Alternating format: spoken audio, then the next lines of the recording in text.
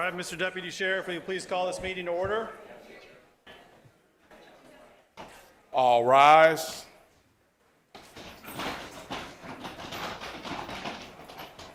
Hear ye, this Honorable County Commissioners meeting of Shelby County, Tennessee is now open with a transfer of business pursuant to adjournment.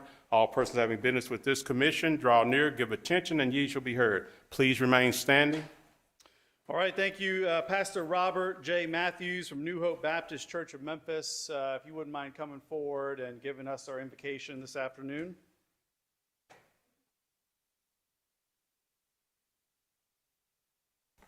Let us pray. Oh God, our help in ages past, our years, and I hope for years to come, our shelter from the stormy blast and our eternal home. We pause as we get started just to say thank you. Thank you for life, liberty, and the precious pursuit of happiness. And we dare not forget to thank you for your grace, mercy, your tender loving kindness that you send our way each and every day.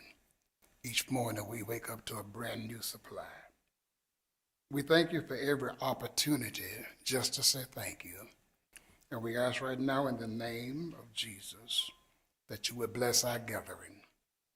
We ask for a blessing for the commissioners, the chairman, and all who are here to make decisions in your name. Dear God, I say that our youth are in trouble, but you have the answer. And help us, oh dear God, as we discover that. In the name of Jesus, we pray, both now and forever. Amen. Amen. Vice Chair Avant, will you please lead us in the Pledge of Allegiance? I pledge allegiance to the flag of the United States of America and to the republic for which it stands, one nation, under God, indivisible, with liberty and justice for all. Thank you. You may be seated. Pastor Matthews, before you sit down, we want to give you a plaque commemorating being chaplain for the day. Thank you, Vice Chair Avant.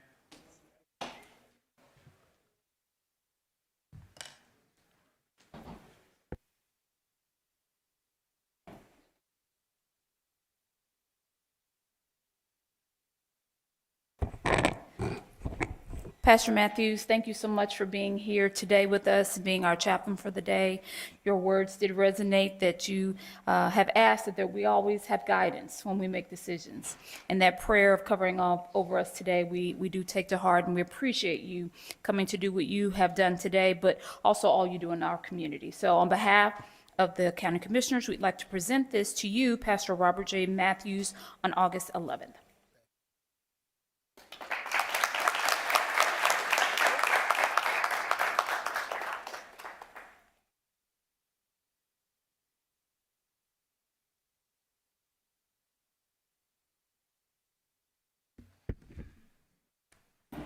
All right, thank you, Pastor Matthews. Thank you, Vice Chair Avant. Madam Clerk, please call the roll.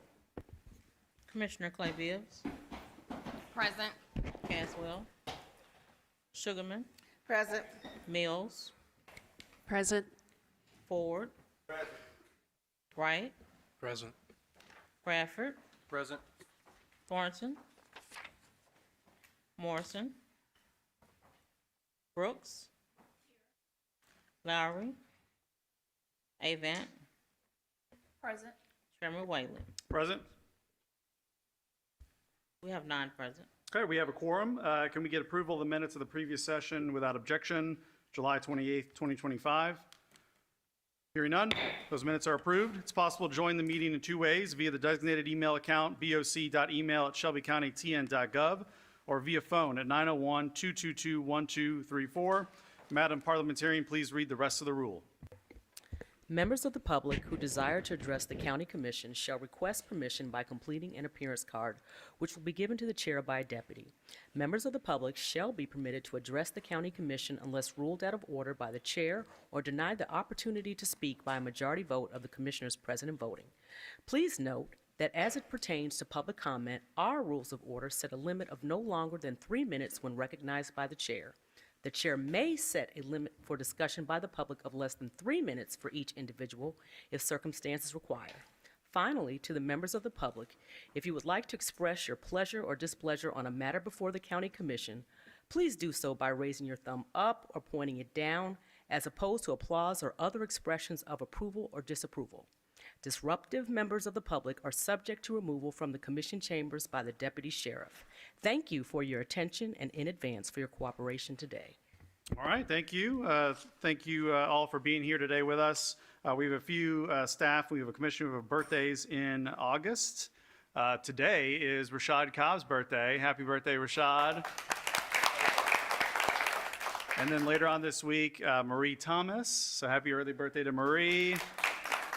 Lynn Ford coming up also later this week. And then Commissioner Ford's birthday is coming up as well. So happy birthday to all. Thank you, Madam Parliamentarian. Will you please read item number 2?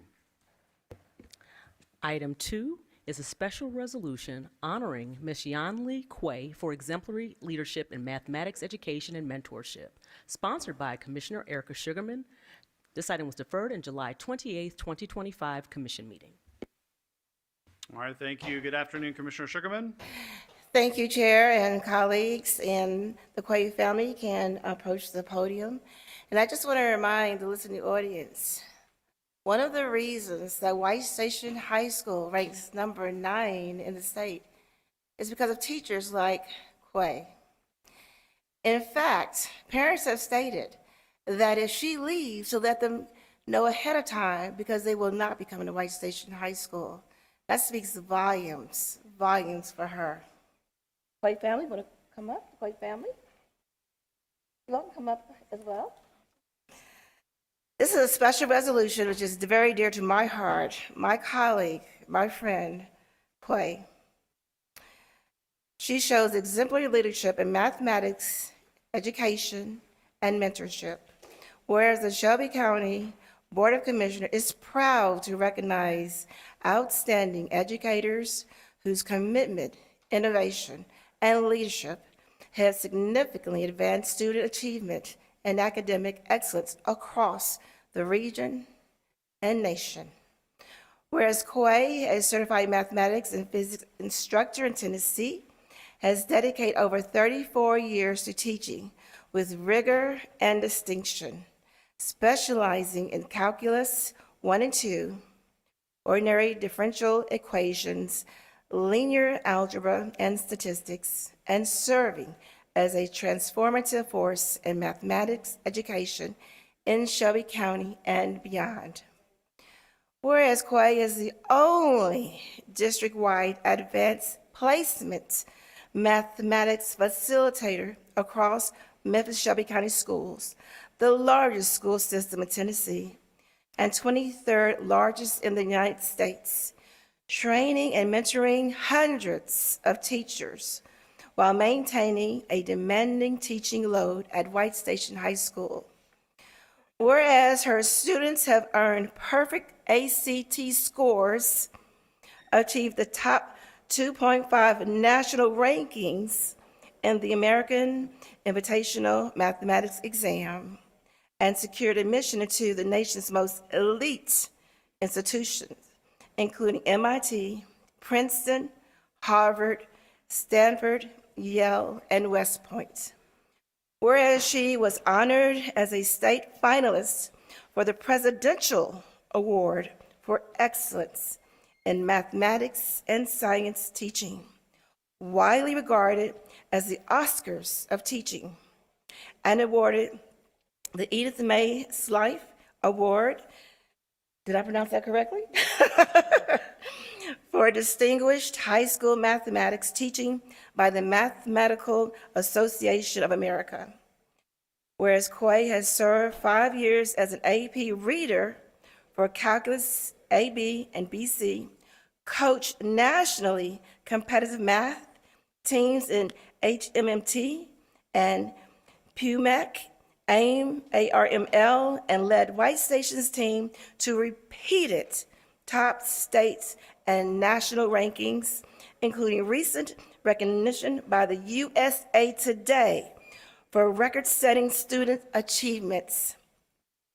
Now, therefore, be it resolved that the Shelby County Board of Commissioners hereby honors and commends Quay for her unmatched dedication to educational excellence, special leadership in mathematics, instruction, and transformative mentorship of both teachers and students. Thank you so much, and thank you for your attention. Thank you.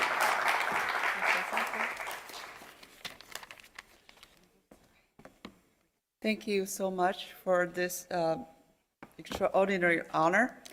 So I'm very humbled, honored to be here. And I have a story to tell.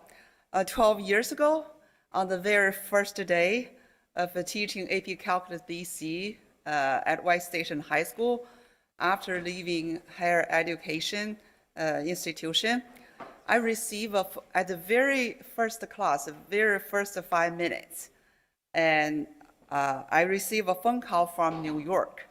It was from my predecessor teacher who was teaching the same class at the same position, and she said, "Young Lee, I'm praying for you.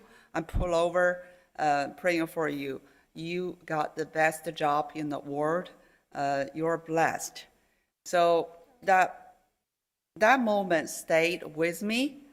From then on, I know I'm called on this job. I poured all my heart into this job, into my classroom, for my students. My mission has been to challenge and inspire the students, not only through AP pre-calculus, AP calculus, but also through dual enrollment with the university, like linear algebra, Calc 3, and ordinary differential equation, and the math team. So I strongly believe those provide opportunities that open students' eyes to the beauty and depth of mathematics, particularly calculus. As the movie line says, if you build it, they will come. My teaching goal is to make students who truly love mathematics. I bring math into their lives, into their world. I teach limits. When I teach limits in calculus, I sometimes start with my son.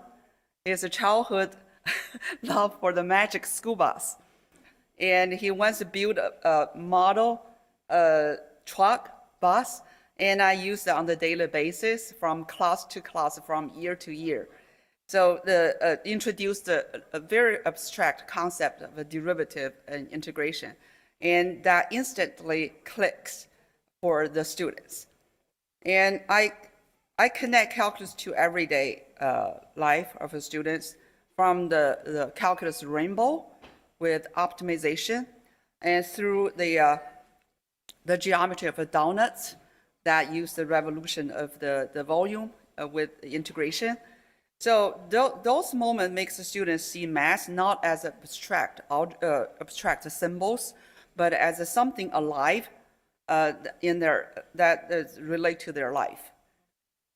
Yeah, actually at this point I have to mention two persons, significant person, remarkable person in my life, really inspired me a lot.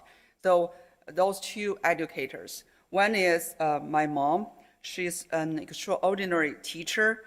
She taught me to love every student, to teach with compassion, to believe that every student has the potential to learn, especially for us, is to learn math.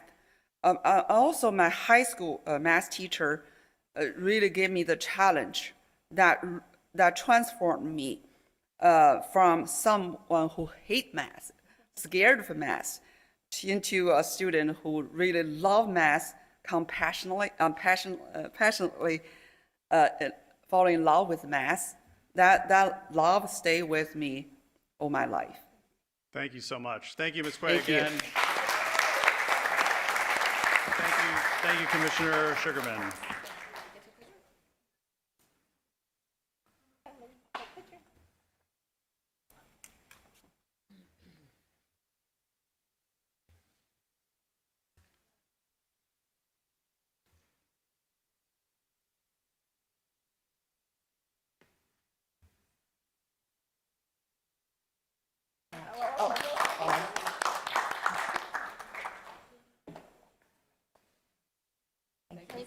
right, thank you.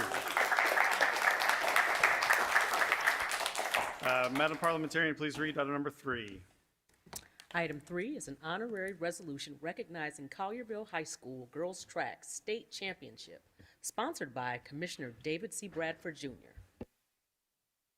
All right, thank you. Good afternoon, Commissioner Bradford. Thank you. If I could have the girls' track team join me here.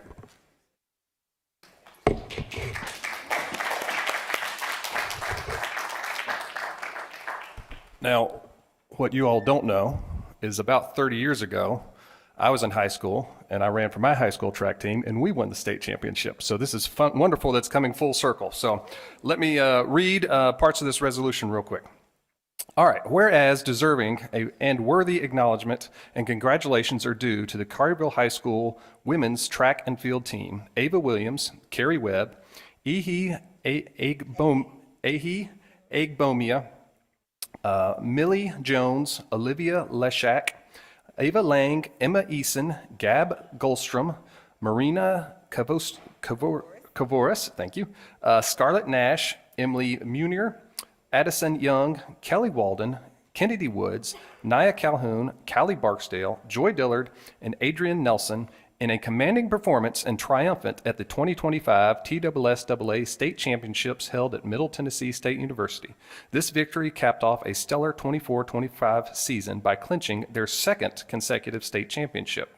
And whereas the Lady Dragons excelled in several competitions, pole vault, triple and long jumps, 100-meter and 300-meter hurdles, the 400-meter relay, and winning the 4x200-meter relay in record fashion by posting a time of 1 minute and 37 seconds, a new state record meet, just shy of their own state record of 1:37. The depth of the team was on full display, with first, multiple second, third, and fourth place finishes contributing to the historic margin of victory. And whereas head coach Alyssa Seymour has reached her own levels of success, having earned many accolades, most notably being named as the 2025 National High School Girls Track and Field Coach of the Year by the U.S. Track and Field and Cross Country Coaches Association. She is the first coach from Tennessee to claim this prestigious title, an accomplishment that underscores her role in shaping one of the nation's top programs. In unwavering support of Coach Seymour's efforts are CHS Principal Roger Jones, CHS Athletic Director Orinthius Taylor, Assistant Coaches Sam Jones, Marina Simpson, Sam Schwaller, Erica Palmer, Reed Vanderheiden, Adrian Hussey, and Larry Crawford. And whereas, proud of their hometown, CHS feels this title isn't seen as a trophy, but it's a statement of proving that champions can be won by doing things the right way again and again. And the sentiments of Coach Seymour, these 2 consecutive championship wins are a source of immense pride for our team and the entire Collierville Schools community. Our diverse group of athletes has worked tirelessly to reach these milestones and are excited about the opportunity to pursue a three-peat in 2026. All of the town of Collierville is rooting for them very much looking forward to it. Now, therefore, be it resolved by the Board of County Commissioners of Shelby County, Tennessee, that we do hereby congratulate and recognize the outstanding achievements and athleticism displayed by the Collierville High School women's track and field team. Thank you all.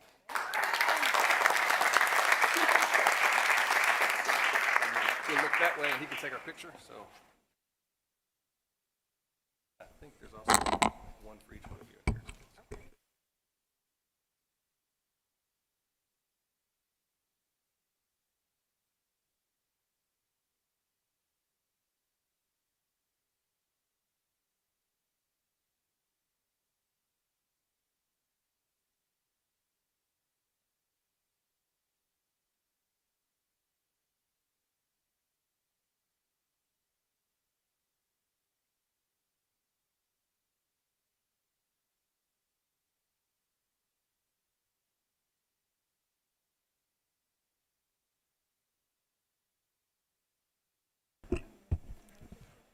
I just want to say thank you to all of our parents who are here, and thank you to our wonderful District Athletic Director, Jeff Curtis. And I just want to say thank you to the parents again for allowing me the opportunity to coach their children and just to be a part of the Collierville family. We love track and field at Collierville, and we want all of y'all to come out and support us in 2026. Thank you.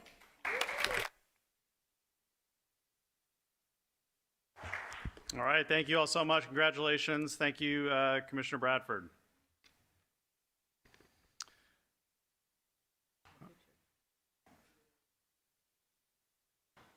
All right, Madam Parliamentarian, will you please read item number 4?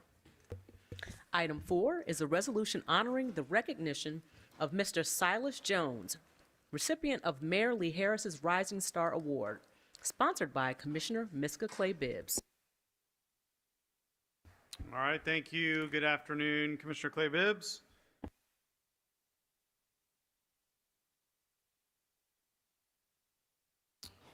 I think maybe the microphone got cut off. There we go. Can you hear me now?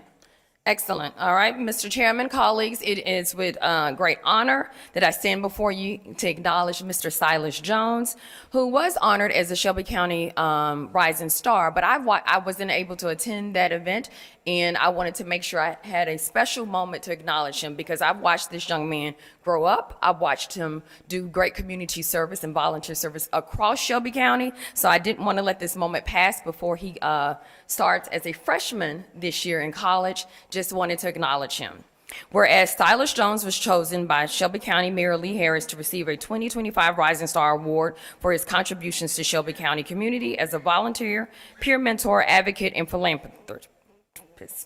And whereas a lifelong resident of Memphis, Silas is a 10-year scholar of St. George's Independent School, where he is a 2025 graduate. He has received 2 NCAA offers to play college basketball, but has decided to take advantage of a full academic scholarship to participate in the honors program and focus on his academic studies at Alabama A&M University in Huntsville, Alabama. And whereas as a teenager, Silas has already proven himself to be a man of amazing character. Silas was influential in organizing a group of his basketball teammates and coaches to volunteer at the Kroc Center during the holidays for the Angel Tree Project. This is a program sponsored by the Salvation Army that provides Christmas gifts to children in need. His efforts to speak to his empathy and compassion for others, not only through basketball, but his involvement in youth ministry at New Bethel Missionary Baptist Church, the Memphis chapter of Jack and Jill, and Kappa League have also helped to develop Silas into the young man he is today. Whereas, as the grandson of a breast cancer survivor, Silas developed a special interest in this cause, greatly piquing his curiosity, lending his hand and heart to help those in need. He became the first male pink advocate for the breast cancer awareness group called Pray for Pink, where he actively supported and promoted breast cancer awareness by raising funds for cold caps for breast cancer survivors. Whereas in addition to his community service, Silas is an author, having written a book titled No Time Out.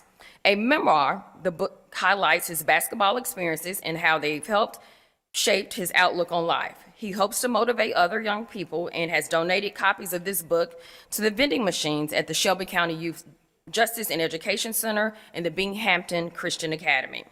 Whereas Silas played basketball from the time he was in pre-K until he graduated from high school.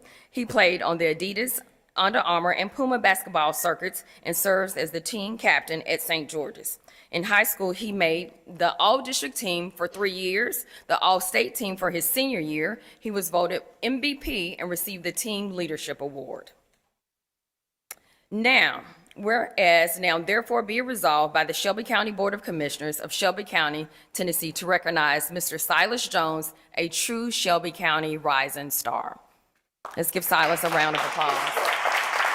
I also want to have the young man his family come up as well.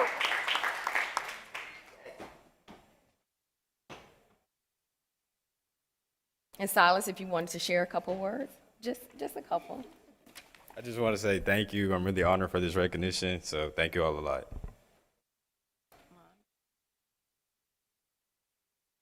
I would like to say it takes a community, and we appreciate all the support that not only Silas receives from community leaders, but all the youth here in Shelby County. So we appreciate you. Thank you.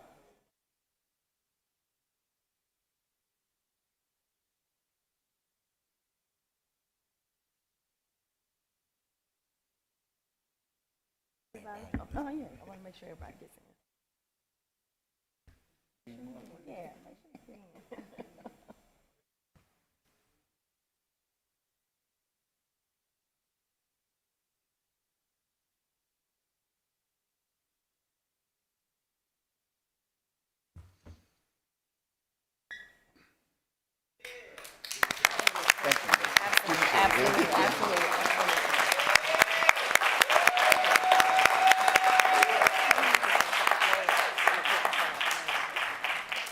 thank you. Congratulations, Mr. Jones. Appreciate your service and leadership. And thank you, Commissioner Clay Bibbs, for bringing that for us this afternoon. Madam Parliamentarian, will you please read item number 5? Item 5 is a resolution congratulating Dr. Trudy Hill Jones for being recognized as Memphis Shelby County Schools 2025 School Counselor of the Year, sponsored by Commissioner Miska Clay Bibbs. All right, thank you. All right, Commissioner Clay Bibbs. Thank you, Mr. Chairman and colleagues. I do want to make a correction. Dr. Trudy Hill Jones is recognized as the Tennessee School Counselor of the Year. So this is for the state of Tennessee. So as a commission, we talk a lot about understanding how to support our students through everything. When we talk about trauma-informed, we talk about really supporting social-emotional needs. And one of the most difficult jobs that you can hold in any school building is a school counselor. So Dr. Hill Jones has become the example and the epitome of service, not only in just Memphis Shelby County schools, but she was recognized for the state of Tennessee. Dr. Hill Jones, if you can come up.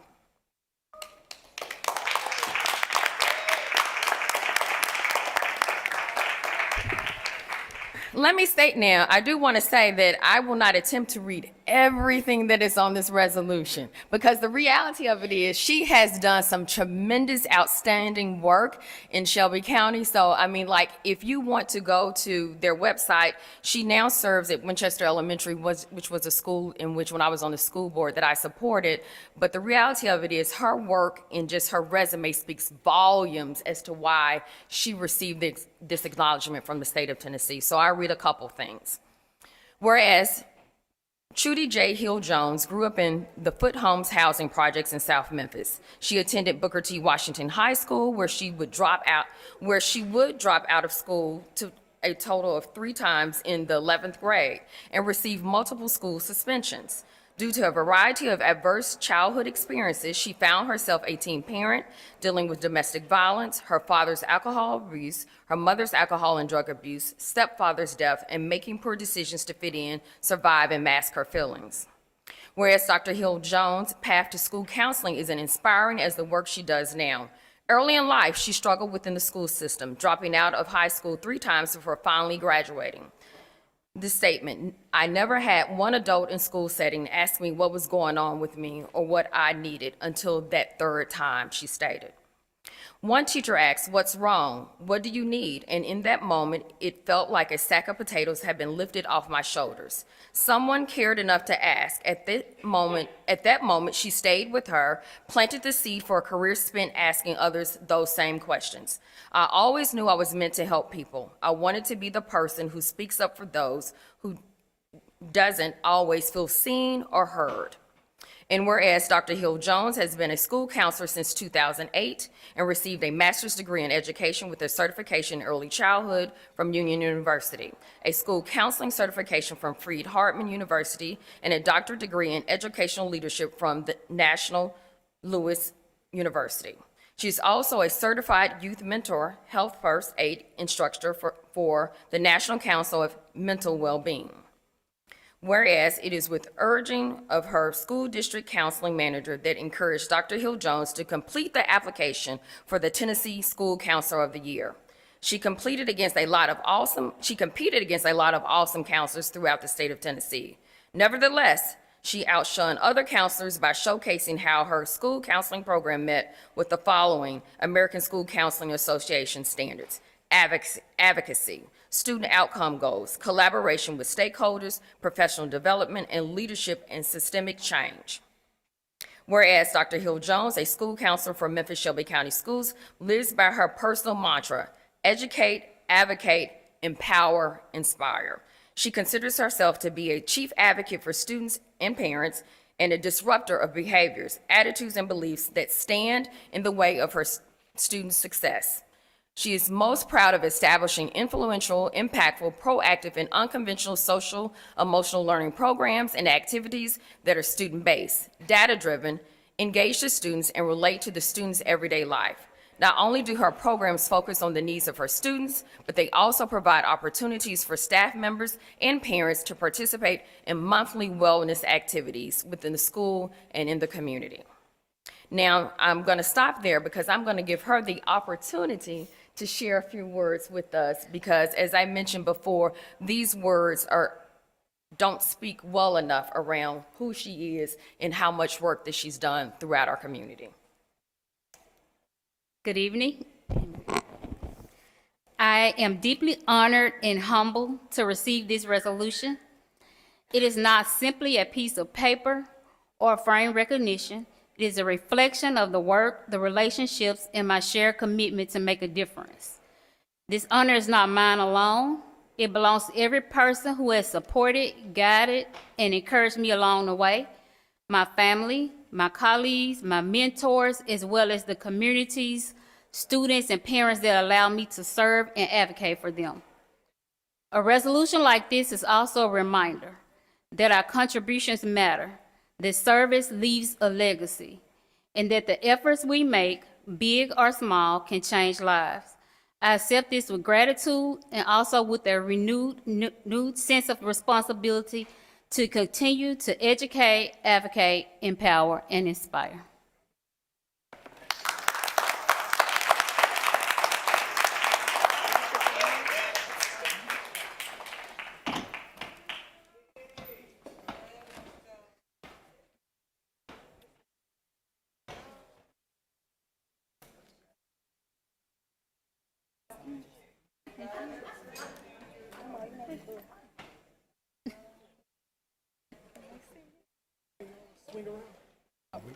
Whatever you want us to do.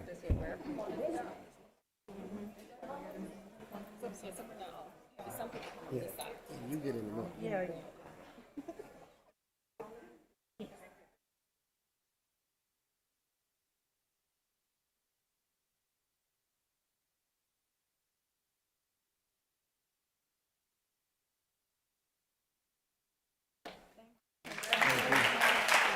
You're welcome, right? Yeah.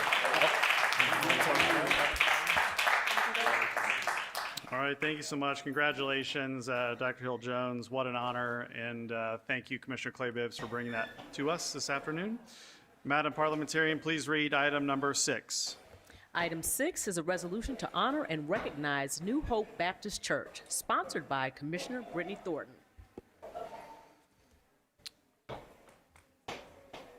All right, thank you.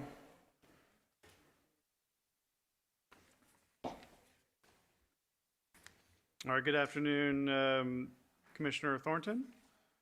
Thank you, Chair and colleagues. Today's been a really great day of honorees. I've enjoyed learning about so many folks. So today we are honoring New Hope Baptist Church of Memphis, and we are so excited to have Pastor Matthews here to represent the church along with some of his other congregants. And so whereas Reverend L.E. Miller Sr. organized New Hope Baptist Church in 1916 with only 7 converted souls, under the direction and encouragement of Brother B.L. Holmes, the frame of the building was bricked in 1928. Reverend H.G. Childress was elected pastor, and he organized the Teachers League and Missionary Society.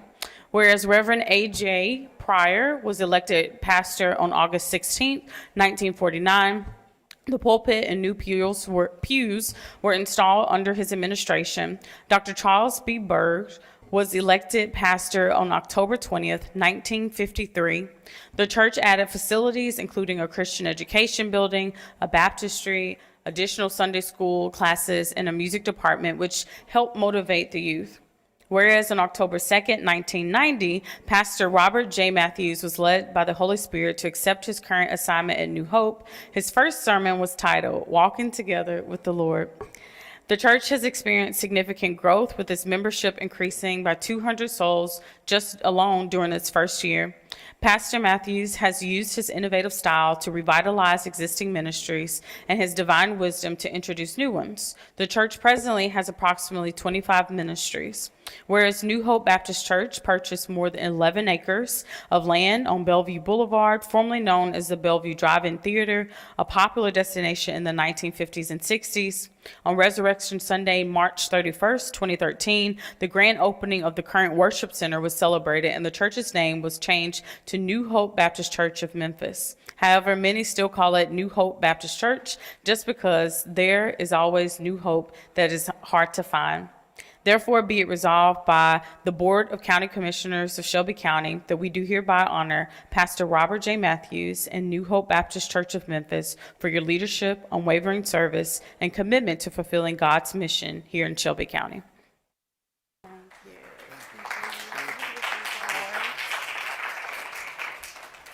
The New Hope Baptist Church of Memphis is grateful for this opportunity, for this proclamation that's being sent, given to us.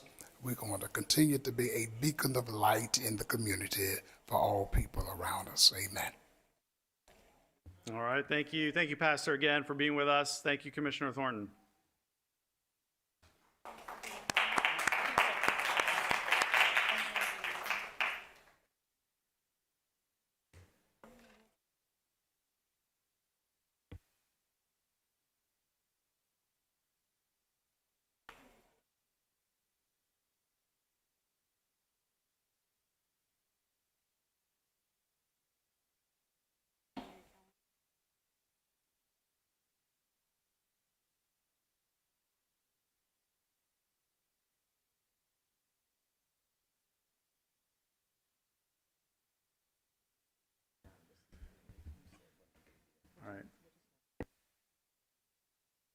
All right, thank you all. Thank you, Commissioner Thornton. We are going to go now to general comment. Okay.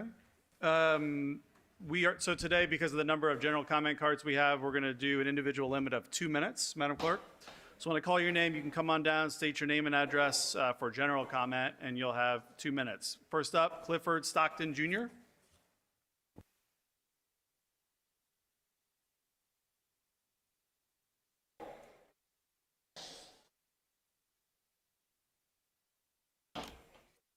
Good evening, Commissioner Whaley, and also good evening to your distinguished colleagues. The SMPO real estate developers have proposed a facility that is 1.3 miles from Manassas High School, 4 minutes in travel time.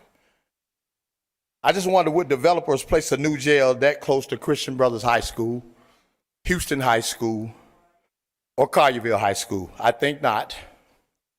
New Chicago needs economic development and affordable new housing, and not a warehouse for juvenile and adult inmates. The developers, SMPO, needs to procure real estate for retail shops and positive real estate development, and not a criminal justice complex and real estate development not for in the heart of New Chicago. We will fight this development and the developers with all that we have. It is interesting that developers are trying to further devalue a community that is fighting to improve the living conditions of New Chicago residents when there is government-owned land that is available and originally bought and designed for facilities such as this as far back as 1912.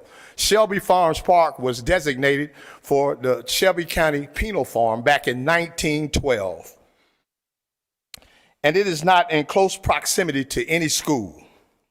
Shelby Farms has over 4,000 acres, and Jail East and Penal Farm is already there.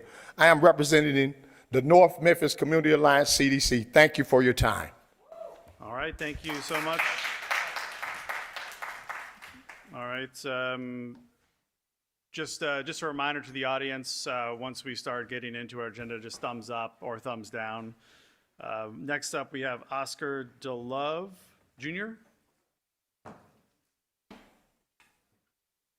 Please correct me if I said that wrong, sir. That's okay. That's okay. Good afternoon, everyone. Pleasure to be here in front of you. And yeah, my name is Oscar D. Love, Jr., and I reside at 1773 Turtle Hill in Cordova, Tennessee. I grew up in North Memphis, grew up in New Chicago area. I went to Humes, I went to Northside. Those are my stomping grounds. That is home to me. So even though I don't live in the New Chicago area anymore or Smoky City, does not mean that I don't have a heart for what's going on in their community. I didn't really prepare any statement as my colleague did, so I'm kind of shooting from the hip. Pardon me if I'm not as eloquent or if I kind of stumble over myself. But as I prayed about coming before this commission on today, it was placed on my heart that I'll give you what to say and how to say it. So if I ruffle any feathers, then just don't get mad at the messenger, okay? So to me, this is really very simple and plain. This is a no-brainer. This is probably the easiest decision to come before this commission, quite frankly. We have zones in the city, and we have zones for a reason. We put industry with industry, we put residency with residency, and as my colleague just simply stated, there is a place that is designed for facilities such as these, right? And I know that my time is probably ticking down, and I can get long-winded, so I digress. I would simply put the question to you as this. I mean, I don't know how many of you are believers of the word, but I am. And I stand on that word. And in that word, it tells me, and Pastor, correct me if I'm wrong with Pastor, did he step out? But most of you, I believe, know the word. It says, do unto others, right? Who can finish that for me? Brittany Thornton, can you finish that for me? Do unto others as you would have them to do unto you. Thank you, my brother. So simply the question put before you is this. Show of hands. How many of you would want this in your community? Come on, commissioners. Show of hands. Come on. Let's not be shy. We know how to be represented before the public. Raise your hands. All right, thank How you. many Thank of you you so want this in your communities? Thank you, We Mr. know that Neal. down at 201 Poplar, you have bail Thank you so bondsmen. much. Thank you, thank you. The good news is that this will be back before us at some later time, so there'll be more opportunity. I do to thank discuss you. it. I'm Thank sorry. you. I'm very passionate, as you Thank can see. No, it's all right. I digress. Thank you for your Thank time. you so much. All right, next up, we have Norman R. Red Wing Jr. All right, remember the thumbs up or thumbs down? Good afternoon. I'm Norman Red Wing, the African Village at 1225 North Valentine in Memphis. I'm here because I'm very much concerned about the possibility of you building a jail in the new Chicago community. I'm very curious, and I have a question. With all of the things that we need have been removed from this particular community in Klondike and New Chicago, for example, Guthrie Clinic, the Boys Club, the libraries are being shut down for certain hours, the Dave Well Centers, all of the programs and things that we need in our community, counseling services, clinics, you name it, those things are being shut down. And we are being left with some painful and tragic circumstances. We know that there's a lot of problems in our communities, but I have no belief whatsoever that building a jail will benefit us in our community. I'm reminded that many of those people who will benefit from that will probably be people who don't live in New Chicago. Why don't we build some mental health centers, counseling agencies, build homes, things that's positive, things that's going to bring about a spiritual and social uplift in the black community, in that historically black community. Build that. It's my understanding that there's a plan to build a hub right there. So right now we have the mentally ill walking around unsupervised. We have criminal elements in our communities. And we have all of the other gangs. We have drugs, we have violence, we have prostitution. All of these things are already in our communities. So how building a jail will benefit us and help us to grow? I'm curious about that. And this body, you have closed down some of the programs that we so desperately need. So why don't we find avenues by which we can build up our community and not bring in those things that will take down, lower our taxes and create other problems for us. The people who will benefit from that will primarily be attorneys, lawyers, judges, and bail bondsmen who don't live in our community and will not live in our community. Thank you, Mr. Red Wing. Thank Thank you very you. much. Next up, we have Laramie Wheeler.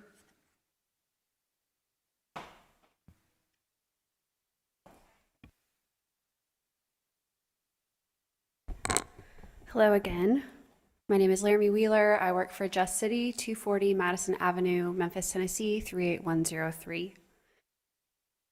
Before I start, I would like to have a moment of silence for Raquez McDaniel, who died in the jail 2 weeks ago today, the jail in the county that you are all responsible for.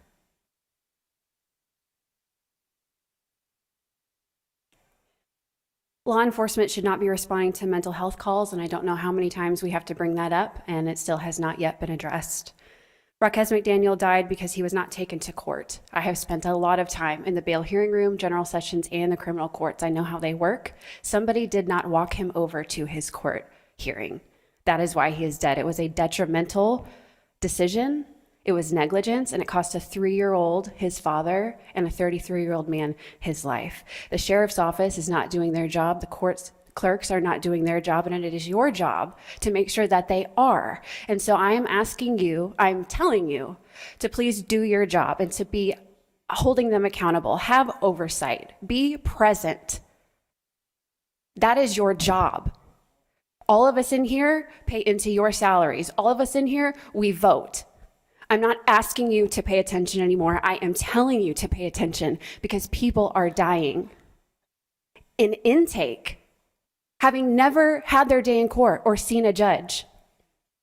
I'm an advocate for the people in that building. I am coming to you as their voice to tell you that they need help, to protect them, and to share what they are going through. Raquez McDaniel was in your district, Commissioner Avant. I am telling you all to listen. I am telling you all to act. This is your job. And for the record, none of these issues will go away by building a new jail. None of them will go. All of them will follow to a new jail. Thank you. All right, thank you very much. Next up, we have Mitchell Leander.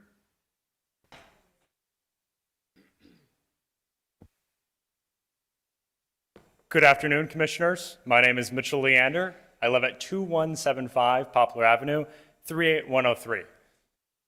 Raquez McDaniel was 33 years old. So was Darian Noland. Daniel Neal and Justin Segerson were both only 41. Darren Crawford was 57, Courtney Berry was 39, and Sherman Weekly was only 22 years old. It's just a year older than I am today. All 7 of them died this year, waiting for their day in court.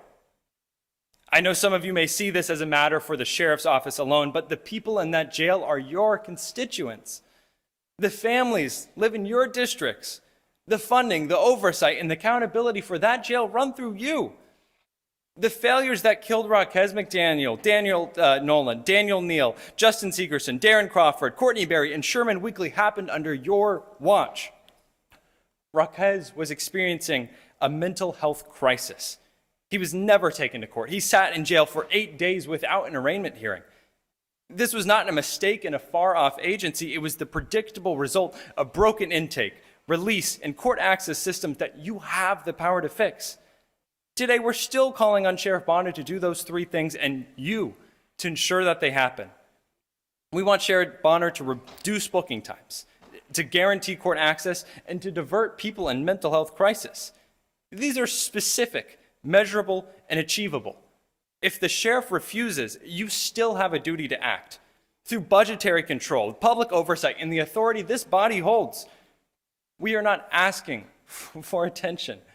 We are demanding action. This is your responsibility. Thank you. All right, thank you very much. Next up, we have Rowena Brawl.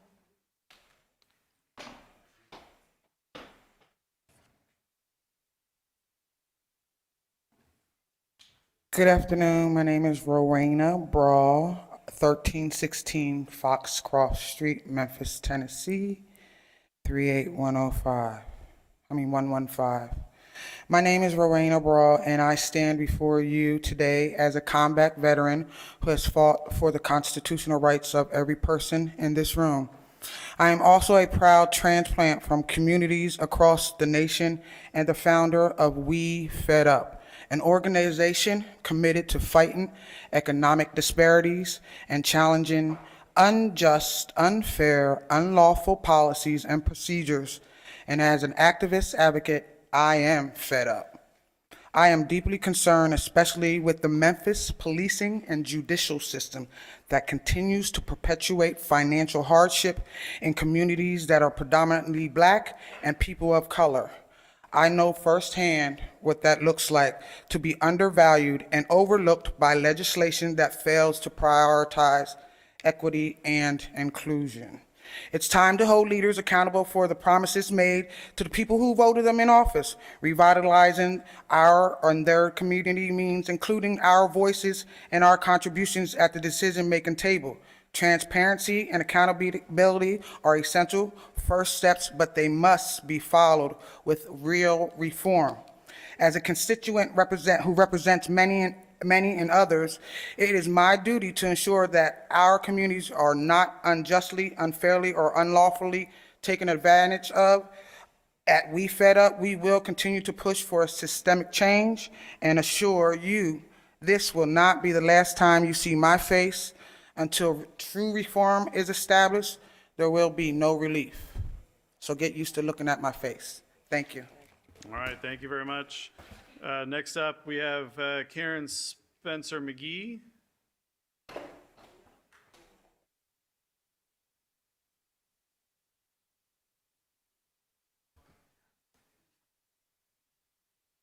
Good afternoon. This is Karen Spencer McGee, lovingly known as Mama Peaches from Black Lives Matter Memphis. My residence, I will not give out my physical address, but I'm in 2 round, 3 down, Orange Mound. Yeah, that part. I came down here to speak on an issue, but as I sit there and listen to everybody, matter of fact, this is my good girlfriend, this is my roadie, and these two I just met at the corner. We all have the same concerns. I've been home 20 years. I used to could give her my minutes to speak or give her my minutes to speak. Every time we come up with a plan that you all hear us, you shut us down. Dr. Ford, I know who the weakest link is. Yeah, that they want to put in the chair and I've tried to reach out to them. I thank you, right? I thank you. I thank you. Erica, I wish you could be the chair. I'd like to see you and him double teaming because I know who the gatekeepers are, and I know who the ones that want to shut us down. I'm building a team.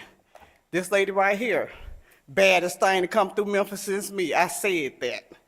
She's doing these because she's not voters registrations. Some of you all have committed political suicide by saying what you'll do for us, and then you get up on these boards and you forget who was out there in them streets hollering this, that, and the other. And I must apologize to both of the women who was in South Memphis when I was at Hamilton High School and Carver trying to get some air over there. I got your faces messed up. But if you can't come to South Memphis and help me, how in the hell are you gonna help me do anything else? I'm sick and tired, and we all fed up. Now I'd like to take a second. Raymond McGee. Moment of silence.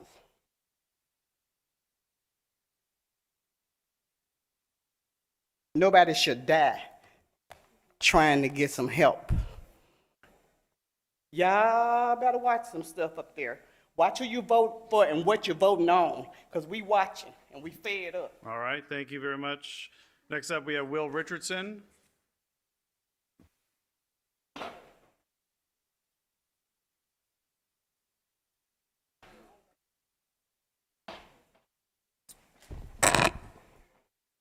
Good afternoon, esteemed board.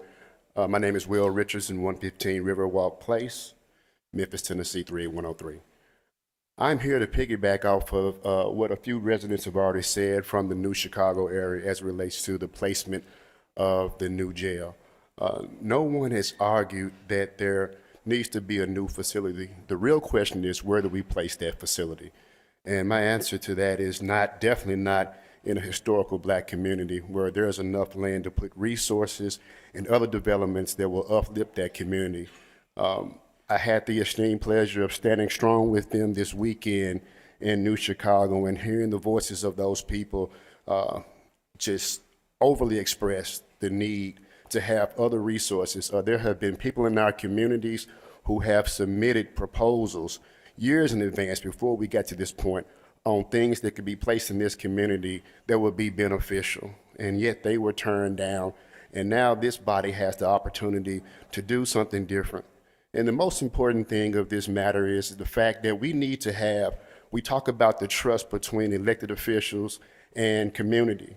Yet when we do things that are not brought to the community on the forefront and just thrown into their laps as if they're supposed to take it, that weakens that trust. And so I'm asking that this board recall the ideas right now, put it on hold, and let's think this thing out clearly on where we can put this new judicial system that will benefit everyone and will try to appease most people. But putting it in New Chicago is a hard no for the community. It's a hard no for me as well. And let's just continue to think about things because, as we said before, this new jail will be there for the next 50, 60 years. And so we want to make sure that we get it right. We want to put it somewhere where it'll be beneficial, it won't cause harm, and it won't degrade a community. Thank you. All right, thank you. Next up, we have Dr. Carnita Atwater.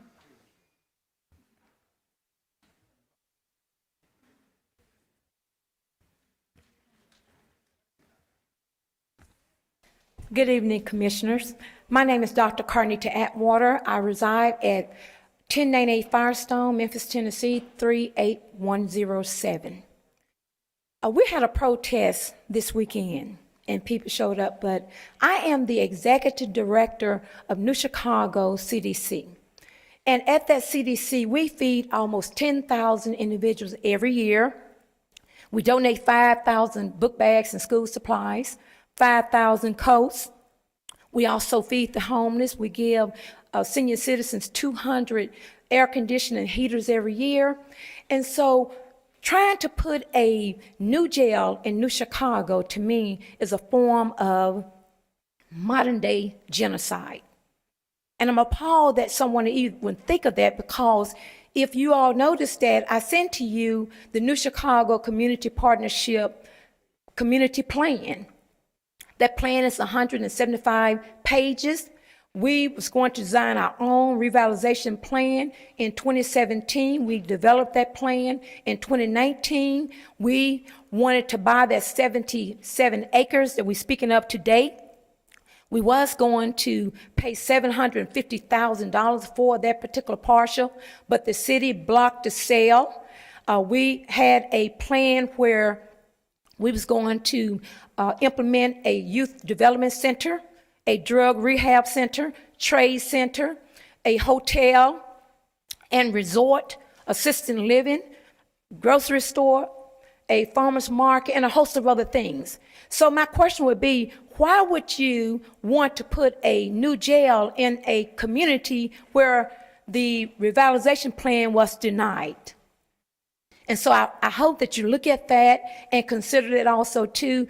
The New Chicago residents, they are scared to death when they're thinking of you putting a new jail in our beloved community. You wouldn't want it at your facility, and please do not put it in our community. Thank you. All right, thank you so much. All right, Commissioners, before we read the consent agenda, I'm going to move to suspend the rules to call up item number 21, which I understand is going to be referred back to committee so that the staff would be able to leave at that point. So if we can read item number, is there a second to that? All right, without objection. All right, Madam Parliamentarian, please read item number 21. Item 21 comes from the Land Use Planning, Transportation, and Code Enforcement Committee, which is chaired by Commissioner Avant. Item 21 is a resolution pursuant to Chapter 9.6 of the Unified Development Code of the County of Shelby and the City of Memphis, Tennessee, granting a plan development amendment for land located at 12635 U.S. Highway 64, known as case number PD 2025-007CO, sponsored by Commissioner Shantae Avant. This item was sent down without recommendation in August 6, 2025 committee meeting. All right, thank you. Item 21 is moved by Commissioner Bradford, seconded by Commissioner Mills. Vice Chair Avant, committee report. This was yes, Chair, it was sit down without recommendation. All right, thanks so much. Commissioner Bradford. The applicant approached me before the meeting and said that they'd like to refer this back to our next committee. There was one item that was added that they are still working on. So I'd like to move to this goes back to committee. Okay, all right, moved by Commissioner Bradford, seconded by Commissioner Sugarman to refer to August 20th committee. Can we do that without objection? All right, hearing none. Item 21 is referred.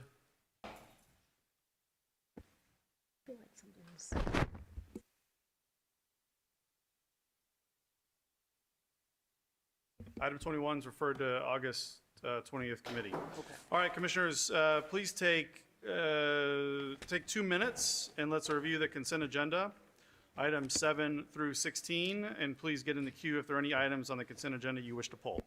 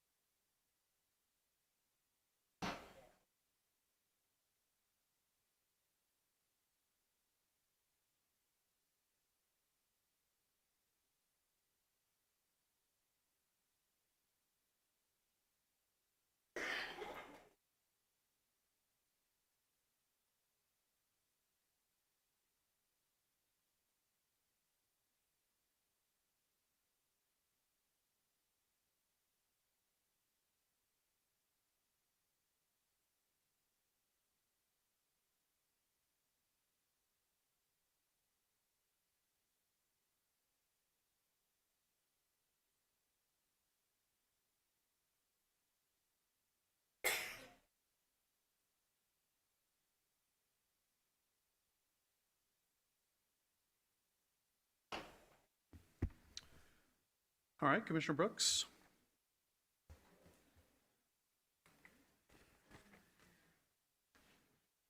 Item number 8. Item number 8. Yes. Okay. All right, thank you. I'm also going to pull item 7. So, Madam Parliamentarian, can you read the consent agenda with the exception of the items pulled? Item 9 comes from the Budget and Finance Committee, which is chaired by Commissioner Clay Bibbs.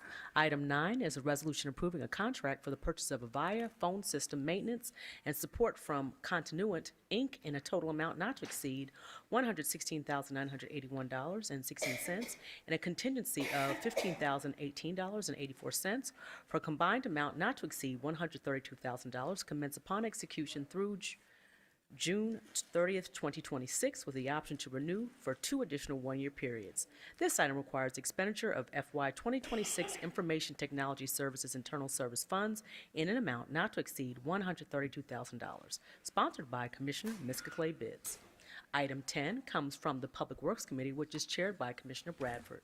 Item 10 is a resolution amending the FY 2026 operating budget and approving a contract with Inliner Solutions LLC in the amount of $5,144,288 with an extra work allowance in the amount of $514,430 for a total amount of $5,658,718 for rehabilitation of the collection pipe systems to decrease inflow and infiltration of storm water into the sanitary sewer system.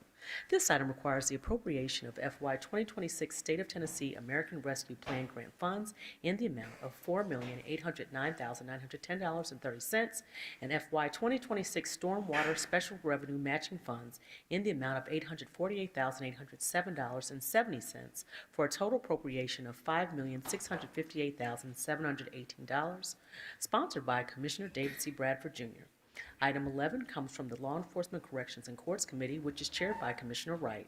Item 11 is a resolution amending the FY 2026 grant operating budget to expend federal grant funds from the Office of National Drug Control Policy for the purpose of disrupting the commerce of illegal drugs through Shelby County.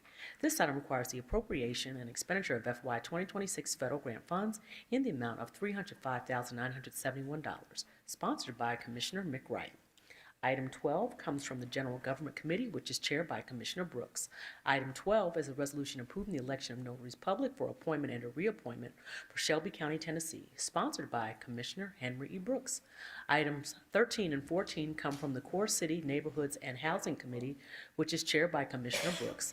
Item 13 is a resolution awarding a lead hazard reduction grant award contract between Shelby County Government and the U.S. Department of Housing and Urban Development in the amount of $5,951,397.05 for the period of March 14, 2025 through March 14, 2029, approving a memorandum of understanding between Shelby County Government and the City of Memphis in the amount of $360,000 for the period of March 14, 2025 through March 14, 2029, amending the FY 2026 operating budget to appropriate federal grant funds in the amount of $5,790,860 in the Division of Planning and Development, and amending the FY 2026 position control budget to add 4 FTEs. This item requires the appropriation and expenditure of FY 2026 federal grant funds in the amount of $5,790,860, sponsored by Commissioner Henry E. Brooks. Item 14 is a resolution approving the sale of 25 county-owned delinquent tax parcels acquired by Shelby County from various Shelby County tax sales to identified purchasers at various prices, collectively totaling $172,785. Pursuant to Tennessee Code Annotated Section 67-5-2507, and authorizing the Shelby County Mayor to execute quitclaim deeds, sponsored by Commissioner Henry E. Brooks. Item 15 is a resolution receiving and filing the fourth quarter report of the Shelby County Trustee for the year ending June 30, 2025, sponsored by Commissioner Miska Clay Bibbs. Item 16 comes from the Facilities, Real Property, and Capital Improvements Committee, which is chaired by Commissioner Bradford. Item 16 is a resolution to divest Shelby County government of any interest in the approved general plan for the North Haven Community Center recorded in Plat Book 43, page 35, and located at the southeast corner of North Watkins Road and Robertson Road, known as case number Z1721CO, sponsored by Commissioner David C. Bradford, Jr. All right, thank you. We get a mover and seconder for the consent agenda. Moved by Commissioner Thornton, seconded by Commissioner Bradford. Madam Clerk, please prepare the screen to vote on the consent agenda minus items 7 and 8.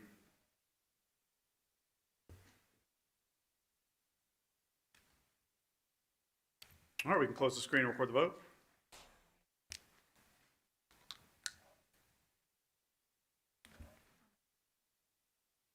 Please mark A. as an aye.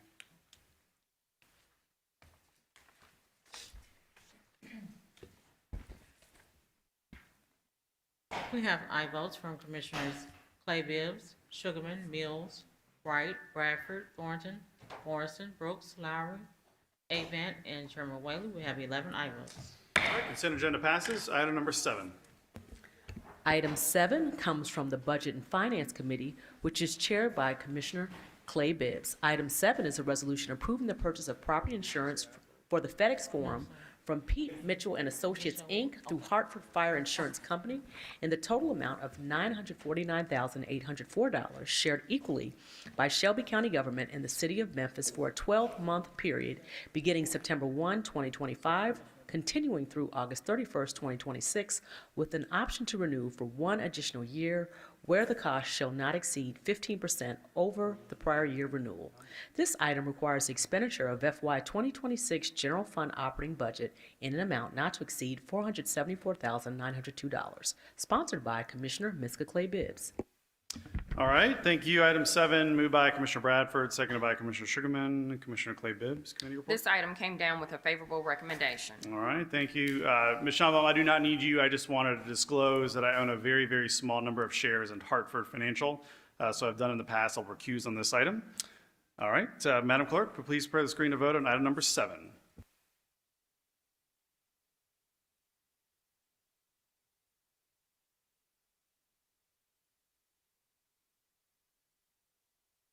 All right, we can close the screen and record the vote.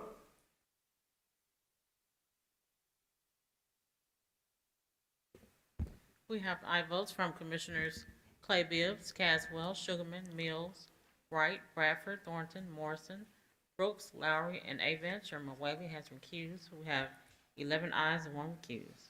All right, item 7 passes. Item number 8. Item 8 comes from the Budget and Finance Committee, which is chaired by Commissioner Clay Bibbs. Item 8 is a resolution to approve the FY 2026 grant operating budget in the amount of $50,000 and appropriate said funds from the Annie E. Casey Foundation to support a multidisciplinary delegation of system and community partners from Shelby County, Tennessee, to participate in a site visit in Houston, Texas, and Calcasieu Parish, Louisiana. This item requires the appropriation and expenditure of grant funds in the amount of $50,000, sponsored by Commissioner Charlie Caswell. Thank you. Item 8, moved by Commissioner Sugarman, seconded by Commissioner Bradford. Commissioner Clay Bibbs. This item came down with a favorable recommendation. All right, thank you. Commissioner Brooks. Thank you, Mr. Chairman. I just need someone to give me a little bit, a more additional information on this item. What are we doing with this 50,000? I know it's a little bit, but I just need to know what I'm voting on.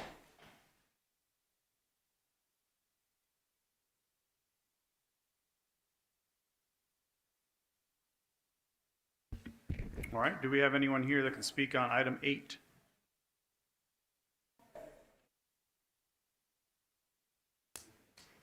Maybe we can move it to the hill and. Okay. Yeah, move it to the hill. Maybe someone will be here since, from the administration. I'm sure they're listening. Okay, all right, so Let's that's a move it to the motion to move it to the heel of the Move it to agenda. the Is there a heel, so- second? All right, seconded by Commissioner Sugarman. Can we do that without objection?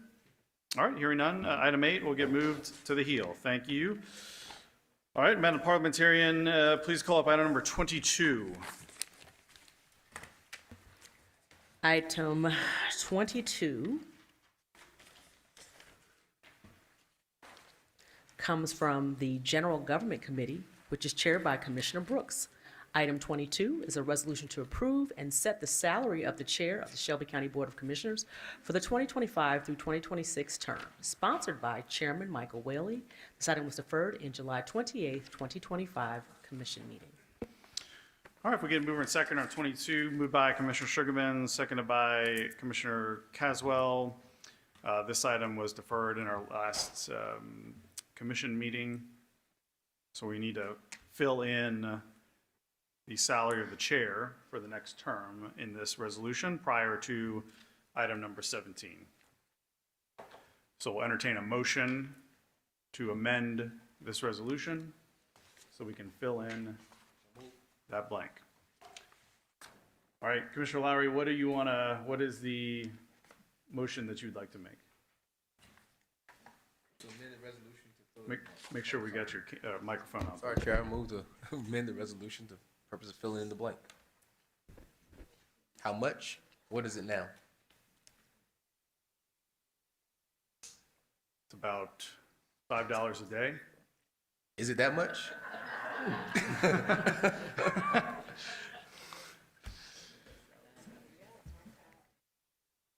Yeah, 1,000. Do you need a total number there, or do you need a?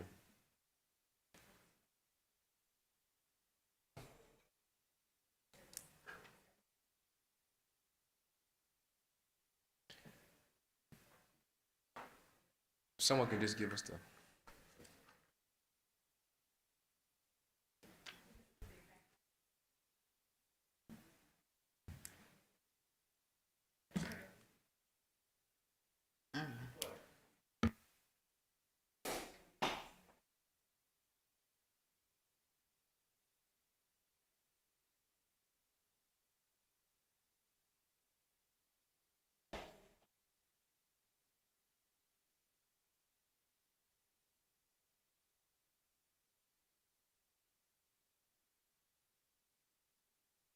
Okay, it's 36,900.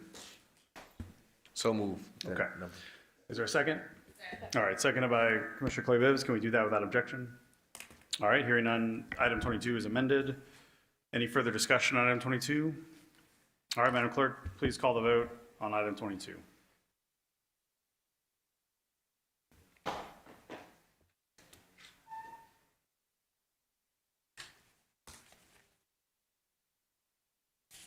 All right, we can close the screen and record the vote.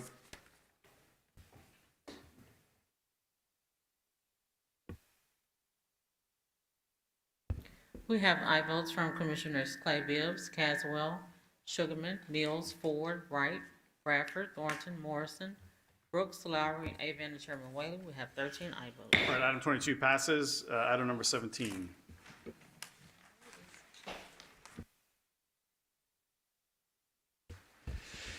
Item 17 invokes Rule 35, which is for the application appointment for elections. So I would ask that you allow me to read the summary to the record once the item is properly before us. Item 17 comes from the General Government Committee, which is chaired by Commissioner Brooks.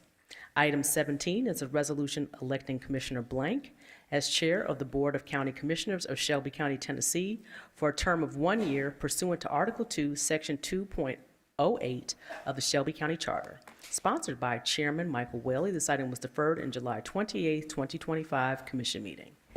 Okay, thank you. Item 17 moved by Commissioner Sugarman, seconded by Commissioner Bradford. This was deferred in our last commission meeting. Madam Parliamentarian, please read the rest of the rule.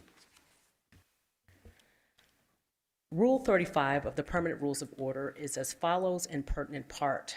The chairman of the county commission shall request a roll call for nominations, and each commissioner present shall have the opportunity to place into nomination one name. Today, we shall begin the nomination process with the Commissioner of District 9, Commissioner Ford, with the other commissioners following in numerical order. The chairman of the county commission, however, shall make the last nomination. In each subsequent election, the roll call for nominations shall begin with the next numerical district on a chronological rotation basis for every election, which shall be repeated when all district numbers have had an opportunity to make the initial nomination. Nominations may be taken from the floor. With respect to speeches, at the close of nominations, each nominee shall be entitled to a 2-minute speech to be given by the candidate or his or her designee. With respect to voting, upon conclusion of the speeches, the chairman shall request a roll call for selection, and each commissioner present shall have the opportunity to select one nominee by name to fill the vacancy. The roll call vote shall be conducted in the same numerical sequence as the nomination process. The nominee selected to fill the vacancy shall receive a majority vote of the membership of the county commission, which is at least 7 votes. If no nominee receives a majority first vote, the county commission shall hold subsequent votes, considering only those nominees as follows. After the first vote, only those nominees who receive 2 or more votes shall be eligible to continue in the process. After the second vote, only those nominees who receive the top 2 numerical votes shall be eligible to continue in the process. And after the third vote, a commissioner may either move to defer the selection until the next meeting or move to reopen nominations. If nominations are reopened, the nomination and voting procedures shall be repeated in their entirety. Okay, thank you. Before we go to nominations, I have a few comment cards on this item, so I want to go to them first before we entertain nominations for item 17. So if I call your name, please come up, state your name and address, and you'll have 2 minutes. First up is Vita West.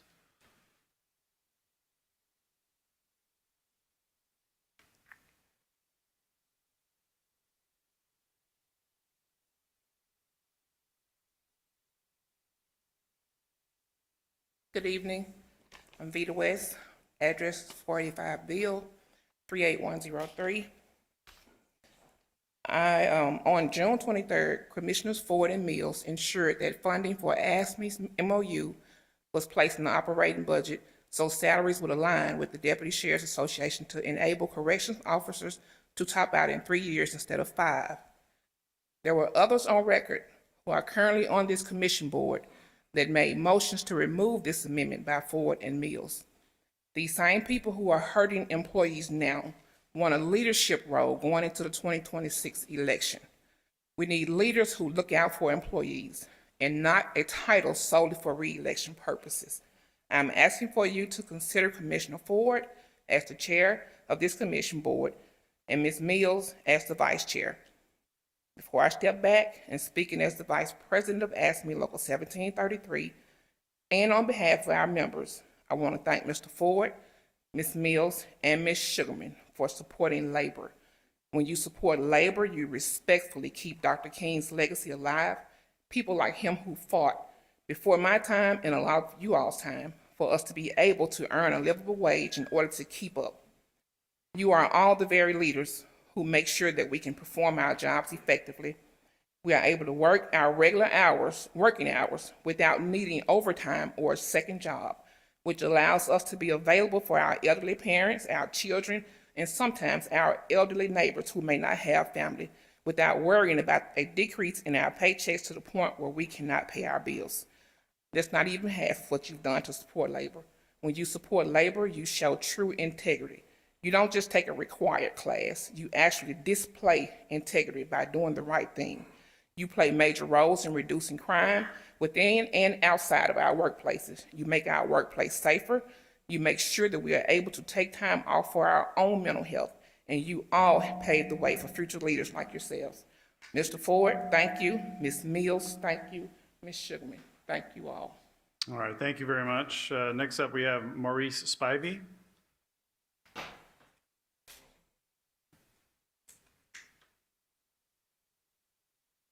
Good afternoon. Maurice Spivey, 45 Bill Street.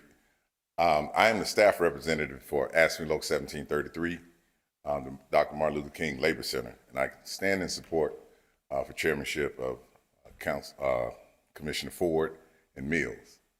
Also, like I said, I thank all of you, especially Sugarman. But very few times you have an opportunity to realize what you mean. But often you can look at the opposition against you to let you know how strong you are. And I don't think of any commissioner who's been through more in the last 365 days than Commissioner Ford. He stood true, he's stood fast, and he's stood beside this union like no other. When we thought we couldn't get through impasse and get our pay raises and things of that nature that we needed for our union members, he brought that thing through, got the votes, and now, like Ms. West said, our members are having a livable wage now. So I thank you, but I stand in support of Ford and Mills for chairmanship, co-chair. Thank you. All right, thank you. Next up, we have Reverend Greg Stokes.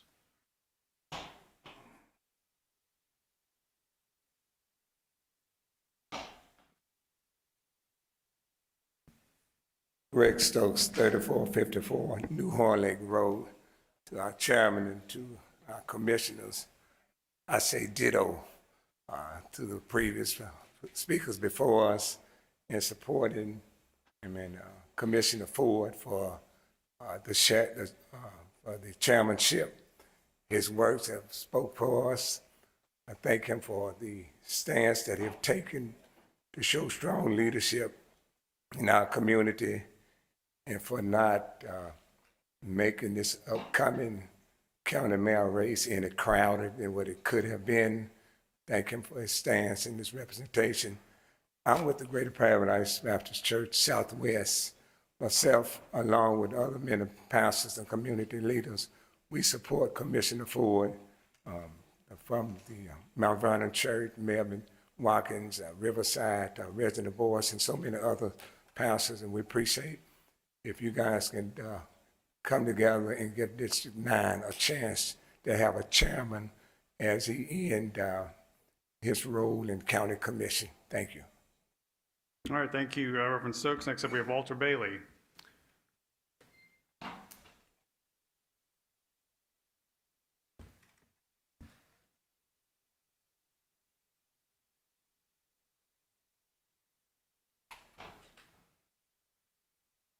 Thank you, Mr. Chairman. Honorable Commissioners, I take great honor and pleasure in having the opportunity to stand before you and suggest the nomination the support for the nomination of Commissioner Avant. And let me tell you why. I've been on this commission I served this commission even prior to it being a commission. It was the county court. I've served with many people, many fellow members, and served as chairman a few times myself. And I know that it takes a chairperson who has the wisdom and the courage and the foresight, the tolerance, the patience to foster cooperation with fellow commissioners and the administration. And I can assure you that Commissioner Avant meets all those qualifications. She's strong, she's courageous, she has vision, she has foresight. And I want to say one thing. I want to punctuate my concern by saying that we're in a period right now of politics. Period of politics where we're threatened in terms of the goals and objectives that we've accomplished, especially as minorities and the underprivileged and the working class people. We've been threatened with the rollback and the setback and the dismantling of the progress that we've made. And I assure you that your role as commissioners and the need for a chairman who's got bold and progressive leadership and who's got the leadership that can be sequential with that of the administration. That's All right, the sort of leadership that we need. Thank you so much. Thank you, Mr. Bailey. Appreciate you being down here, and thank you for your many, many years of service. Thank you, sir. Well, at least I want to express my gratitude for having the opportunity to speak. Thank you. Yes, thank you. All right, next up on this item, we have Hope Shaw. Hope Shaw.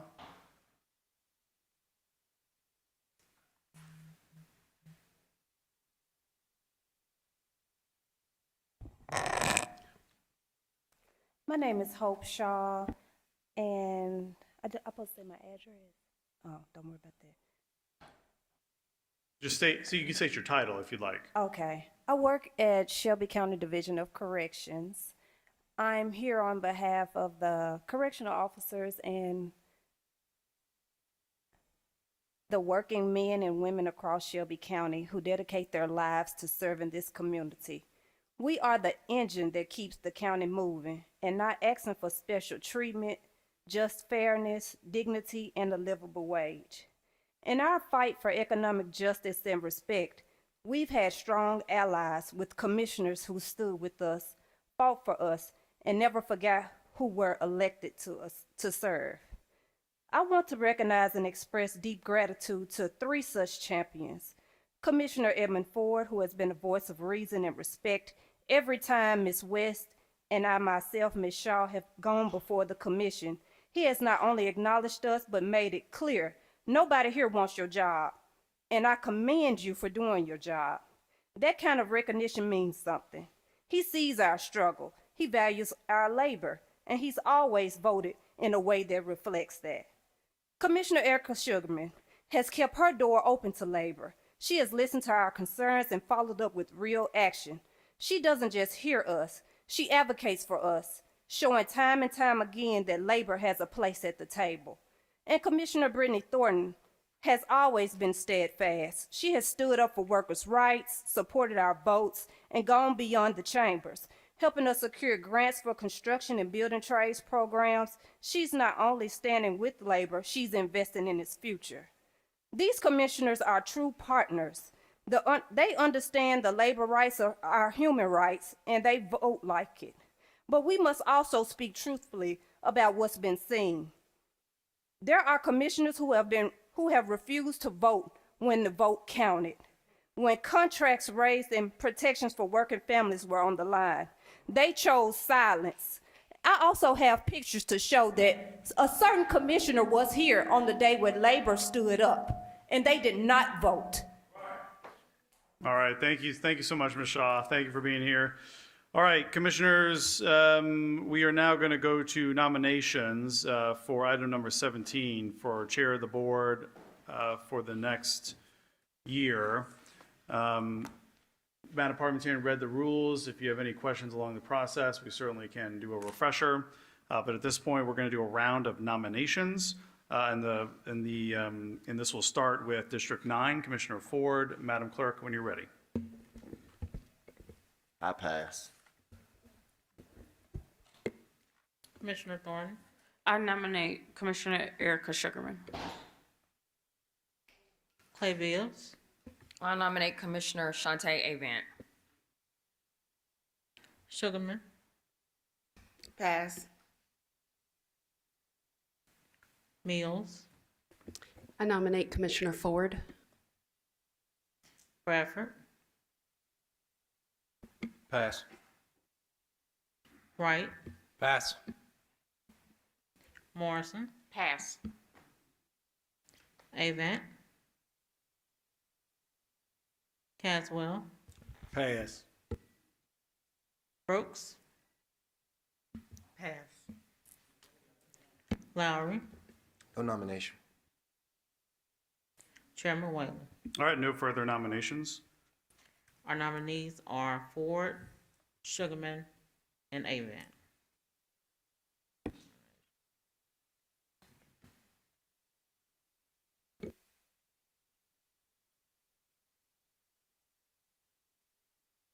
All right, Commissioner, so per our rule, this is when we would entertain 2-minute speeches for each candidate that's been nominated. So unless there's any further motion, we will now go to speeches for the candidates that have been nominated. We'll start with Commissioner Sugarman.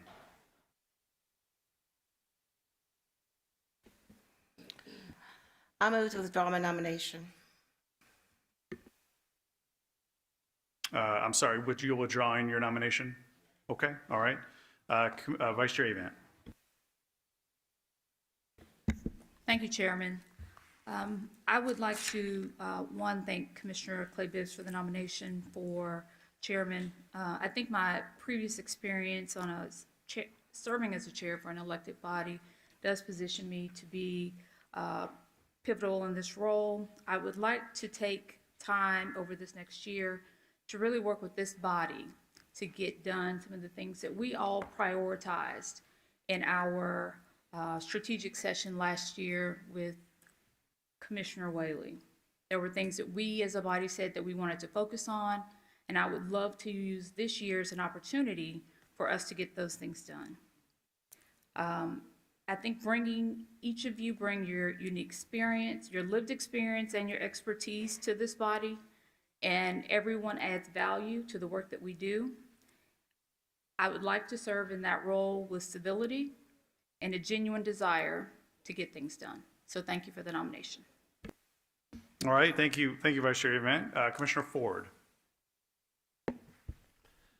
Thank you, and for those that came down to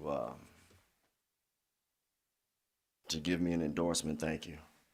It takes a special leader to not chair any committees for the last 3 years and still be productive to his district, as well as many of the people that have come down here, as well as Shelby Countyans. It's not easy to get 105 pieces of legislation and $71 million for your district. It takes a special leader to endure attacks by members all over the place, whether it's physical or through legislation, to still come to work on Wednesdays and Mondays, and to still get the job done, especially during budget season when there was disarray. But we know what happened when it came to what do we need to do in order to get a budget passed with no tax increase. It takes a special leader to watch members of this body saying that they want to protect voters, and they're going to be talking about that when we get to the school board. But we're plotting to disregard the voters in 38109 and 116 by bringing legislation to remove somebody from the body. But that person still came to work and still did the work of the people.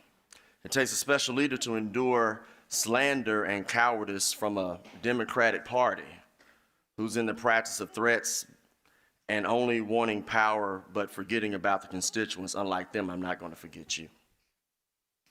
Lastly, the same way I fought for you for the last 18 years, I'm asking you to fight for me. As somebody said it before, I don't have to have a title. I don't even think I have the votes here today.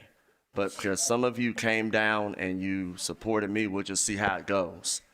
I don't think I'm going to have the votes. But guess what? I don't have to have the title either. And I'm still going to be productive. And I know you're going to be down here as well to make sure that everybody else is productive as well. Thank you, Chair. All right, yep, thank you, Commissioner Ford. All right, Commissioners, we're going to go to the first round of voting. Madam Clerk. Commissioner Ford? Thornton? Ford.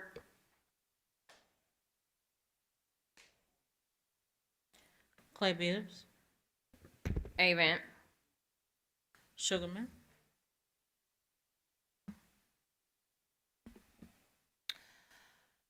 Chair, I'm requesting a moment of personal privilege to explain my vote, if I may. Okay. Thank you. Over the past years, Commissioner Ford has been a strong supporter of resolutions and resources benefiting District 12, particularly Hickory Hill. He has championed policies rooted in equity, public safety, and workforce development. I deeply appreciate his commitment to our community. At this time, Commissioner Ford is facing personal challenges that I believe will require his full attention as he navigates the system. He has my empathy and support as he focuses on those matters. Commissioner Avent, it appears you may have the votes to serve as chair. If elected, I urge you to prioritize better outcomes for Hickory Hill, including the construction of a new fire station to address overcrowding, the establishment of a police station, and the creation of a community center or YMCA, resources my district of 70,000 residents currently lacks. I also ask that you lead with fairness and transparency in appointing commissioners to committees and boards to ensure equitable distribution of resources across all districts, not just a select few, and uphold accountability, inclusion, and justice as core values of the commission. I support Avent.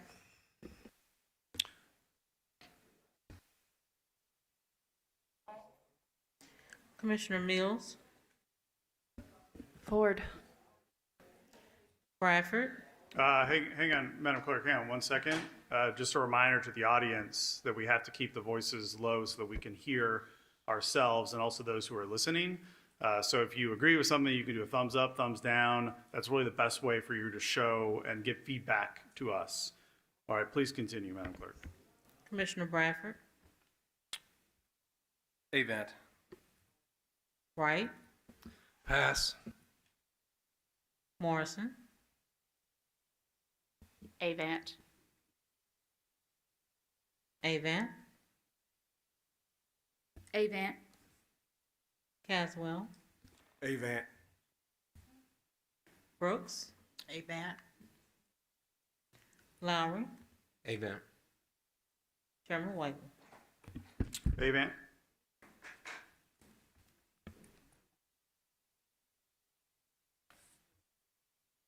I have 9 for Avent and 2 for Ford.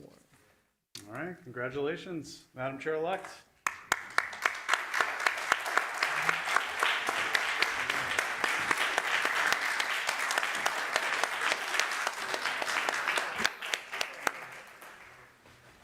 All right, it'll be one of my greatest honors to pass this gavel to anyone, but certainly a pleasure to see you ascend to leadership role, Vice Chair and Chair-elect Avent. Thank you so much. All right, Madam Parliamentarian, do we need to, how do we take care of this item before we can go to item 18? We need a vote. Okay. All right, do we want to accept this by acclamation, or do we want to take a vote on item 17? Without objection? Without objection, all right, item 17 passes. I'm sorry, you already banged the gavel then. I thought you were entertaining Question for a motion. Okay. I'm going to make the motion. I mean, I know we've deferred from what we've done in the past, but I'll make the motion that we accept this by acclamation. All right, moved and properly seconded, accepted by acclamation without objection. All right, item 17 passes unanimously. Congratulations again, Chair-elect Avan. Okay, all right, item number 18. Item 18 comes from the General Government Committee, which is chaired by Commissioner Brooks. If the chair prefers, I can read the summary into the record again once it's properly before us, but if everyone is comfortable with it, then there will be no need. So item 18 is a resolution electing Commissioner Blank as Chair Pro Tempore of the Board of County Commissioners of Shelby County, Tennessee for a term of 1 year pursuant to Article 2, Section 2.08 of the Shelby County Charter, sponsored by Chair Pro Tempore Shante K. Avant. This item was deferred in July 28th, 2025 Commission meeting. All right, item 18 is moved by Commissioner Bradford, seconded by Commissioner Thornton. Item 18 was also deferred in the July 28th commission meeting. If there's no objection, we'll forego the reading of the procedure on this item as it's the same as the prior item. Okay, hearing none, that's how we'll proceed. I do have one comment card on item 18. P. Moses on item 18, if you were here. Oh, it's not on item 18. Not on this item. Okay, that's okay. We'll hold it for later when we go back to general comment. All right? Okay, all right, Madam Clerk. Commissioner Thornton, I self-nominate. Clay Bibbs, Pass. Sugarman, Pass. Mills,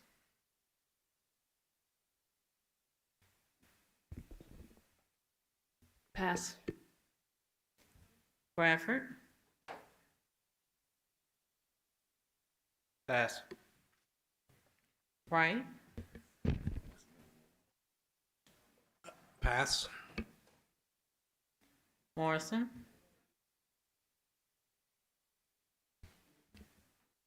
I'll nominate Wright. Avant, Pass.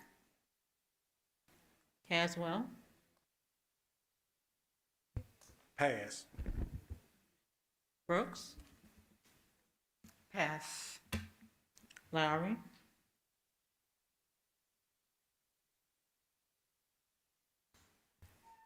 I'll pass.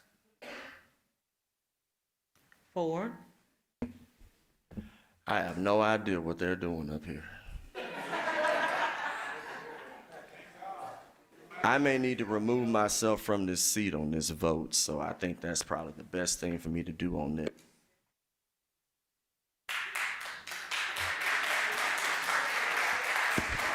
All right, again.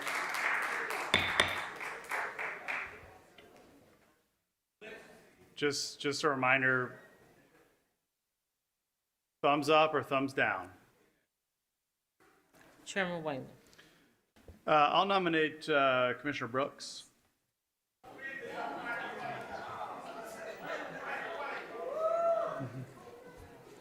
Our nominees are Brooks, Thornton, and Wright.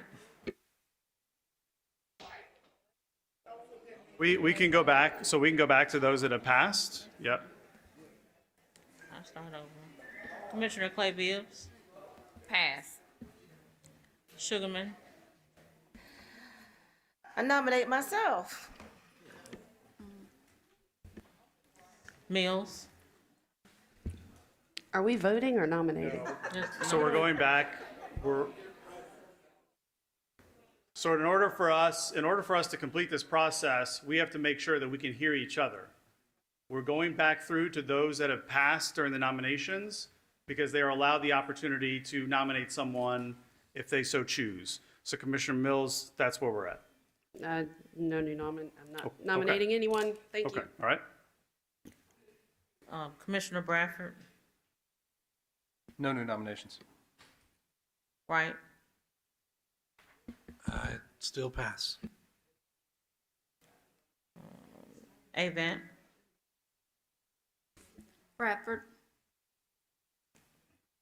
Caswell, No new nominations. Brooks, Brooks. Lowry, No new nominations. Commissioner Ford.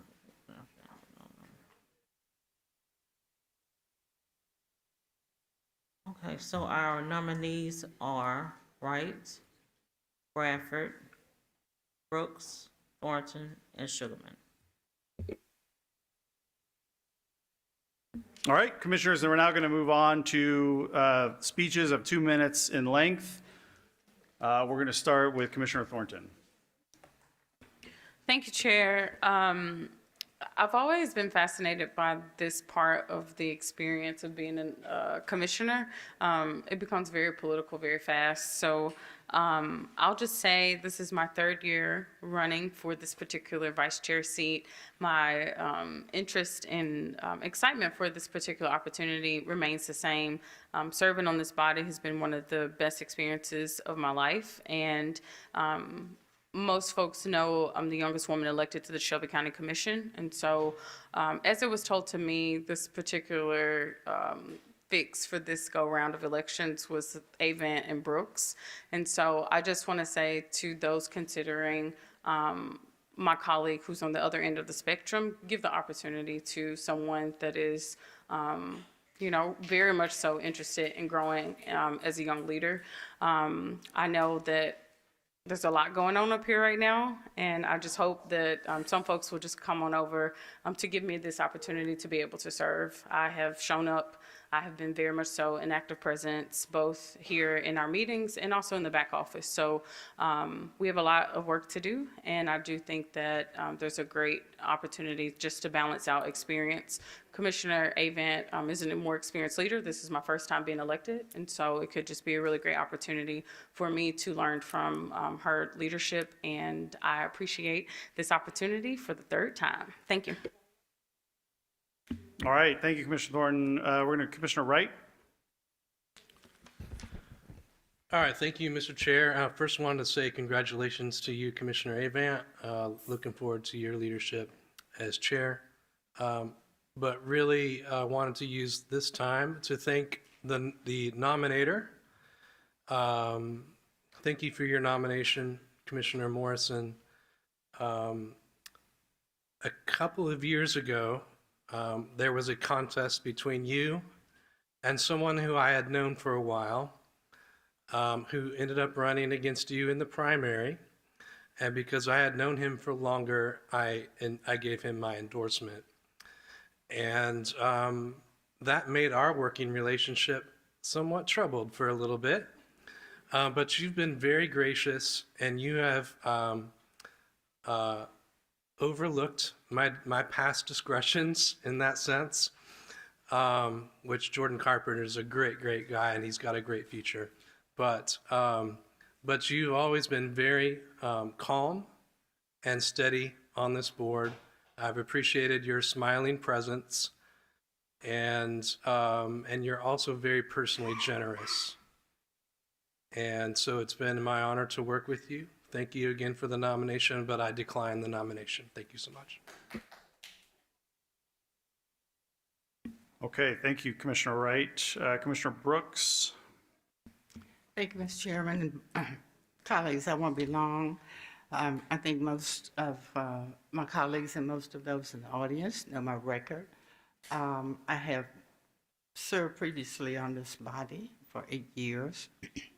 I've always worked real hard and real serious about all of the tasks that were before me. I've never shied away from the hard work.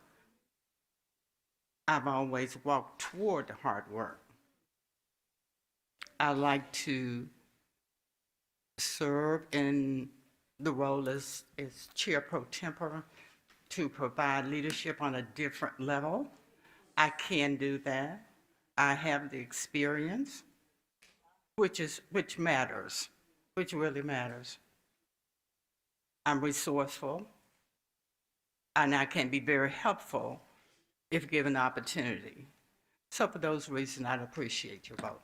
Thank you. All right, okay, thank you, Commissioner Brooks. Commissioner Sugarman? Thank you, Chair. While the commission fund county services, its primary role is actually to create local laws, and I focus heavily on that work. I have authored and passed multiple policies rooted in equity, public safety, and workforce development. These initiatives have earned majority support from my colleagues and directly benefit marginalized and underserved residents of Shelby County. Such ordinances include living wage ordinance so that workers in Shelby County can earn a living wage. Parity ordinance advances pay equity across county departments. Building home ordinance creates pathways to affordable housing. Community Law Enforcement Committee ordinance, which established civilian oversight for transparency, accountability in policing and jail detention. And we've heard a lot about that. Justice Involved Youth Expungement Ordinance supports second chances by providing written notice of expungement rights. Justice Involved Youth Legal Representation Ordinance. So it's required that juveniles who are facing detention and incarceration will have legal representation. Fourth grade Lexile language, mental health, safety, justice center initiative, and tuition reimbursement for county employees. I have legislated and legislated. 95%, because of my colleagues' support, have passed. So I urge my colleagues to support me. Give me the opportunity to be the vice chair. Thank you. Thank you, Commissioner Sugarman. Commissioner Bradford? Thank you for the nomination, and I request that all of my commissioners support me. I think you all know me very well. I've been serving in this role for many years, and I try to always bring a professionalism to this body. I believe I have shown each and every one of you respect and always allowed everyone to state their piece when we're having discussions. I would continue that in the vice chair role, as well as my respect for all of our staff. I think I have a great relationship with all of the staff here, and would continue to do things to help staff as well. So that is all. Thank you. All right, thank you so much. Okay, Madam Clerk, we can prepare this. We can begin with first round. Excuse me, Yeah, Chair. Commissioner Lowry. Just the rule, because we have so many, I'm sorry. What's the rules? So, for yeah, Madam getting out? Parliamentarian, will you please refresh us on the rule? Okay, so, let's see. After the speeches, then after, let's see, if no nominee receives a majority first vote, the county commission shall hold subsequent votes, considering only those nominees as follows. The first vote, only those who receive 2 or more votes, and then shall be eligible to continue. And then after the second vote, only those who receive the top 2 numericals. So first it's 2 or more votes to get to the next round, and then it's the top 2 numerical votes. And then after the third vote, a commissioner may either move to defer the selection until the next meeting or move to reopen nominations. Okay. Commissioner Lowry? Good. All right, Madam Clerk?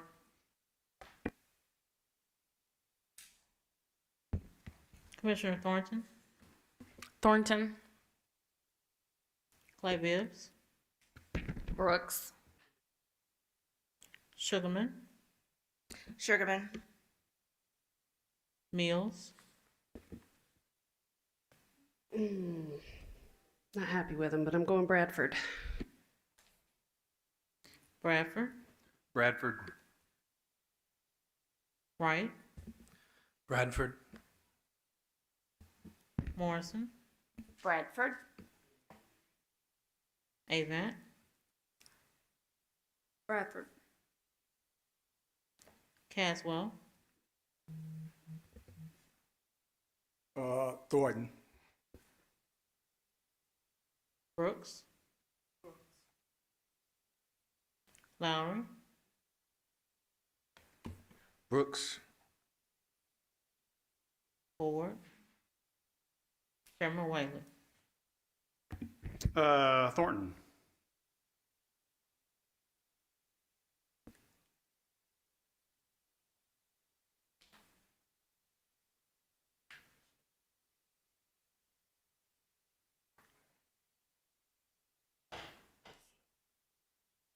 I have 5 for Bradford, 3 for Thornton, 3 for Brooks, and 1 for Sugarman.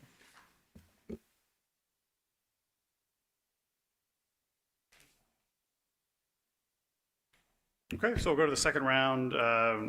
We have Thornton, Brooks, and Bradford. All right, Madam Clerk.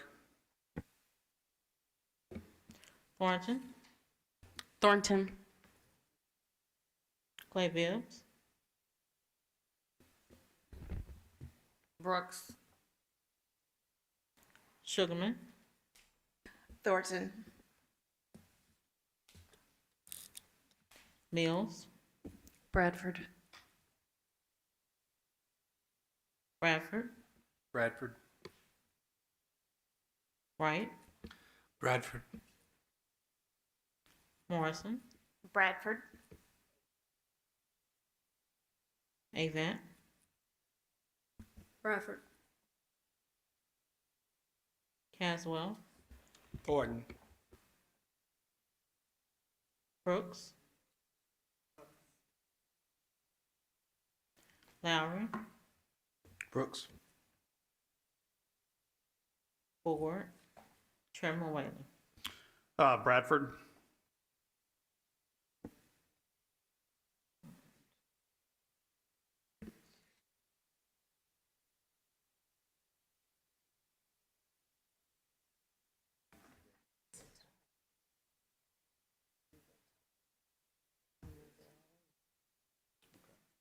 I have 6 for Bradford, 3 for Thornton, and 3 for Brooks.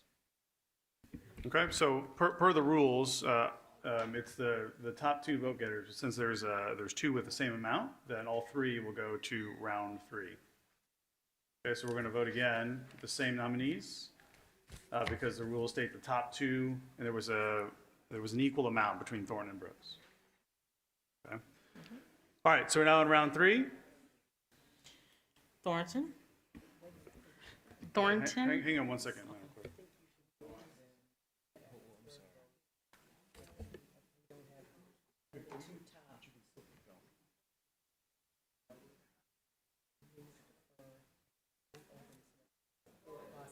Okay. Yeah, all right. Madam Parliamentarian, just can you clarify the rule regarding the third round? So to be clear, if remains static, because the rule is the top 2 numerical votes. So if after this third vote, a commissioner may either move to defer the selection unless there's a majority for one of these nominees, then after the third vote, a commissioner may either move to defer the selection until the next meeting or move to reopen nominations. So that will start the whole process over. So does that make, you want me to try to break that down again?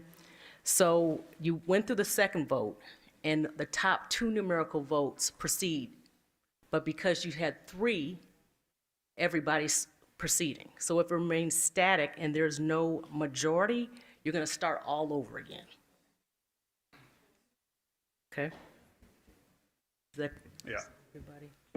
Okay, all right, Madam Clerk, round 3. Thornton, Thornton. Clay Bibbs, Pass. Sugarman, Thornton,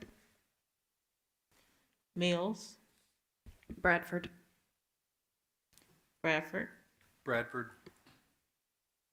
Wright, Bradford. Morrison, Bradford, Avant, Bradford. Caswell, Thornton. Brooks. Lowry.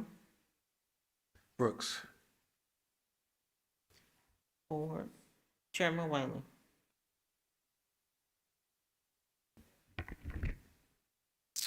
Thornton.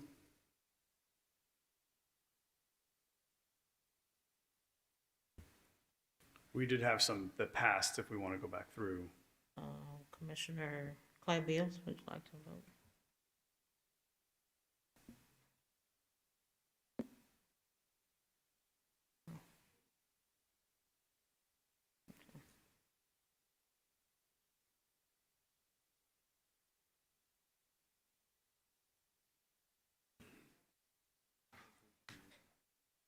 I have 5 for Bradford, 4 for Thornton, and 2 for Brooks.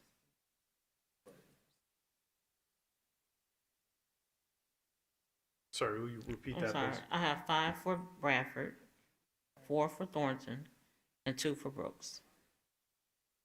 Okay. All right, so commissioners, at this time, the options before us, if we're following the rule, is either to defer the selection until the next meeting or to move to reopen nominations. The other option, if we wanted to suspend the rules, is that we could suspend the rules and do another round and do it based on the rules that were set in the third round, which is the top 2 vote getters, which in this case is Thornton and Bradford.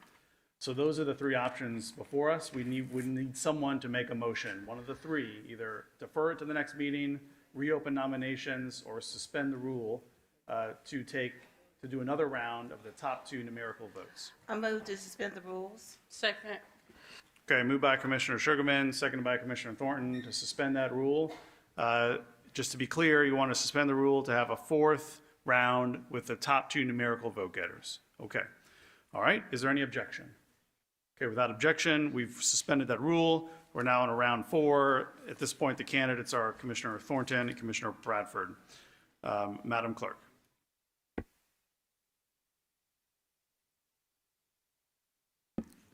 Commissioner Thornton, Thornton. Clay Bills, Bradford. Sugarman, Thornton. Mills, Bradford. Bradford, Bradford. Wright, Bradford. Morrison, Bradford. Avant, Bradford. Caswell, And let me, if I may make a quick statement here, and now that I see that pretty much the votes look like they're going to Bradford, I want to say this to this body as someone who supported an increase in the tax rate, because feeling that we needed more investments into our community. That didn't pass. The budget passed as a base rate, when I often say that our other municipalities pass increased tax rate for increases. We're not going to see no new dollars unless we got somebody that can go to Nashville and advocate for us to get new dollars there. I think after 3 years of having 2 Democrats in these seats, Nashville didn't give anything to us. So with that being said, I'm going to nominate Bradford to go to Nashville and bring some money back to Memphis. You're not nominating, you're voting at this point. Okay. All right. Commissioner Brooks,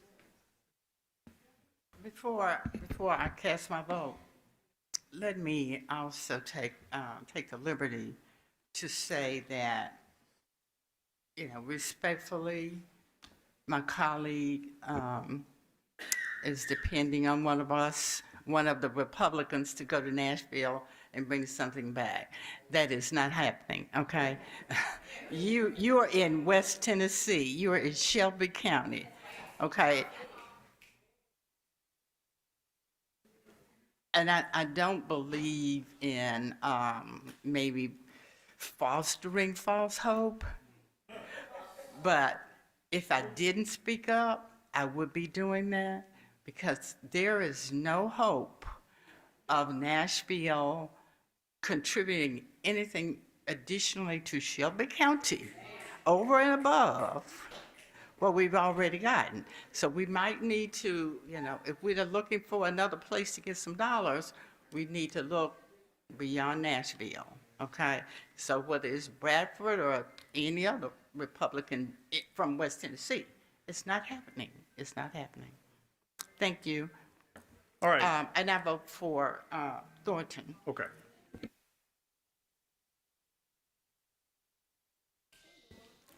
Lowry,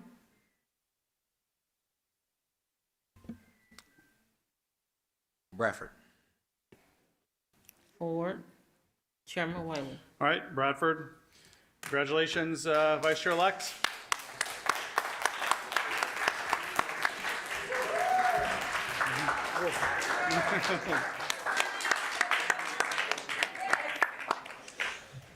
All right, let's read let's just confirm that. Let's just, confirm it first, and then, I have 9 for Bradford and 3 for Thornton.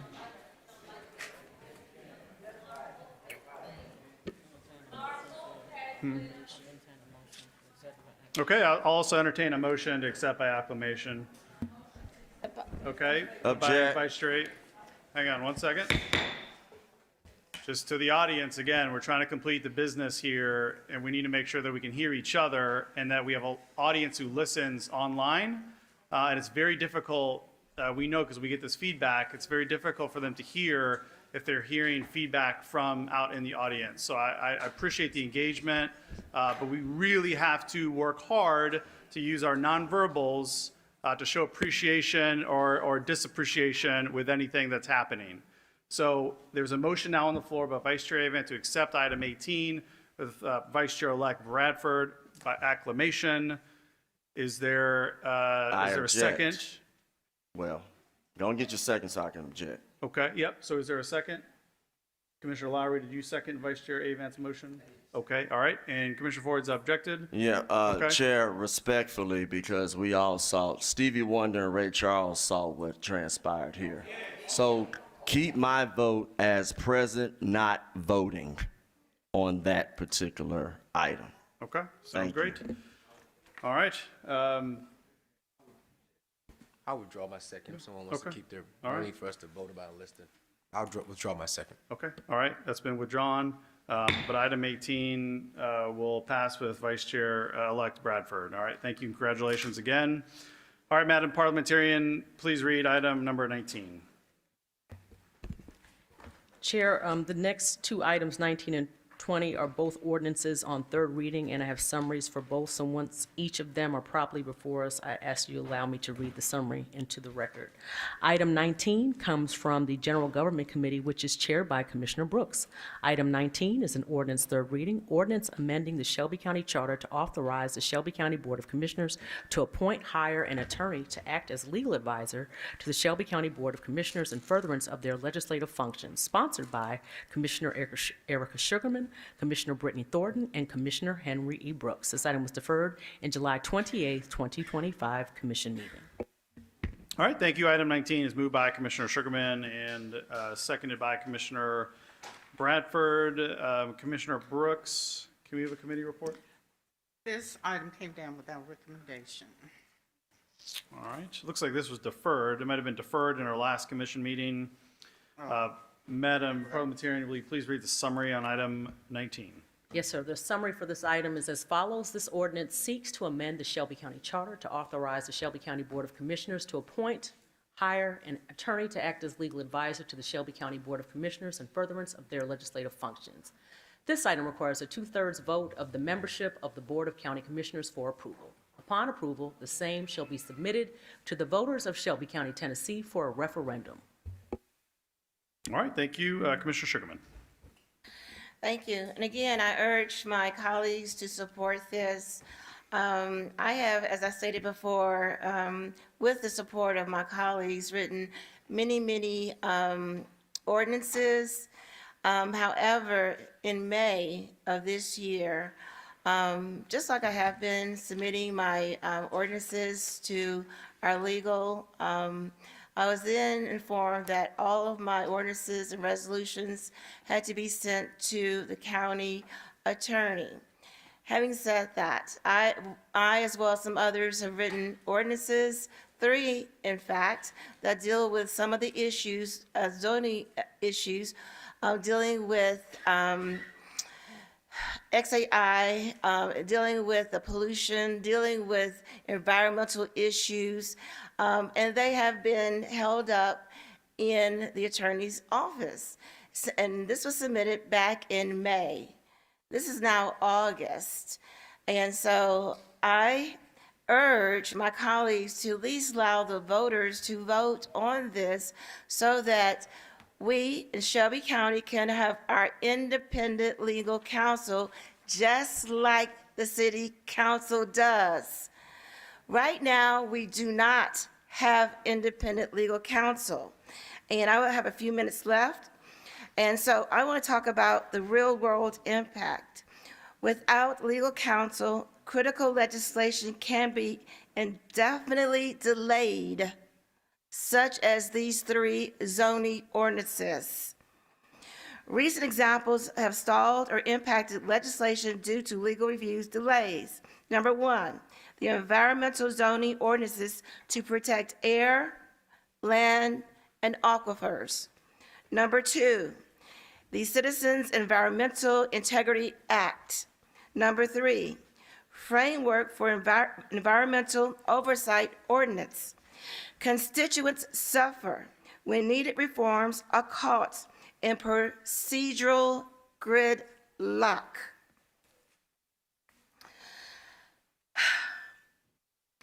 Fiscal responsibility. Council would be within existing budget constraints. No blank check. Potential savings in reduced litigation risk and faster ordinance implementation. Voter involvement and transparency. This is not a unilateral power grab. Voters will decide on this amendment in the 2026 county election. Publishing the full amendment ensures full transparency with the public. Thank you. All right, thank you, Commissioner Sugarman. Commissioner Morrison?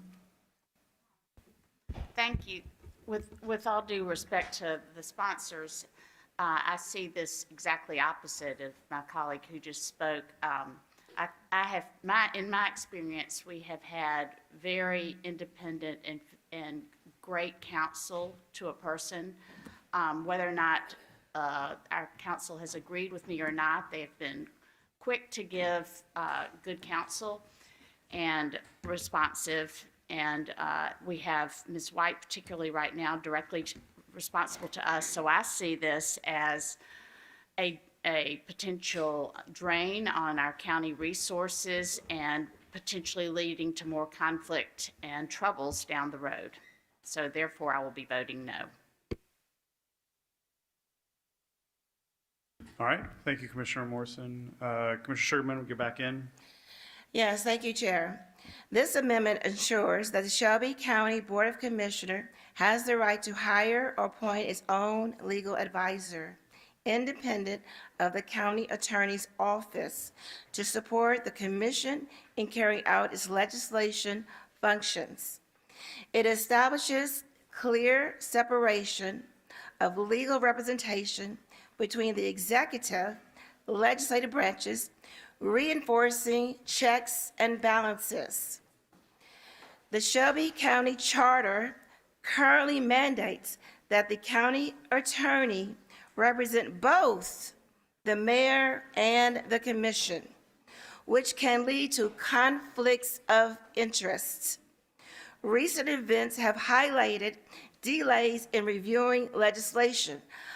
Commissioner Morrison, I don't know how many legislative pieces you have written, but I have written dozens.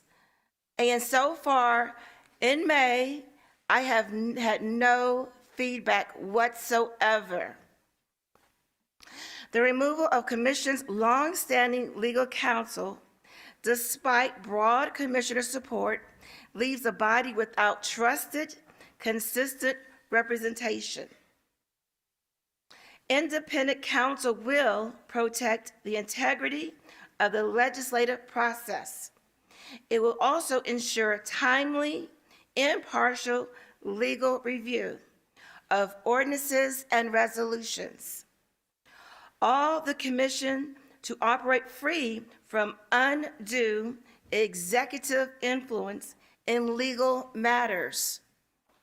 This will allow the commission to then decide as a body whether or not we want to move forward or vote down an ordinance or resolution.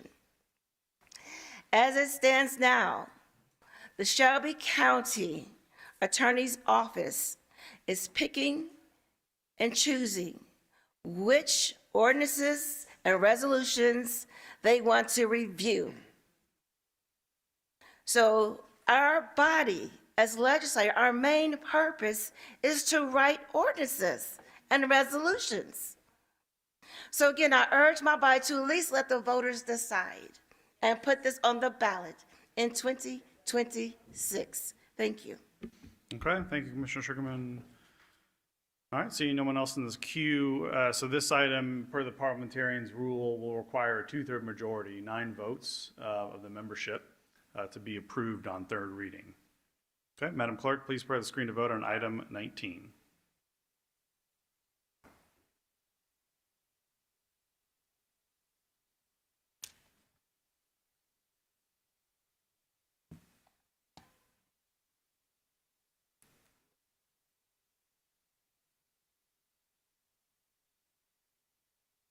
All right, we can close the screen and record the vote.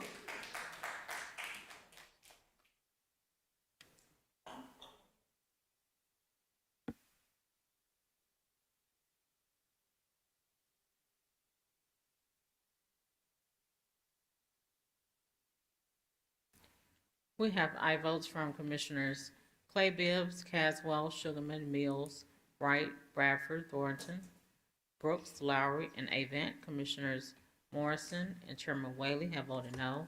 We have 10 ayes and 2 noes. All right, item 19 passes. Item number 20.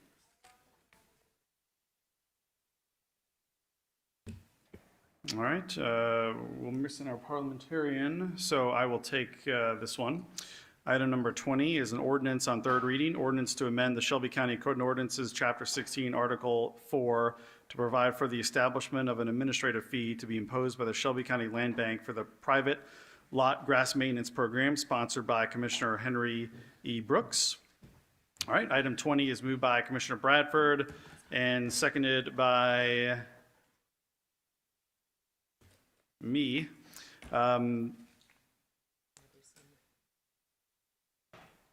Commissioner Brooks, can we have a committee report? This item came down with a favorable recommendation. All right, Madam Parliamentarian, will you read the summary on item 20, please? Yes, sir. The summary for this ordinance as follows, this proposed ordinance is as follows. This is an ordinance to amend the Shelby County Code of Ordinances, Chapter 16, Article 4, to provide for the establishment of an administrative fee to compensate the Shelby County Land Bank for the cost of assessment, serving of written notices, and remediation by Shelby County of properties in violation of the Control of Harmful Vegetation Ordinance, which applies to properties lying outside the boundaries of an incorporated municipality.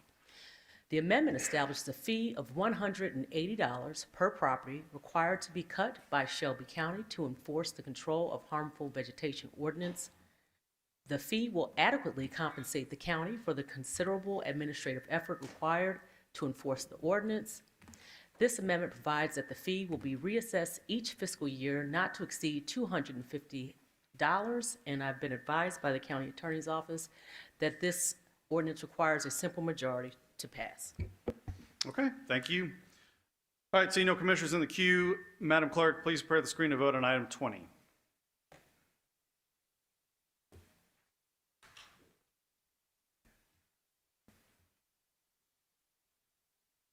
All right, we can close the screen and record the vote.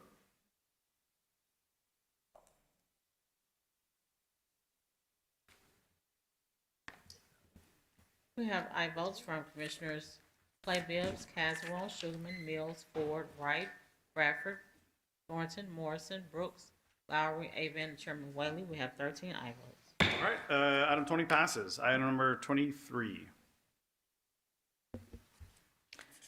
Item 23 comes from the Budget and Finance Committee, which is chaired by Commissioner Clay Bibbs. Item 23 is a resolution of the Shelby County Board of Commissioners allocating $223,000 from the FY 2026 budget in the general fund to School Seed Foundation to support the development of the Low Ranch Skateboard Park to be completed in 2 phases and to serve residents across Shelby County. This item was sponsored by Commissioner Erica Sugarman. This item does not meet requirements of the permanent rules and with an add-on and amended in August 6, 2025 committee meeting. All right, thank you. Item 23 is moved by Commissioner Sugarman, seconded by Commissioner Bradford. Commissioner Clay Bibbs, can we have a committee report? This item came down with a favorable recommendation. Okay. Thank you, Commissioner Sugarman. Thank you, Chair. And so I urge my colleagues to support this because, number one, this $223,000 is urgently needed. The design is 95% complete. They've already started the pre-developments, and we hope to break ground for the skateboard park in October. So please, support this item. Thank you. All right, thank you, Commissioner Sugarman. We're going to need a motion to suspend the rules to hear this item. Okay, moved by Commissioner Sugarman, seconded by Vice Chair Evant without objection. Okay, item 23 is properly before us. Thank you, Commissioner Sugarman. Madam Clerk, we can prepare the screen to vote.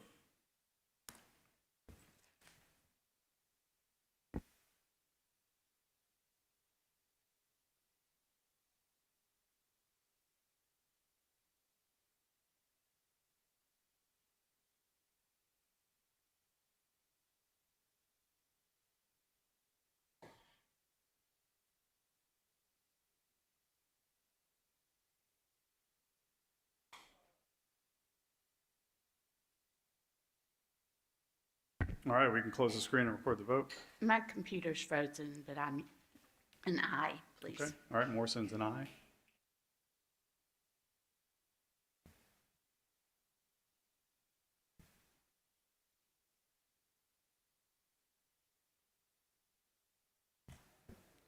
We have aye votes from Commissioners Clay Bibbs, Caswell, Sugarman, Wright, Bradford, Thornton, Morrison, Brooks, Lowry, Avent, and Chairman Whaley. We have 11 aye votes. Item 23 passes. I'm sorry, I'm actually just seeing, we had Benji Smith. Benji Smith here. You had a comment card on this item. The item passed, so were you speaking in favor?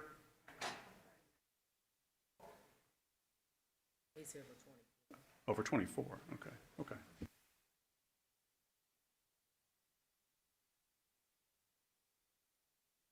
All right, Madam Parliamentarian, please read item number 24. Item 24 comes from the Education Committee with Commissioner Clay Bibbs as Vice Chair. Item 24 is a resolution aligning the elections, terms of office, and term limits of the Shelby County Board of Education with the Shelby County Board of Commissioners pursuant to Tennessee Code Annotated Section 49-2-201F, sponsored by Commissioner Erica Sugarman. This item was substituted and amended in August 6, 2025 committee meeting.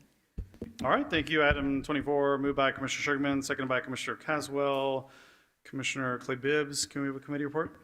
The substituted item came down with a favorable recommendation. Okay, thank you. Commissioner Sugarman. I would like the speaker to speak first. Okay, all right. All right, so we've got a good number of comments on this item. When I call your name, come on down, state your name and address, and you have 2 minutes on item 24. First up is Chelsea Traylor.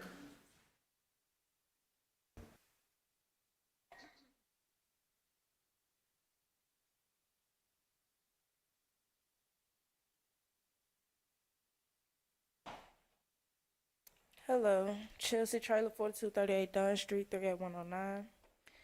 I rise in support of the resolution sponsored by Commissioners Thornton, Whaley, Mills, and Wright. As members of the Accountability Coalition for Transformation, or ACT, we believe that accountability starts with us. This resolution is not a radical idea, it is a common sense solution to a long-standing problem. The Tennessee General Assembly has passed legislation that allows us to align our local elections, and we need to exercise that bill. This will not only save taxpayers millions of dollars by eliminating a separate election cycle, but it will also strengthen our democratic process. There is no time to waste. The current school board's actions have been met with widespread public criticism. This is a clear signal that the people of Shelby County are not being heard.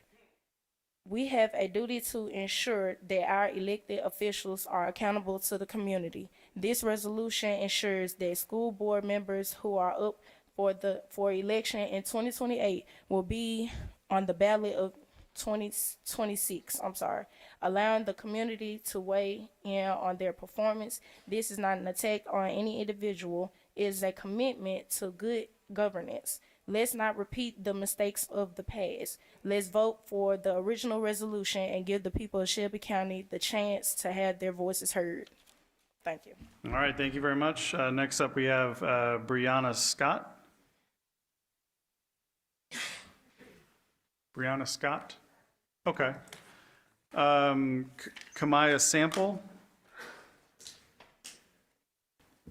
My name is Kamaya Sample, 567 Jefferson Avenue, 38105. Friends, colleagues, and fellow residents of Shelby County, I'm here today to speak in favor of the original resolution to align our school board elections with the Shelby County Commission election cycle.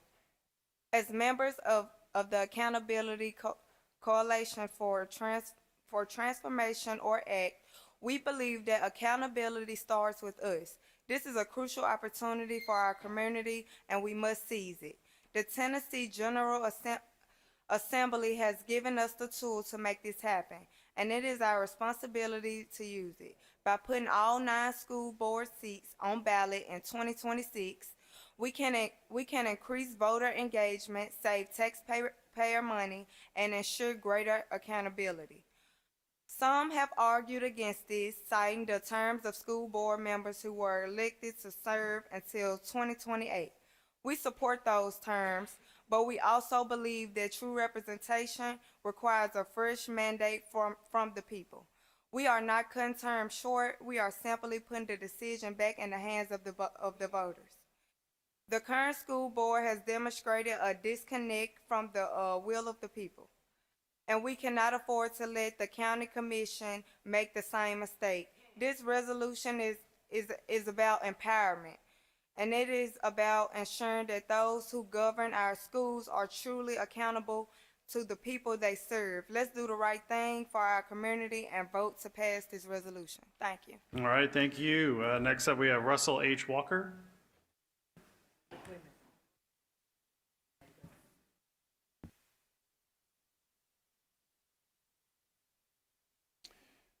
My name is Russell Walker.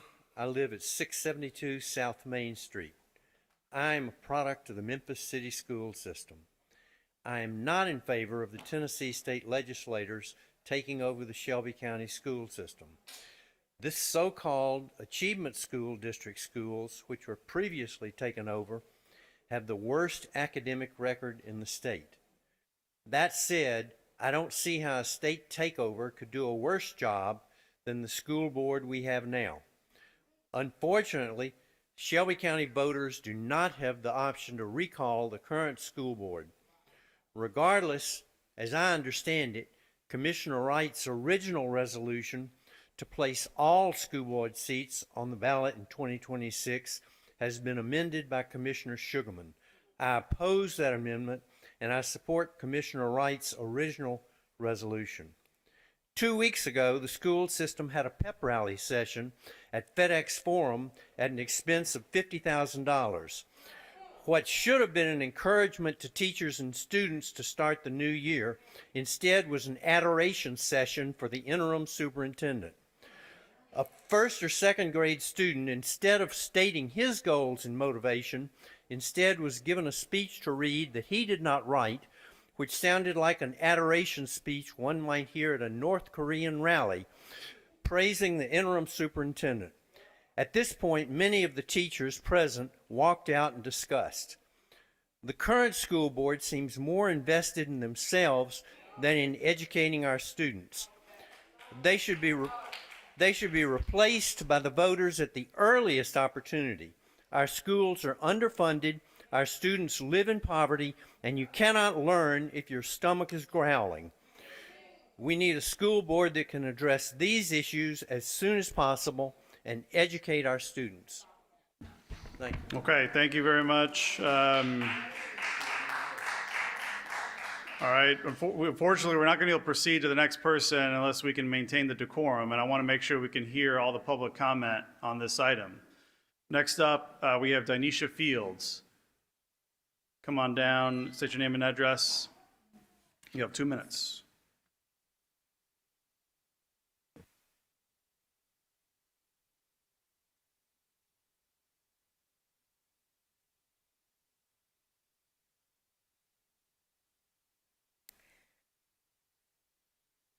Good evening, Dinesha Fields, 1637 Britton Street.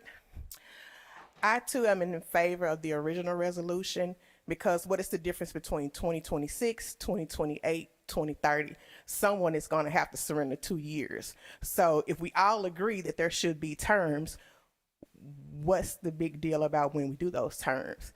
Last time I was here, I told y'all we have a system problem. And y'all make that clearly evident today when y'all couldn't even clearly vote on a chair and a vice chair. We have ineffective systems that are in place that has been disserving every citizen, well, not every citizen, because the only few that have been benefiting from those have been benefiting behind the scenes of this dysfunctional system being in place. So as previous speakers have came to this mic and said, you have a job to do. You serve your constituents who voted you in those seats. Please do that job. Okay, thank you. Next up, we have Latasha Griggs.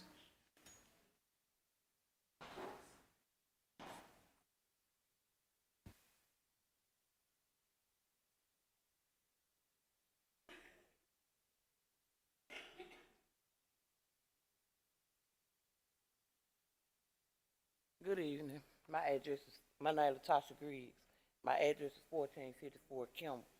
Now, I'm for the term because I feel like if the school board doing their job, then they shouldn't have a problem going back to the board, going back to vote for their seats, first of all. Second of all, I'm going to say this.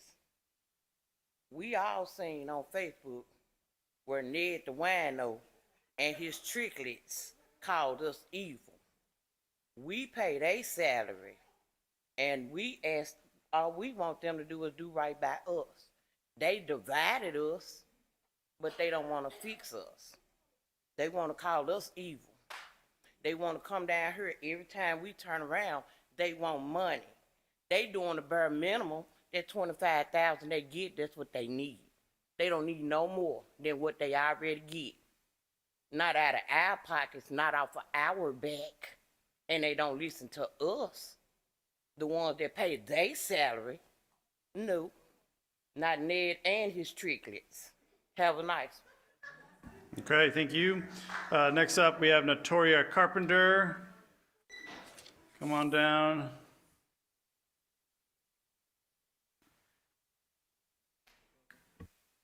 Good afternoon.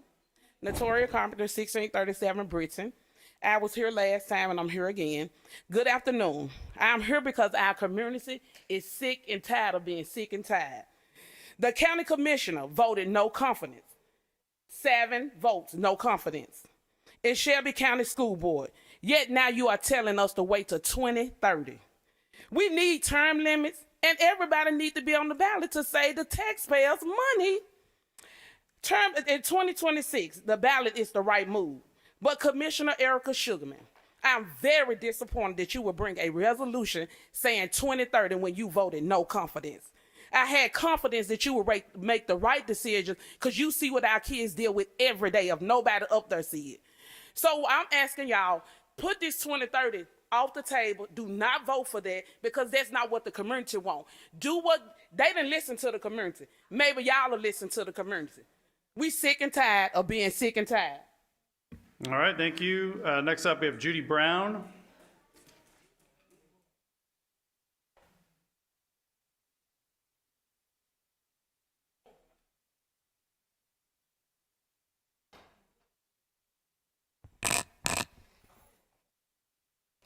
Hi, County Commissioners. How are you today?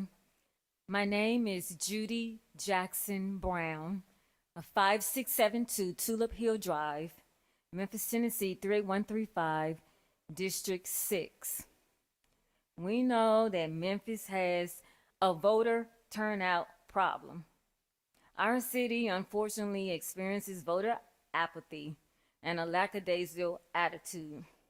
We saw this with the school board election, where only 10.53% of the Memphis population voted.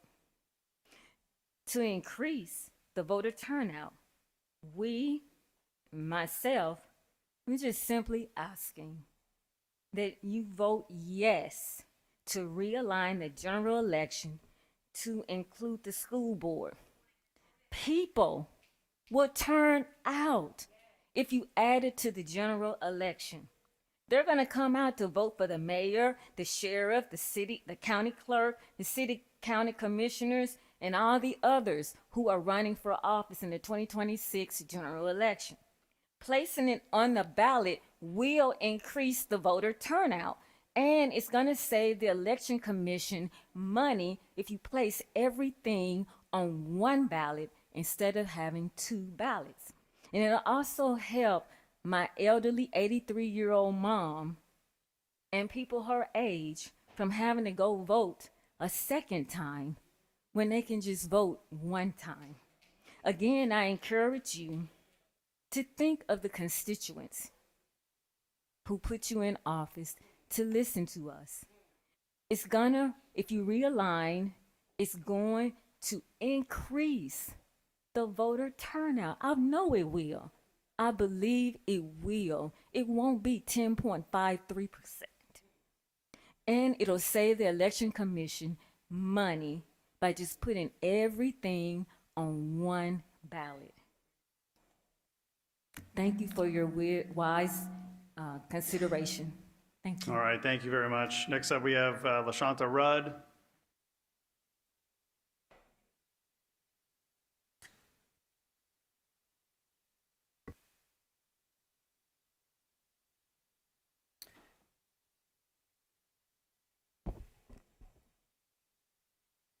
Good afternoon, Commissioners. I'm LaShanta Rudd, and I need a volunteer. Notori, come up here for a second, please.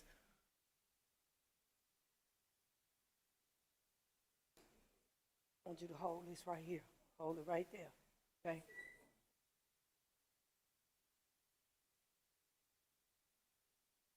I believe that when you all got elected, before y'all took these seats, the first thing you had to do, you took an oath, okay? This right here, thank you. This is the standard. See, this the word. And the word reveals what's in us. Y'all hear what I'm saying today? The word tells us it's going to show you what's in you. And whatever is in you, guess what?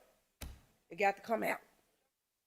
So for every action, there is a reaction. The reaction always is bigger than the action. On December the 17th, and I'm going to keep saying it and I'm going to keep going back to it. On December the 17th, I stood at the Memphis and Shelby County School Board meeting. And I told them, I spoke specifically to Chair Joyce Coleman. And I'm looking at you, Chair Michael Whaley.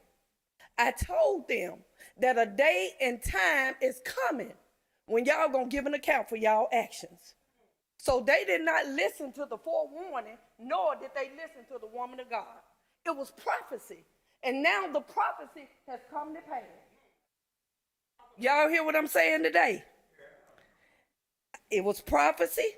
And after listening to the people that voted, you guys said, hey, we don't even believe in the board members ourselves.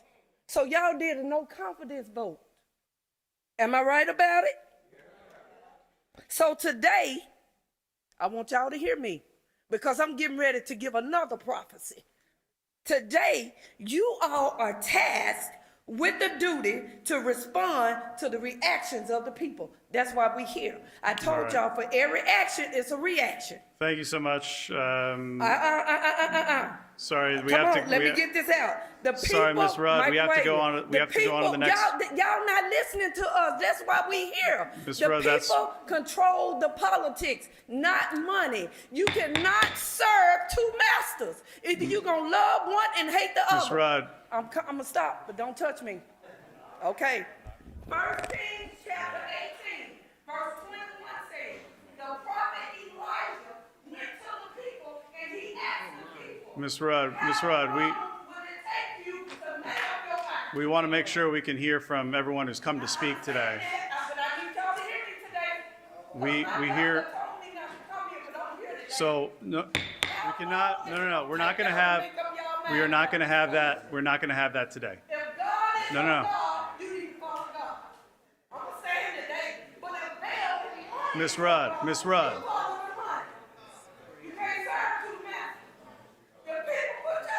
Okay. All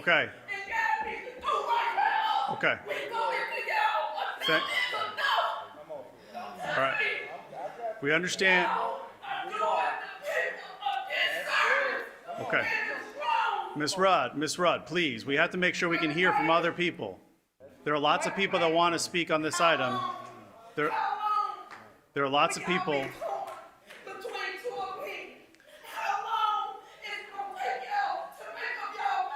Okay. Ms. Rudd.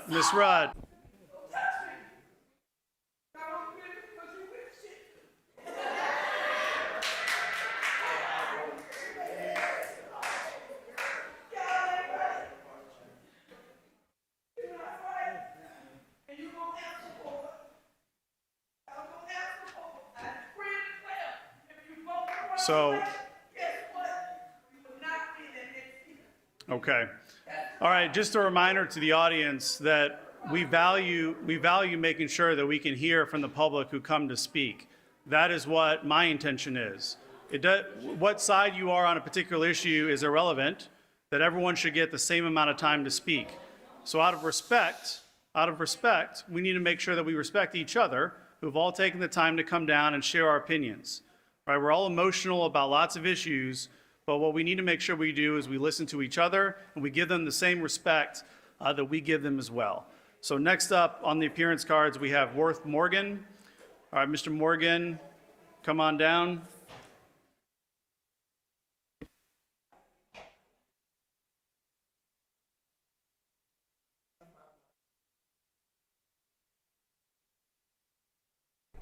Good afternoon, Commissioners. Worth Morgan, 487 Goodwin, Memphis, Tennessee. This is a passionate issue for people. And when people come up here, they typically ask y'all for something, to think a certain way, to vote a certain way. I'm taking a little bit different of an angle this time. And I'm saying, what can the people do for you? Y'all have got a lot on your plate. You've got a lot of big issues in front of you. Give this one back to the people. Let us vote on it. Let us decide. At some point, someone's going to be shorted with a 2-year term, but these seats don't belong to the board members. They belong to the people. And this is a good compromise. There have been a lot of different things discussed. The state was talking about a takeover. Typically, if there's a recall election, which the people don't even have an option of this time, the person that has been recalled can't then appear on the ballot on the subsequent election. That's not the case here. So if there are board members that have done a good job, that have served the people, that still have the kids' interests and hearts, I'm not worried about them. I think they're going to win re-election. They're going to do just fine. But for those others, let the people handle it. Y'all have got a lot to deal with right now. I think this is politically a very easy one for y'all, logistically a very easy one for y'all to get it off your plate. Make sure that all 9 board members are available to be elected next year. Right now, it's too confusing. I think everybody agrees that we need some sort of alignment. The question is 2026, 2028, or 2030. We've got 9 seats. No one knows what district they live in, when those seats are. And there was one board member elected 2 years ago that was done so with only 1,200 votes. There has been a broader awakening throughout the county now. People are paying attention, they care. And there's not a single citizen that cares about these kids that will blame y'all for giving the people a choice in 2026 on these school board elections. This is an easy one for y'all. Kick the issue back to the people. Thank you, Commissioners. Okay, thank you. Next up, we have Natalie McKinney.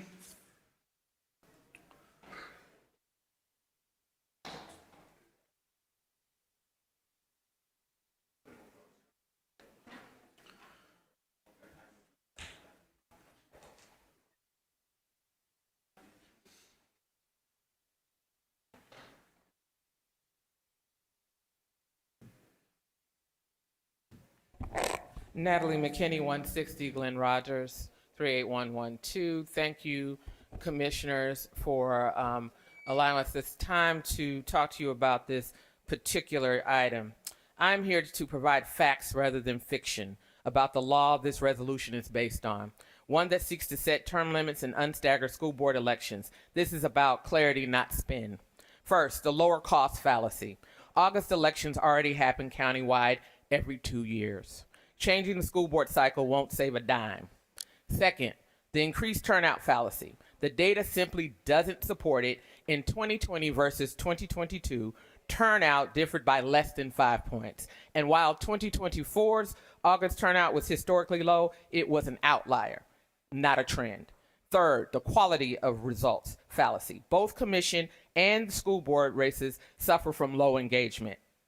County commissions races often are decided in May primaries with single-digit participation.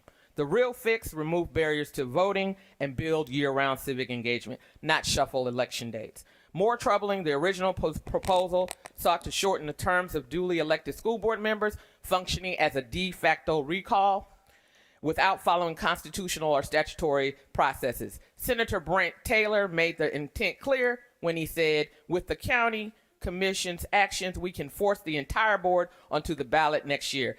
A de facto recall for the half of the board. That's political and not about governance. This undermines democracy. I think I gave everyone a copy of data. The data is very clear on the quality of elections. Yes, we had very low voter turnout. 11.2% in my race, 9.6% in Love's. But then I'm looking at Mills, Bradford, Wright, Morrison, 6.8%, 7.7%. And when we get to what you actually got in terms of the registered votes, it's even lower. We have Mr. Wright, 1.9%. So I would like for you all to... No, again, regardless of whether someone is for or against a proposal in front of us, we all need to give each other respect. That's the only way we're going to be able to operate. Thank you, Commissioner Whaley. Okay, thank you, Board Member McKinney. All right, next up we have Sable Ote. I have a point of information while Ms. Ote is coming up. Okay, Commissioner Ford. I know last time they were trying to defer time and this, that, and the other. The same rules that applied, I know when at least a couple of commissioners came down that we had to abide by their rules and have 1 minute and we were cut off.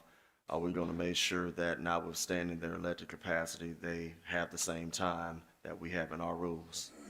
Are you? I'm giving everyone 2 minutes. Okay, I just want to make sure. Thank you. And try my best to make sure we adhere to that. I know you are, but just because people are elected, they think they can do whatever they want. So No. I just wanna make Everyone's sure. we're all on the same. Yeah, we're all in the same rules here. All right. State your name and address. You have 2 minutes. Okay. Good afternoon, Commissioners. Chairman Whaley. Commissioner, I'm Sable Ote, School Board Commissioner for District 5. My address is 10211 Morning Hill Drive. I'm speaking as a board member, educator, and concerned citizen strongly opposing the changes as it pertains to staggered term races. Let's be clear, this is not a reform. It's a power grab. It's not based on public need or sound policy, but political dissatisfaction with a duly elected board, and opens the door to costly lawsuits. Eliminating staggered terms risk wiping out all institutional knowledge at once.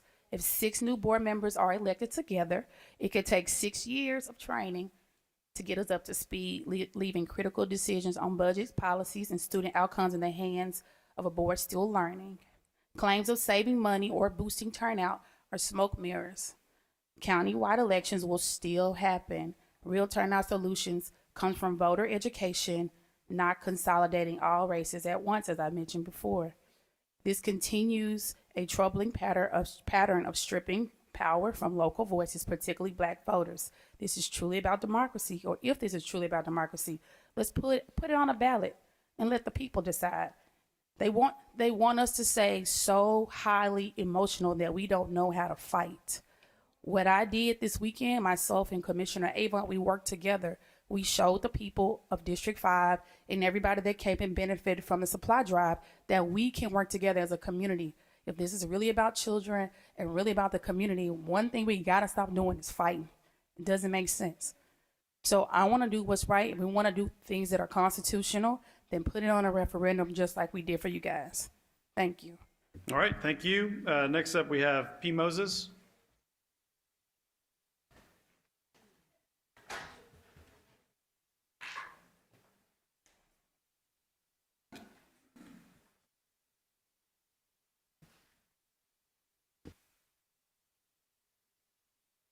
Greetings, Pamela Moses, 2383 Jackson. I'm going to keep this brief because it's too much negative energy in this room. If you're going to look at term limits, I think you should also look at the fact that the elections are being held at different times. As a former candidate in a U.S. election, the presidential election is the highest turnout for the city and county, and I think it would be beneficial if those elections could be together just to increase voter turnout because it's so low in the city.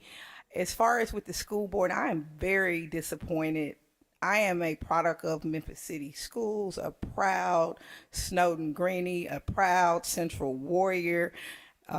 Commissioner Ford taught one of my sons, and I had to make the decision to just walk away from Shelby County schools because it had just become so toxic. And I don't think that people should have to do that. We all pay taxes, so we deserve better.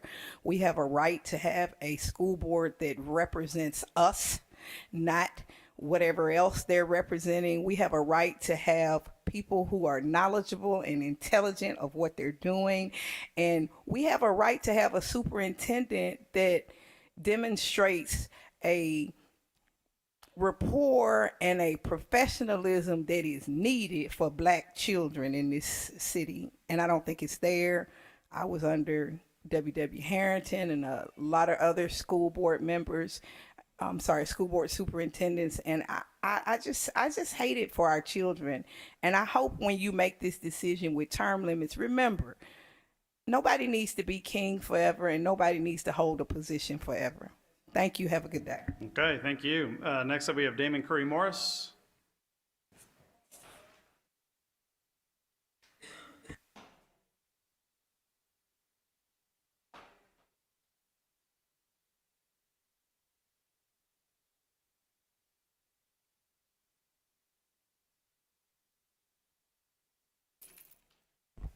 Good evening, Commissioners. Damon Curry Morris, 1529 Dunmore Road, Memphis, Tennessee, 38114. I think you all had received a letter from a group of community members who collaborated together after I left the commission meeting, the committee meeting on last week. You all, we're at a desperate time. I'm sick of my inbox blowing up every day about children. You just had some children come to this. And I haven't seen one child in this district who has said that this is not a good idea, that they're not moving forward. And I think the actions of the interim superintendent on yesterday in a church, being a person who was born and reared in the Church of God in Christ, were irreprehensible. And it's still going on. No accountability is what the people are saying, commissioners. No accountability. It is laid out. There is nothing a constituent can do about a school board member when they make bad decisions for our children. I just finished talking to my 11-year-old grandson who asked me today, Granddaddy, you were friends with all of those people. I took pictures with them. I campaigned with them. I campaigned for them. What is wrong with them? And he told me, I want you to tell the county commissioner, I fought for 18,000 third graders in this state. And they are not representing us properly. He's at football practice right now. He would have been down here himself. He can't go to the school board for reasons that some of y'all know. Thank you. All right, thank you very much. Next up, we have Benny Smith.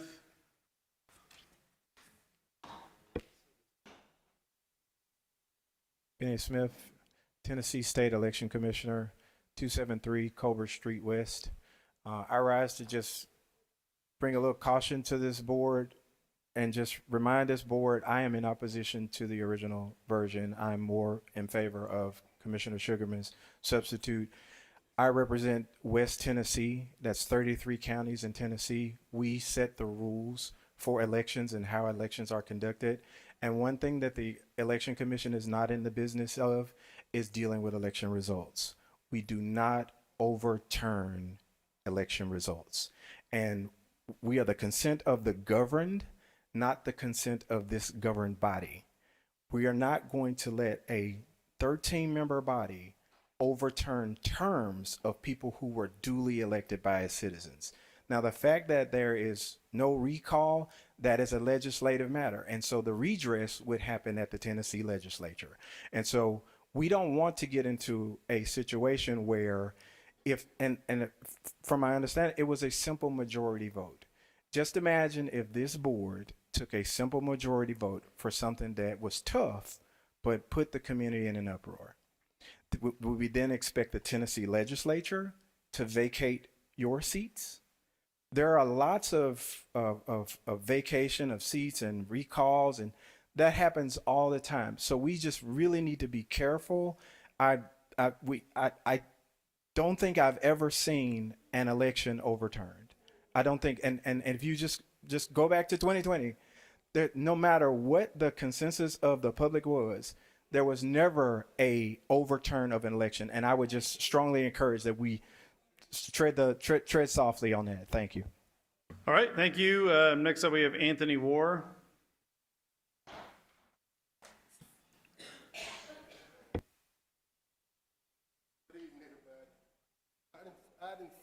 Just make sure you speak into the microphone, please. My name is Anthony Ward, 3650 West Big Bend. I didn't sit back here for the last 2 hours hearing a lot of bull. That school board need to go. They costing the city taxpayers money. When they put this other superintendent in, guess what? You all gonna still have to pay the other woman, because the simple fact that it is, they're not doing the job. They not doing their job. Neither one of them. And I'm sick of looking at this here on the news, coming up on the news. I am tired of it. If you all don't do something, I tell you what, don't let them do it and see what we're gonna do next year when it come to you all running for office. I'm gonna put up a billboard everywhere in this city. And telling folks not to vote for you. I'm letting you know now, warning have came, because I'm tired of it. Look at here, they backdoor this woman. Lee Harris knew about it, everybody knew about it. I'm sick of it. I guarantee you, if you don't do your job, y'all ass getting out of office. I'm sick of it. And I mean it. I mean that. I guarantee you, don't do your fucking job. Sir, Don't tell me to shut up. Sir, you have to understand. Don't do your fucking job. Do your job. I'm sick of it. I am sick of it. Okay, sir. Do your fucking job. We have lots of people listen to this Well, I broadcast. know who's listening to it because I'm sick of it. Okay. I'm sick of it. Everybody else sick of it. We gon' put something together. If you don't do your damn job, you getting out of Sir. And I mean, No. every last one of you. Now let them get back in office. And if they try to get us another office, we gon' boycott that. Okay, thank you, sir. Okay, next up, we have Tequila Rucker.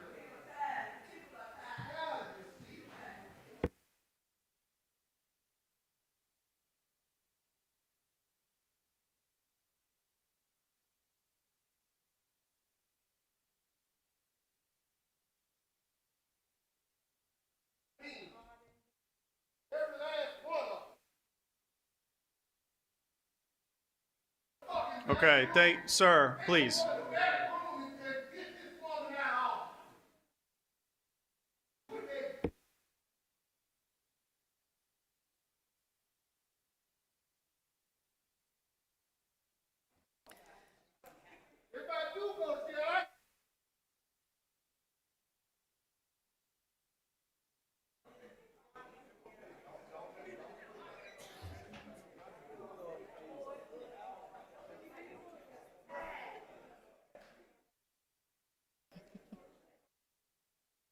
Okay.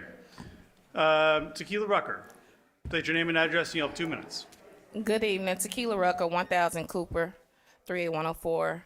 I come in support of this resolution as opposed to the original resolution. But I also want to name that while I support term limits, I don't necessarily support aligning the staggered terms. There are benefits to having staggered elections for various reasons that I don't have the time to outline right now, but I do support the amendments to the original resolution. You've heard from the Democratic Party chair and you've heard from the Republican Party chair, and I just want to name that each one of you represents a party. And I ask that you vote your party, vote your conscience, vote your values, vote for what's best for our community. What we know is that the supermajority does not have the best interest for Memphis in sight or in mind. And while we want to figure out how we can work amicably with individuals across party lines, we do know that we have to at some point take a stand for ourselves. And I get you feel like something has to be done in this season, in this time, based off of what happened. There's been a lot of theatrics here today around some decisions that were made regarding the Memphis Shelby County School Board and that former superintendent. But we have to also get out of our feelings and figure out how we can move forward, making the best decision for our people and our children, our community. And it is not by aligning ourselves with the Republican Party, who will not benefit our community. And that's just the real honest truth about how I feel. It's bigger than how we feel about what transpired with the board members. If we're going to use this bill to say there's a term limit, this should not be used punitively against board members. So I support this for the reason of allowing individuals that serve in the seat now to finish out their term. Okay. Individuals that running will All right. know. Thank you so much. Okay, they'll know they'll have only 2 years to represent. Thank you. and- Thank you. Thank you.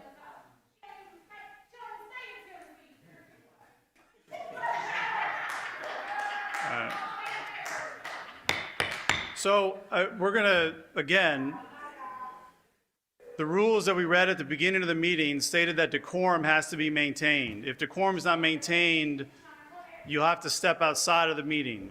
And we don't want to do that because you're here for a reason. Okay, next up we have Gerald Green.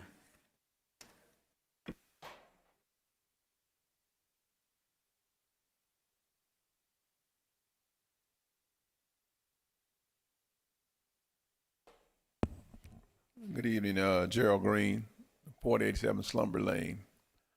I've been down here just listening in, and I attended a funeral Sunday, and this is sad as a funeral. I promise you. You guys ought to be shaming yourselves. I agree with the term limits. They need to be term limits. but I watch the commissioners.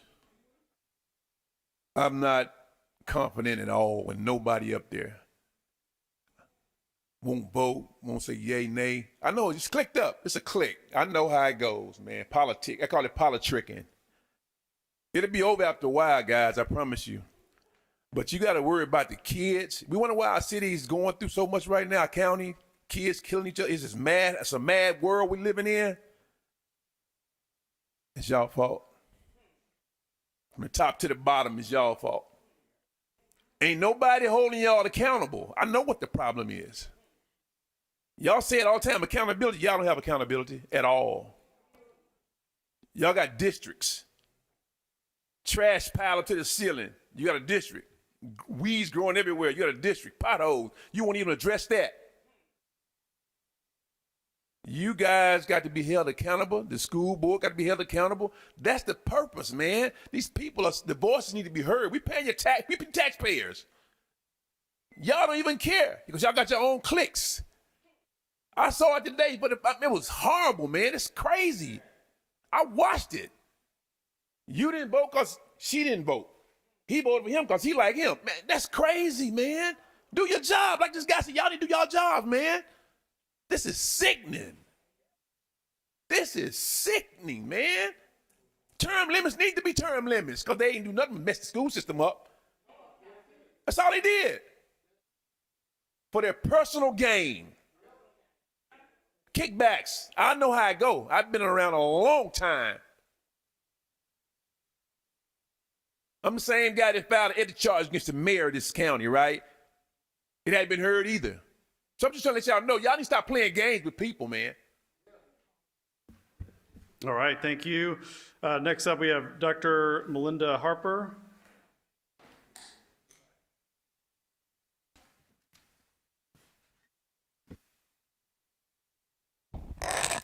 Good evening, I'm Melinda Harper, 2731 Whiteham Cove, 38119.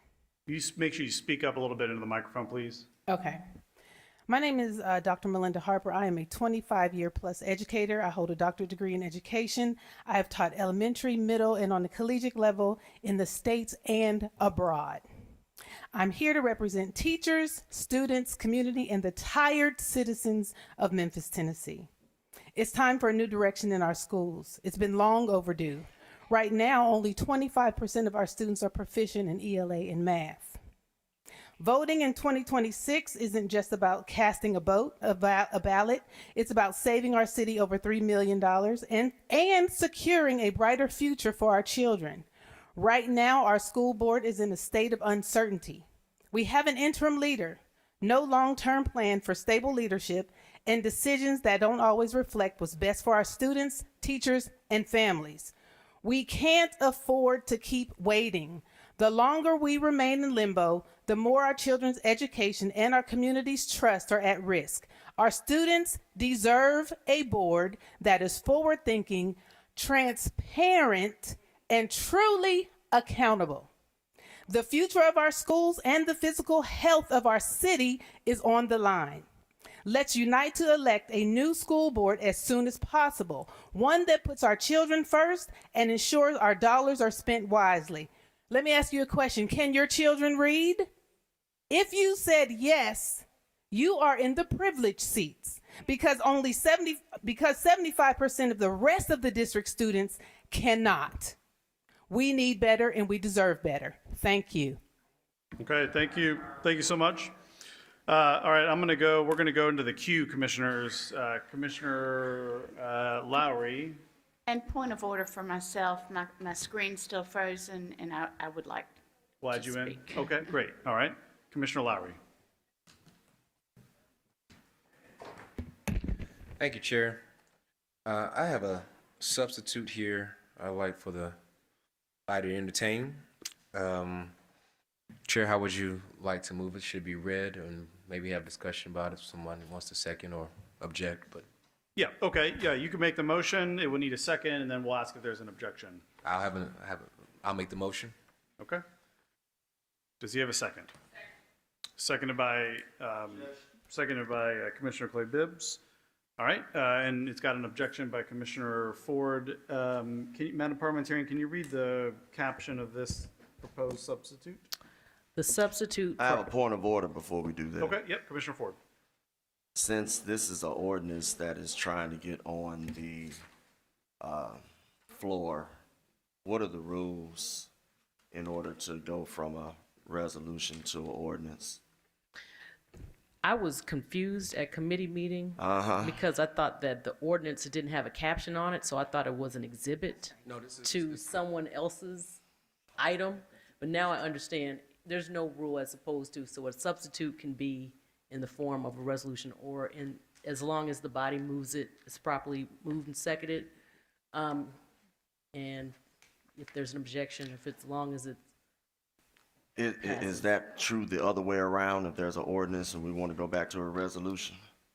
Since one... just, it's a substitute. So you're I'm substituting asking the as a item. point of order, just in Yes, case sir. this goes a particular way.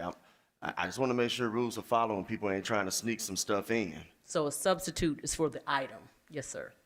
All right, I still object, and you just gave me more reason to. Thank you. Okay, great. All right, so been moved and seconded, objected.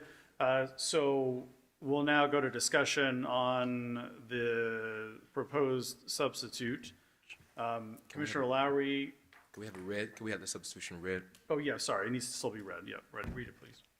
Substitute caption for item 24, ordinance amending the Shelby County Charter to establish term limits for members of the Memphis-Shelby County Board of Education and recall of county school board members were authorized by state law, sponsored by Commissioner Mikel Lowry. This would be an ordinance on first reading. Okay, thank you. Commissioner Lowry, before we go to discussion on this substitute, do you want to explain this? Yes, thank you, Chair. So, while I am in favor of term limits, and this body has them, and so does the City Council, we did this through a referendum in 2009 that established term limits for this body, City Council, all of our mayors, and the other positions. What I am bringing forth here is for us to put this to the people to decide as well.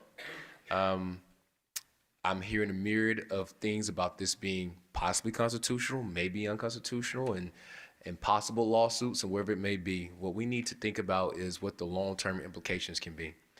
And like I said in committee, one thing that will keep us from being sued is to put it to the people for the people to decide. While we all have our personal opinions when it comes to these things, as someone said, a simple majority making a decision on this body, I know will be challenged in court. But what will not be challenged in court is to put this to a referendum. Also including the recall for school board members, which is currently not in place. All of our positions have the ability to be recalled. The mayor and everyone else, the school board does not. I think the public should have the right to vote on that as well. So therefore, while there's a lot of passion on both sides when it comes to this issue, I think it's prudent for us to look long-term and think about what the long-term implications will be.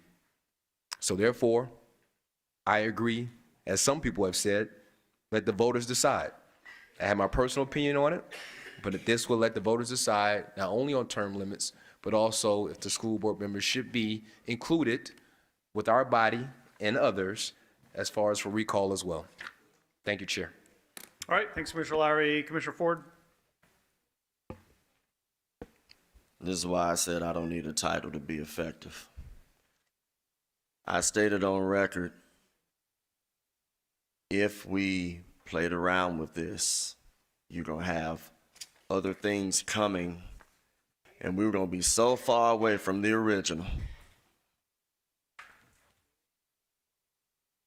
I don't want us to get away from what several of my colleagues brought, which was put back in committee, and I think I was one of the main ones that said no, because I knew we were going to get to where we are today.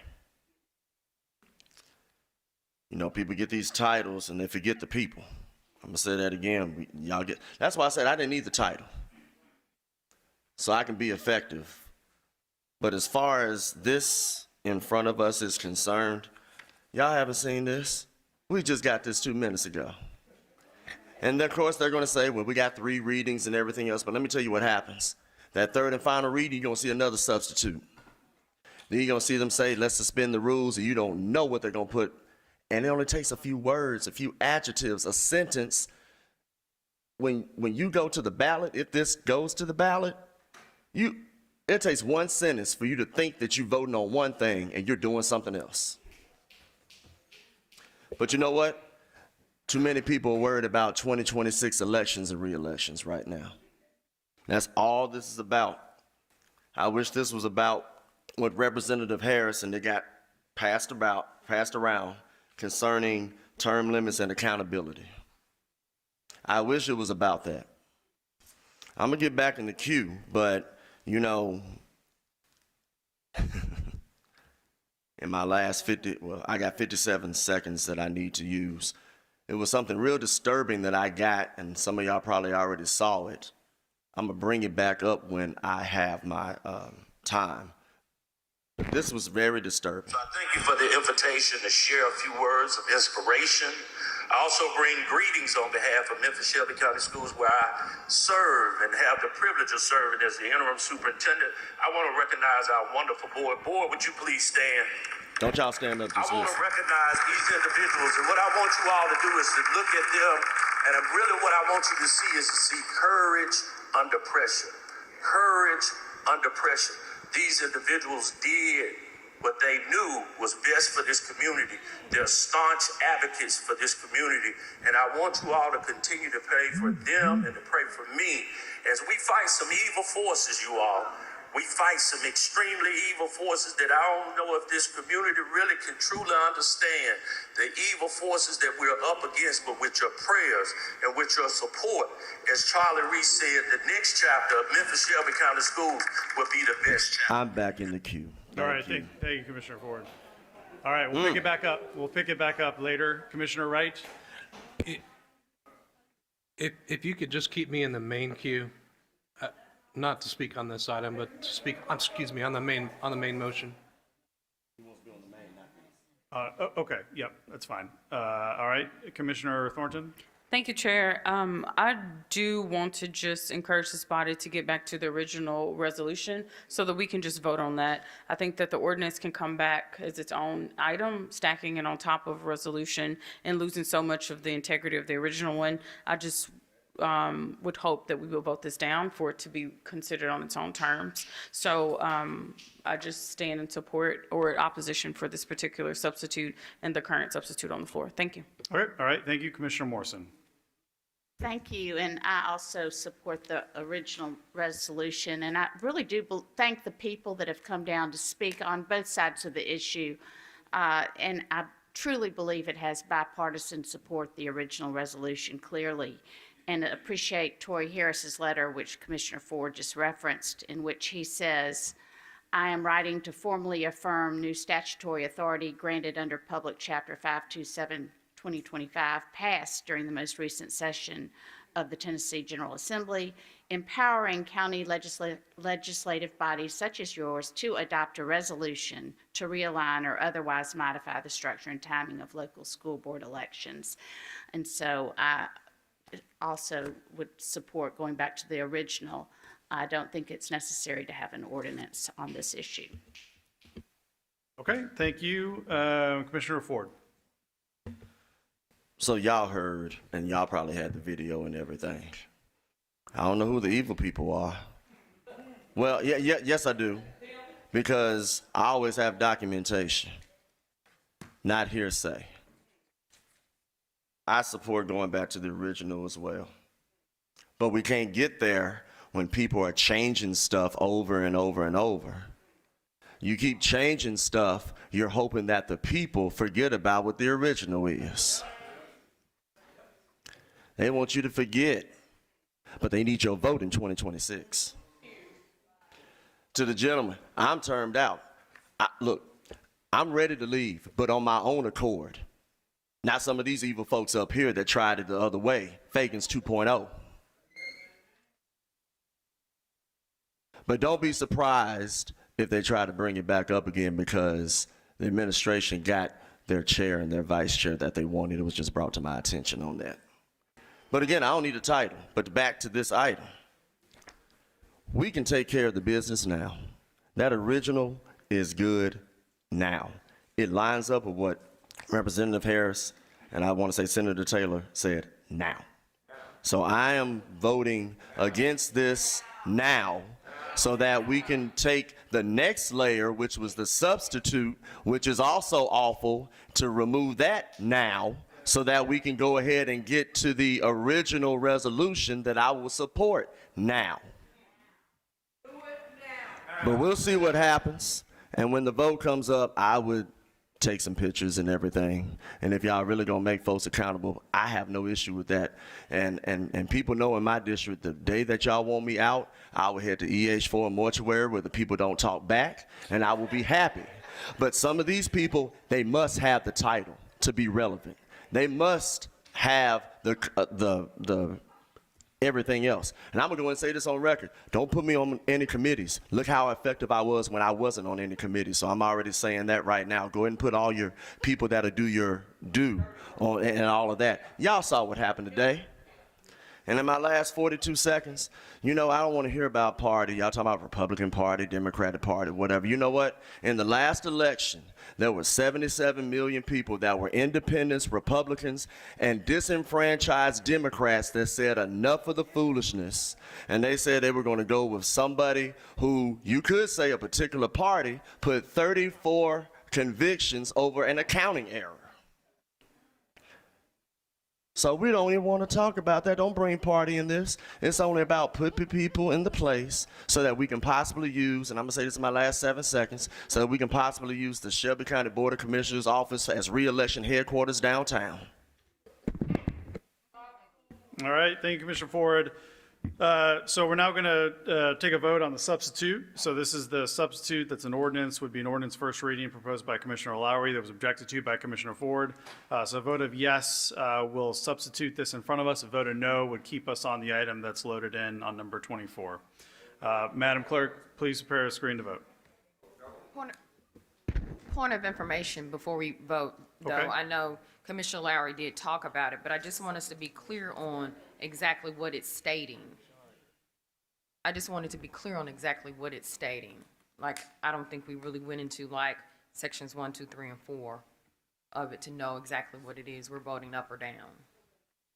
So what's being proposed here is an amendment to the county charter to apply term limits to county school board members, and as well as additional language of allowing recall of county school board members. So these are charter amendments, and per the charter amendments require a referendum. So this would be an ordinance to amend the charter, but do it so based on an affirmative vote of the voters. Point of order to the attorney. Would this be stronger than the original? Is it necessary? I could be wrong with my comment earlier. Is it stronger and is it necessary, or are you comfortable with the original resolution? Megan Smith, County Attorney's Office. I think what it does, it makes it harder to change, harder to approve and harder to change. So it would become a part of your charter, and in two ways. It would add the term limits. It's not required to do it this way, but it is available as an option. The next part, it authorizes recall where it's allowed by state law. So you will recognize this language. It appeared in an earlier version of a charter ordinance in the spring.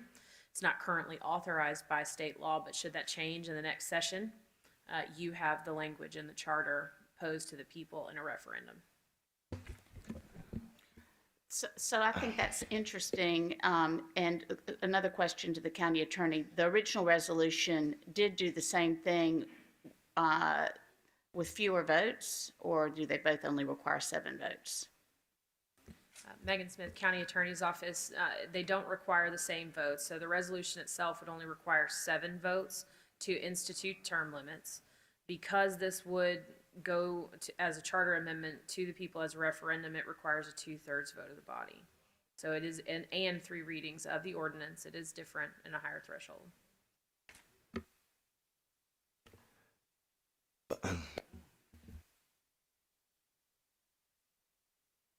Okay, all Question right. to the attorney. Hang on one second, Commissioner Brooks. There are few others who just jumped into the queue, so I want to try to just see who's in for this. Vice Chair Avant, and then we'll Commissioner Mills. Thank you, Chair. And I guess this question also to the attorney. I'm in support of term limits for school board members. And my question is this particular ordinance, could it be done separately so that we were also able to move forward with the resolution, one of the resolutions that was proposed? Megan Smith, County Attorney's Office. Let me restate the question. In essence, you're asking if you passed a resolution today, could you come back later and do an ordinance? We would have to, yes, is the short answer. There are some steps we'd take to make sure it was done right, but it could be done. And I guess the other question is, if we accept this substitute, then it nullifies the other aspects of the resolution that Commissioner Sugarman was putting forward, which was that we institute the term limits, and then that we are also able to do that so that that it started in 2030. So this would eliminate that moving forward, because this ordinance would have to go through 3 readings. Megan Smith, County Attorney's Office. To the extent that the other resolution, the one that's currently on the agenda, starts in 2030, that's not how this ordinance is currently structured. So the answer would be it would change it. And the ordinance currently structured would do what? It would start in what year? If right now the ordinance puts the questions to the voters, there are 2 specific questions amending 2 sections in August 2026 with an effective date as to term limits of September 1st, 2026. So this would put in effect the vote, if the voters say in August 2026, then those folks will have to run for re-election again in August 2026. I'm trying to figure out the time frame and the lapse of time if we were to vote on this substitute as an ordinance versus the resolution. If this ordinance were to be the option to implement term limits, the question of eligibility or qualification to run would come at the very next election. That would be reviewed in the normal course for application, and qualification to run by the Election Commission after the start date of September 1st, 2026. So the very next election, without any other steps, would be 2028. Thank you. All right, thank you, Vice Chair Avant. Commissioner Mills? Thank you. That's kind of along my question. So if this were withdrawn as a substitute and we worked with what we've got, sounds like most of us want to go back to the original, do that from this, and then do this as an add-on. They would complement each other, so to speak. Megan Smith, County Attorney's Office. There would be a version of an ordinance we could put together that does just that, yes. Okay. I would respectfully ask the sponsor if you might do this as an add-on. I think you would get more support if you withdrew this and did it as an add-on. That's all. Thank you. All right, thank you. Commissioner Ford? No? All right, Commissioner Brooks? Thank you, Mr. Chairman. I just wanted to ask the attorney, in reading Tory Harris, Representative Harris's letter, looking at the, let's see, second sentence rather, 4th paragraph, it says this legislation was enacted to allow the local legislative body options so that the legislation says may require, which in my interpretation means in full or in part. Local legislative body may adopt the enacted legislation. So my question is, we have options. The legislation passed by Brent Taylor and Tory Harris gave us options. Okay. In those options, I think one of the resolutions that was presented in committee last week gave us the option of allowing each board member to complete their terms, which would be in compliance with the Constitution, Section 11, Article 11, Section 9. We would not be abridging any terms, which is what he seems to be doing here in this letter, backing up, saying that you have options, and with this public chapter that was just passed, you can adopt it partially or fully, which is not what he said originally. But when the constitutional question came in, I guess he went back and took a look at it, or maybe they talked with the AG and didn't let us know. I don't know. But it seems here to me that he is now conceding that we are on shaky constitutional ground with that legislation. So he's emphasizing our options. So my point here is, why are we trying to, well, I know we're being punitive, but why are we violating the Constitution? Why are we setting that precedent? I know some people want to be punitive, fine and good, but why do you want to violate the Constitution? And someone needs to speak to that and deal with it. And that's why we propose the resolution that would put everybody's terms, let everyone finish their terms, and then you would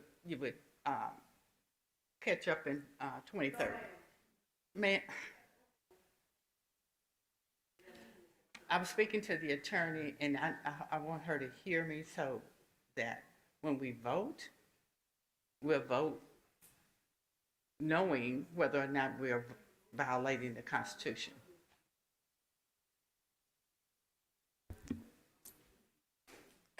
County Attorney. I'm done, thank you.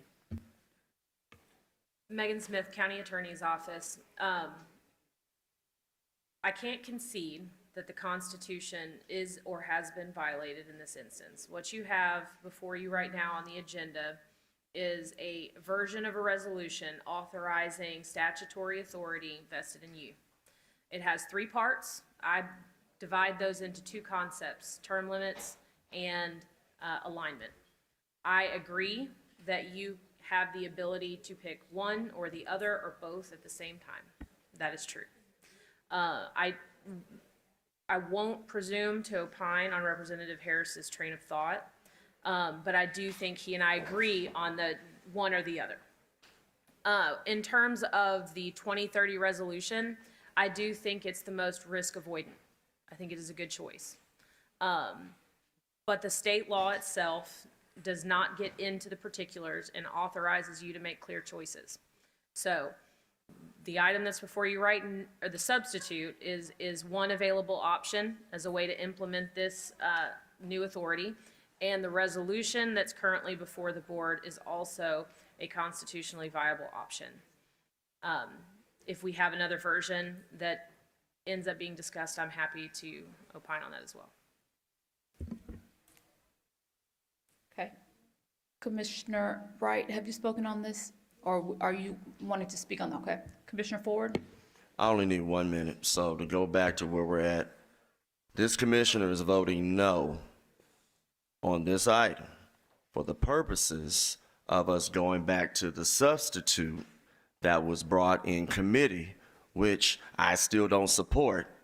But in order to get there, I have to vote no so that I can vote no on the substitute that was brought on Wednesday. Now, if 7 people vote in favor to keep this as is, that means the original is bye-bye. Okay? And I'm saying that because, like I said, you got to watch a substitute on top of a substitute on top of a substitute. It won't even be the original anymore. And maybe that's by design. So again, and I said I didn't need the whole 3 minutes. I only need another 15 seconds. I'm voting no so we can get to the substitute, and I'll be voting against the substitute for the purposes of us getting back to the original, where we should have had more deliberation. But again, maybe that was by design. I don't need my other 2 minutes, and I yield. Commissioner Morrison?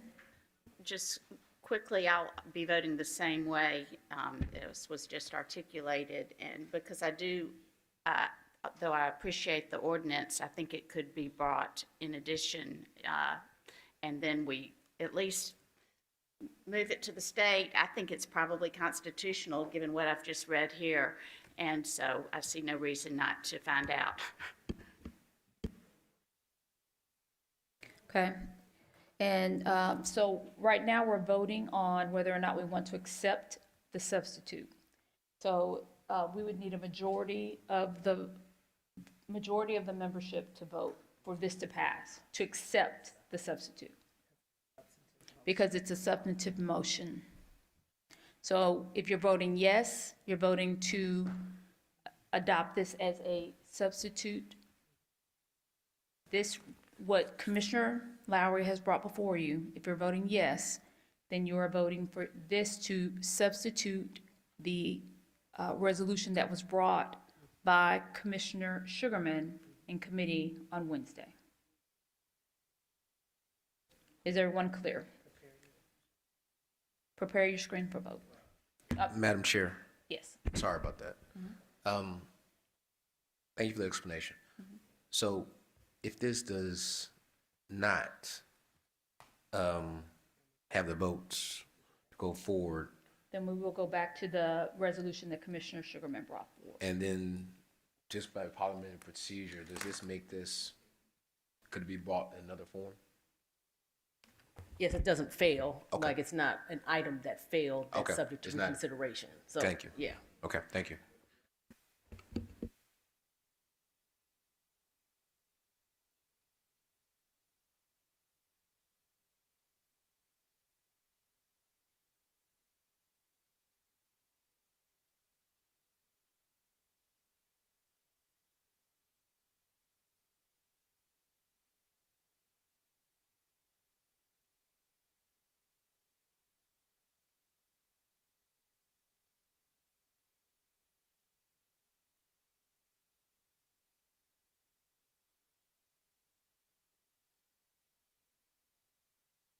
All right, Madam Clerk, you can close the screen and record the vote.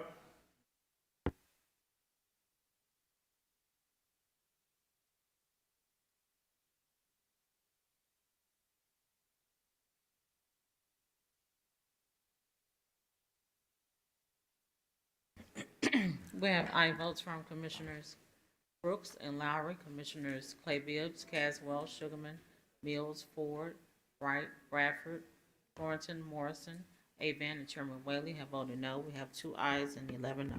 All right, that substitute fails. We're back on the main item. Commissioner Wright, you're waiting on that one, so I'm going to go to you, and then we'll go to Commissioner Sugarman. Thank you, Mr. Chair. So earlier today, we heard someone say, vote your party.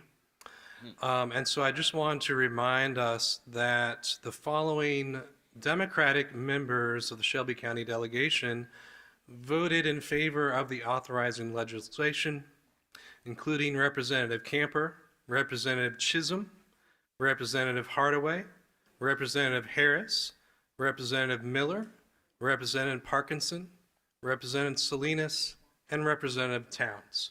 8 Democratic members who represent Shelby County. So what party did they vote? Or were they simply seeking something better for our district? Another person at the podium said that there's nothing that we can do when the school board makes a bad decision. And that is true. There's very little check on their power. None of the checks that apply to the county commission apply to the school board, including recall. We've been talking about including term limits. There's no veto on the school board. Their power is unchecked. And when you look at what has happened over the past, let's say, half a decade, you've had a superintendent exit under very poor circumstances, sent away with a large check, and the investigation was not finished or released to the public. Then we had 3 interim superintendents, 2 superintendent searches, and then check this out. They cut short the term of the superintendent that they spent 2 years to hire. Wait a second, they cut a term short? I thought that was bad.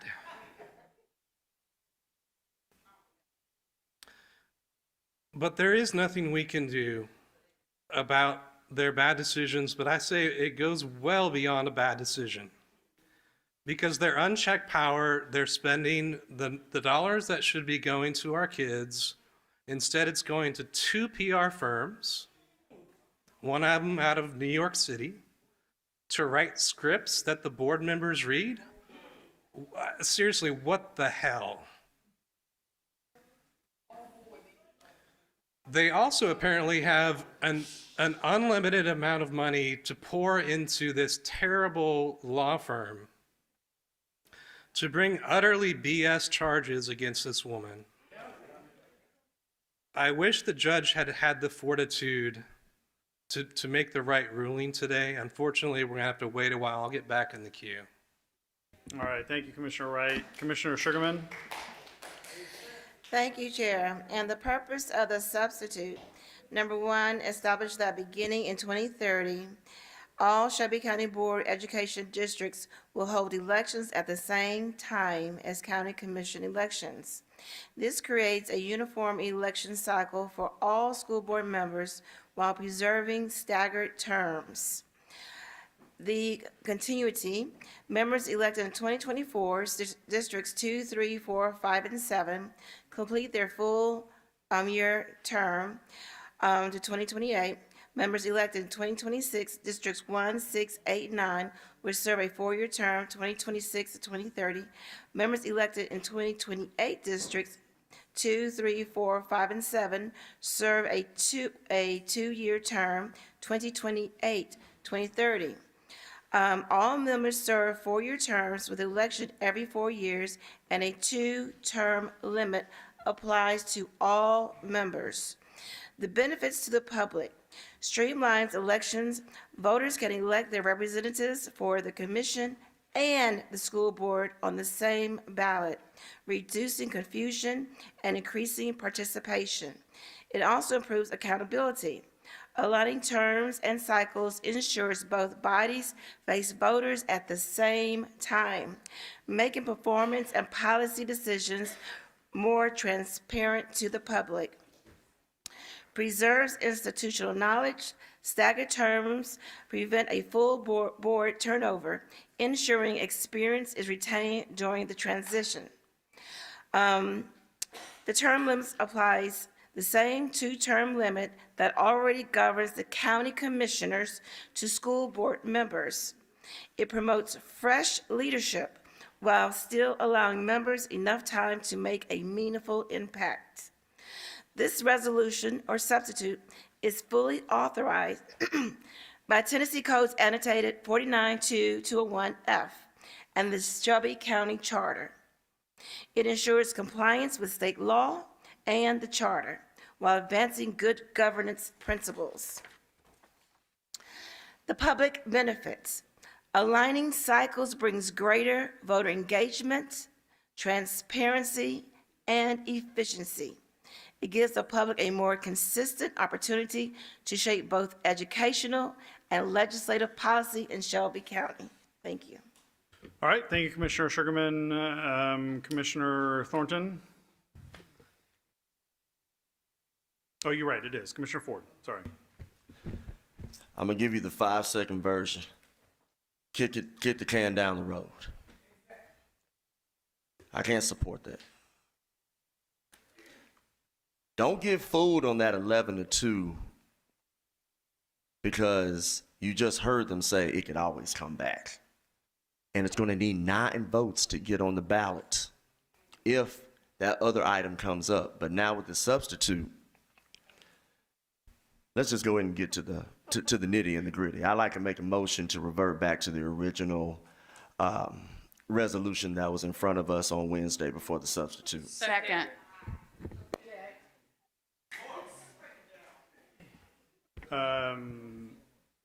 let's just make sure that we're clear. So Commissioner Ford made a motion to amend the item in front of us to revert back to the original resolution. Okay, that was seconded by Commissioner Morrison. Okay, at the same time, we're going to go with Morrison. All right, and then there was an objection. So we're now going to debate the motion to amend. And we still have 2 people in the queue, so you can speak on, if you're comfortable speaking now, great. If not, you can pull yourself out of the queue and go back in whenever we deal with this motion. Commissioner Ford, anything else? Okay. All right, I'm going to go to Commissioner Thornton. Thank you, Chair. I do support this motion to go back to the original item. I brought the item as I was following it at the state level. So I do think that Commissioner Wright's points about pointing out the Dems that supported this particular item at the state level on the floor are very pertinent in this particular conversation. I've been listening to a lot of the feedback, the comments, and I do believe that one of the public persons talked about the group of us that voted for the no confidence vote need to be able to be consistent. I would really question how we can say that we have no confidence and then push a time-sensitive decision out to 2030.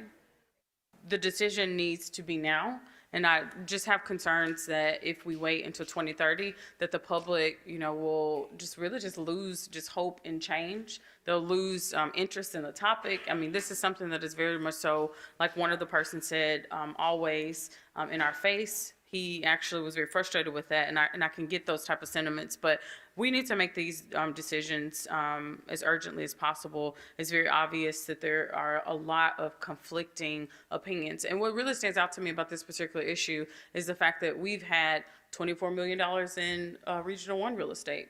Nobody came to talk about that. We've had $1 million spent on a transitional house with officer reentry that serves 3 people. Not a lot of public comment about that. This is one of these issues where we've had a lot of public interest. And so I think that I've seen a lot of sketch things happen on this body, and public opinion wasn't there. Here is just yet another thing that is concerning, and there is a lot of public opinion and interest. If you read the comments on any of these news stories, if you read our YouTube channel comments, I mean, how many times have we had this many people come and pull public comment? Almost 2 people kicked out of the meeting today. Like, this is the one of the wildest meetings that we've had. And so I think that we need to honor the interest there. I know that a lot of people will critique the people who are coming to speak to say, oh, they're just a small group of people.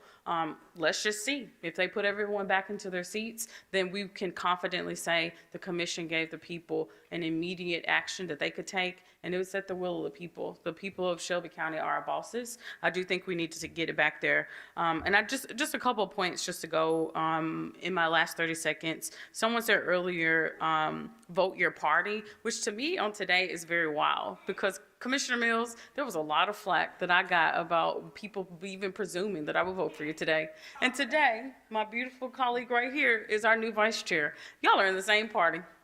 So I'm a little confused today about what just happened and where convictions are. And so I just think that we just need to focus on the original, because today we have strayed away in many different other votes. So please vote the original, and I'm counting on the no confidence group to get this through. Thank you. All right, thank you, Commissioner Thornton. We're going to go Vice Chair Avant.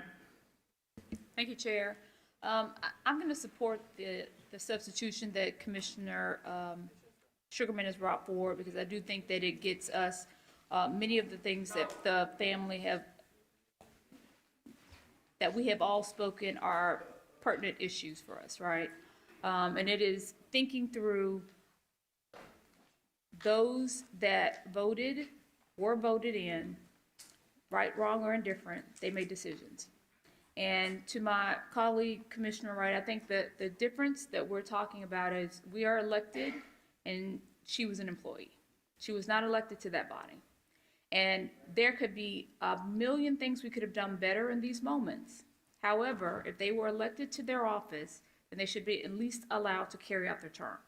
We do need term limits. I believe wholeheartedly, and that's for someone who served on the school board. I believe that we should have term limits for school board members. I just don't think that going back to the original resolution gets us where we need to go in a very democratic process. And I do not want to erode the democratic process. Because if it happens there, it will happen sooner or later. And everybody here, everybody that is represented in this county, period, that is not what we need. So I am going to support, and we can have difference of opinion. We absolutely can.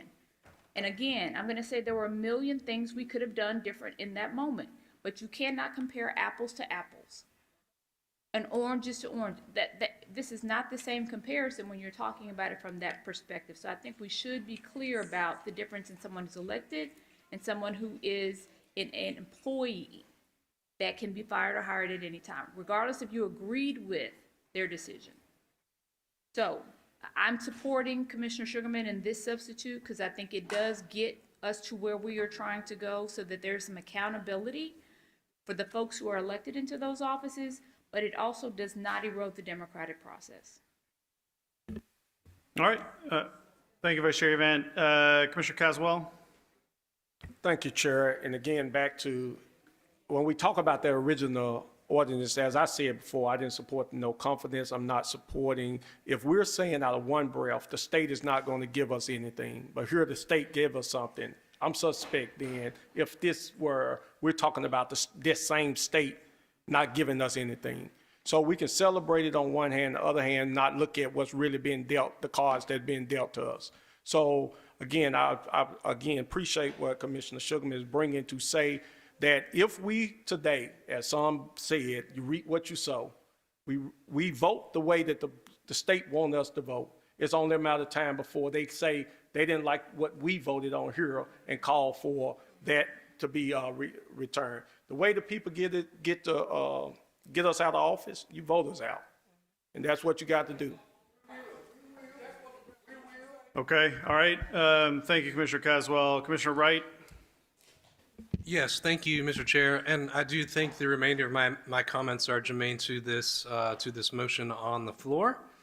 And so concluding my reflections on the fact that there's nothing we can do about these bad decisions, and I would say they're much worse than bad decisions because it's a unlimited pool of money that is being sunk into a law firm, and a complete waste of that money. But now we're being told that we're evil, that we are part of evil forces, because we wish to restore power to the voters. That is very interesting. I do sense, I feel the vibes, Mr. Chair, that people are mad at me.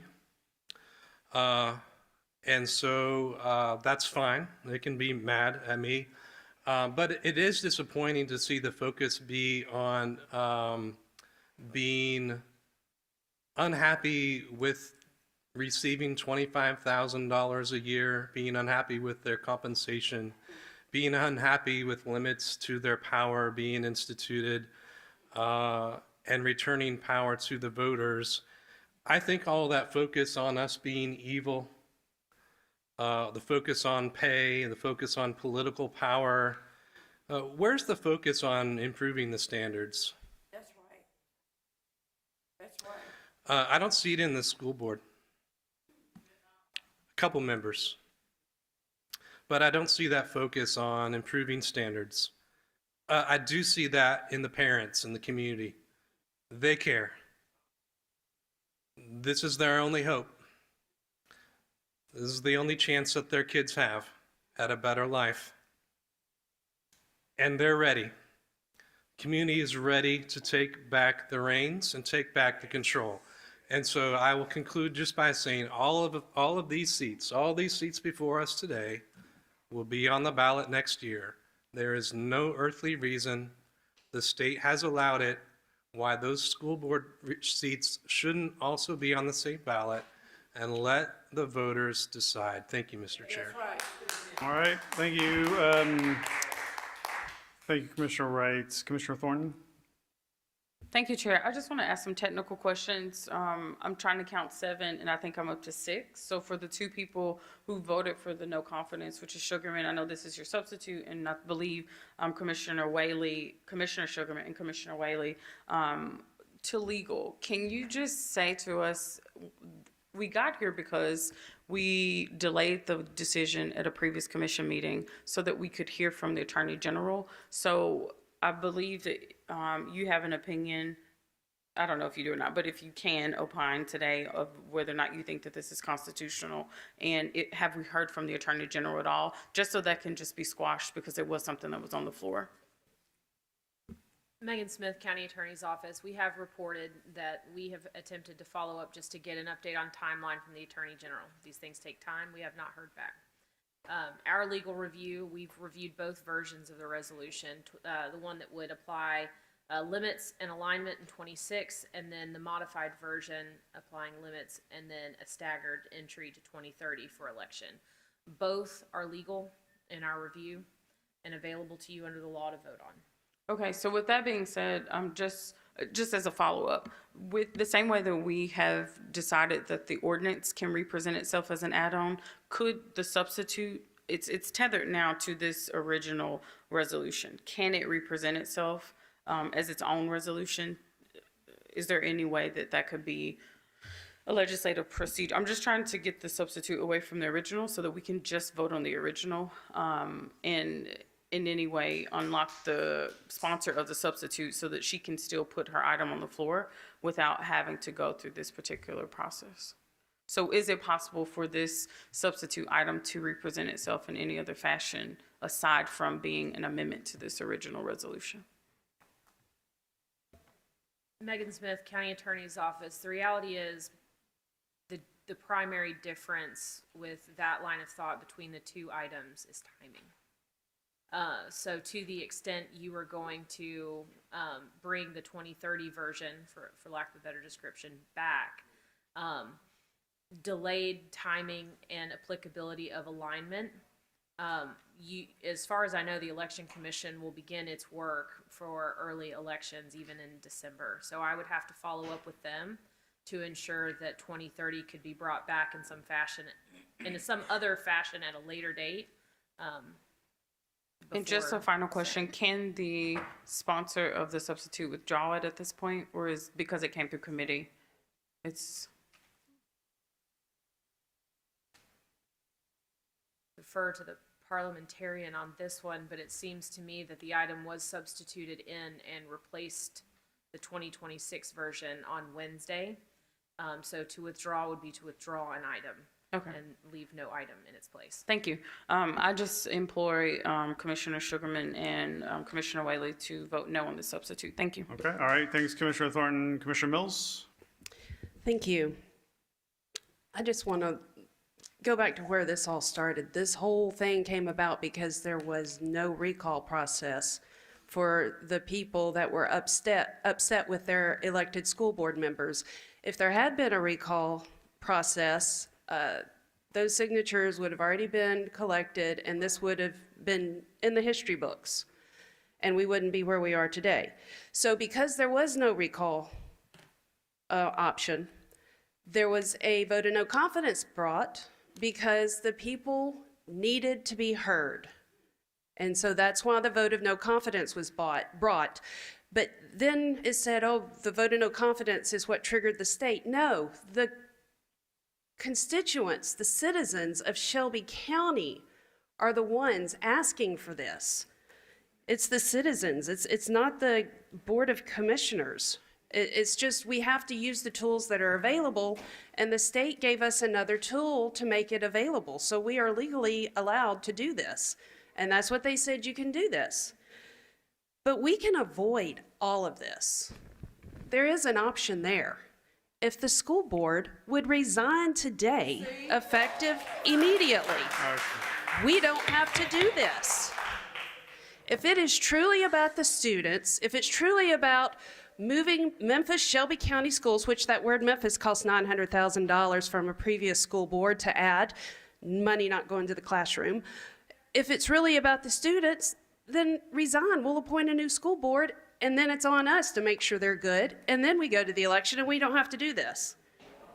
I'm not seeing the school board jump at that. I'm seeing heads no, shaking no. So here we are, having to do our job. And I rise up in support of the original resolution as written for the citizens, for the students of Shelby County, Memphis Shelby County Schools. Thank you. All right, thank you. Vice Chair Event, would you mind taking over for a second?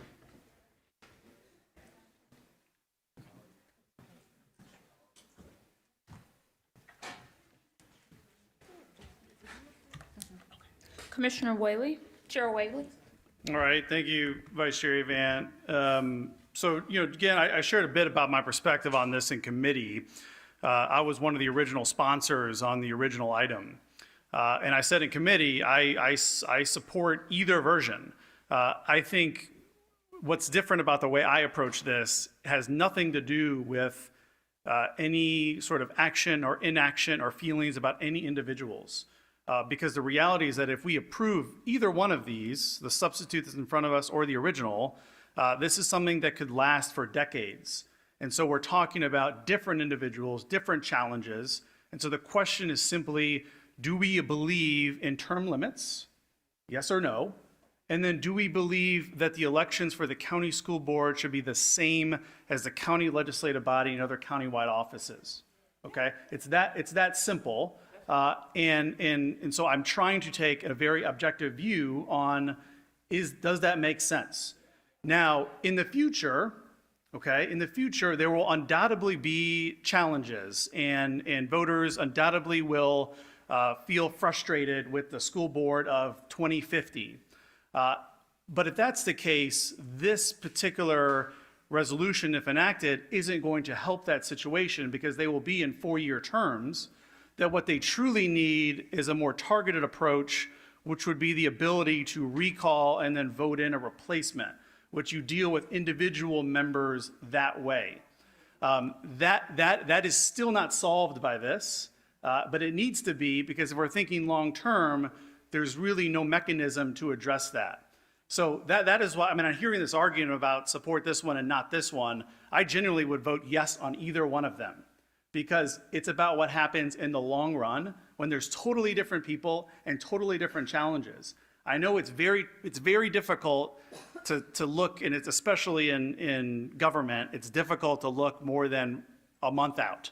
But as hard as that is, I think we have to think about what it looks like 40 or 50 years from now and what makes the most sense. And either way we get there. So like I said, I mean, objectively, I think it's fine. Either one is fine, because I believe if I answer those two questions, are term limits good? Yes, I think they are. Are aligned elections good? Yes, I think they are.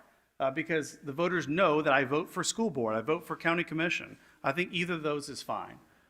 So I understand the substitute that Commissioner Sugarman has to avoid potential legal challenges. Either way, you're going to have a 2-year term.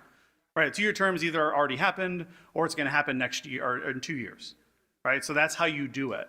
It's just a matter of either way we want to do it. But I just want to explain that the reason why I support the original and I support this has nothing to do with anything that has happened. It has to do with like a governance model that I think makes sense. It's the same governance model we are subject to. So I think that it's fair to say everyone else has term limits and that everyone else's elections are on the same cycle. So again, I know this is a very different approach, but just want to share kind of where I'm coming from as it relates to this resolution. Thank you, Madam Vice Chair. Thank you, Chair Whaley. Commissioner Brooks? To the attorney, I'm still not clear about constitutionality. And I know some people don't want to hear that, but it's the right thing, and we need to be dealing with the right thing. So let me just ask the attorney, in reference to Article 11, Section 9, the resolution, the original resolution that was put before us, I don't know, sponsor, did it change the terms? of the incumbent school board members? Megan Smith, County Attorney's Office, yes, it would. It did. Did you say yes? Yes, it would. Okay, now let me ask you this question. Tell us, Madam County Attorney, what does Article 11, Section 9 say? I can pull it up and read it. I can also skip to the part where I did read it and analyzed it. Okay. And as it pertains to this conversation. As it pertains to this conversation, yes, ma'am. So I think it's important to remember that county school board members are creatures of state law. Their governance, their structure, how they're managed, who they have to ask permission from and who they don't, is outlined in Title 49. Article 11, Section 9 does speak to the authority to have a home rule charter, for example. It speaks to the transition of those constitutional officers.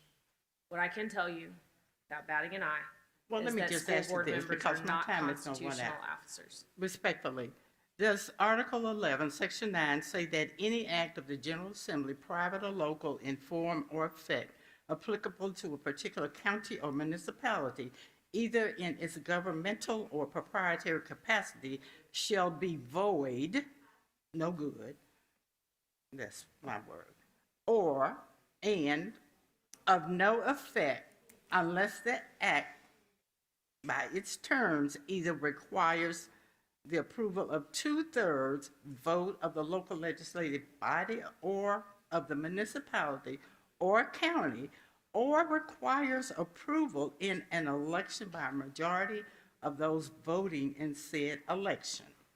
Senate Bill 1336 is passed by the General Assembly. This is what I get from the bill. Requires no such language. Yes. So right there, you have a constitutional question here. With respect, a law of local effect, this is not the law. This is not the type of law that is speaking to. There is an analysis that can be done to analyze laws and their local effect. It's like a 3-part step. You walk through each of those steps, and this is not a private act. You've had private acts that have come before the board before that do have to be ratified by the body before they take effect at the General Assembly. The existence of those private acts is actually statutorily authorized. That's not what we have here. We have permissive state law that you can choose to engage or you can choose not to. Okay, right, you do. But what I'm saying is, All right. the state law itself, I'll be done. Let me Okay. just say, I'm going to say one thing Okay, to her. all right, Commissioner Brooks. Because we're in error here. The state law itself is unconstitutional. Possibly.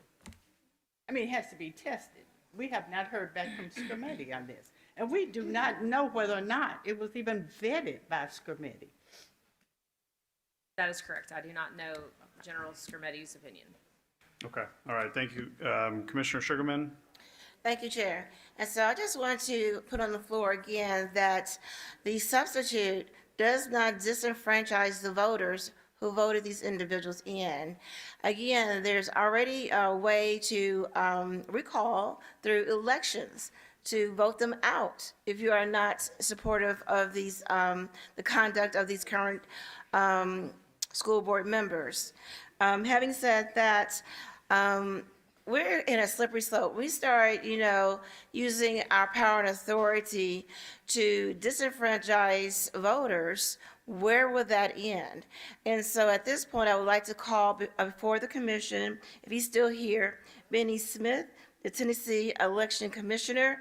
And I just want you to kind of frame out, first of all, I've been in conversation with the attorney about, yes, this could open up to potential lawsuits, but then where will it end? Secondly, if you could just address the question of disenfranchisement. Has this ever been done in West Tennessee or in Tennessee, where one body basically disenfranchises another elected body? Can you speak to that? Sure. Benny Smith, Tennessee State Election Commissioner, 273 Colbert Street West, Collierville, Tennessee.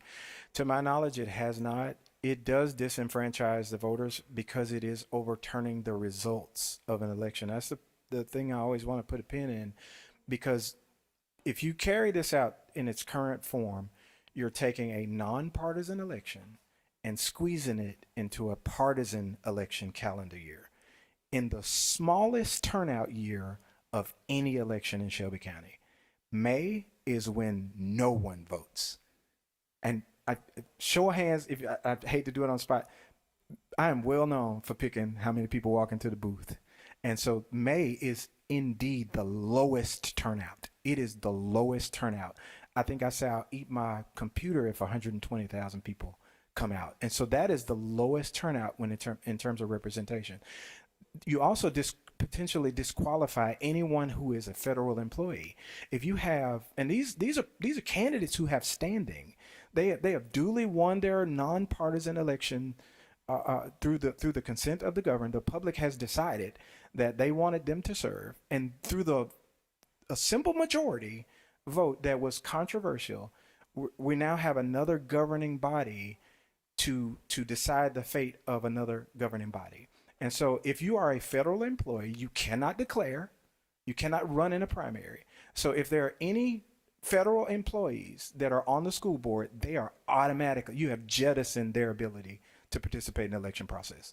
They can't even run again. They're disqualified. So moving it on the calendar has a lot more unintended consequences that are being discussed here. Thank you, Mr. Smith. Thank you so much. All right, Vice Chair Avant. Call the question. Okay. Question's been called, but we still have two commissioners in the queue, so we'll go to them and then we'll take it to a vote. Commissioner Morrison? I think we're ready to vote, but I believe on the floor now is to move the original.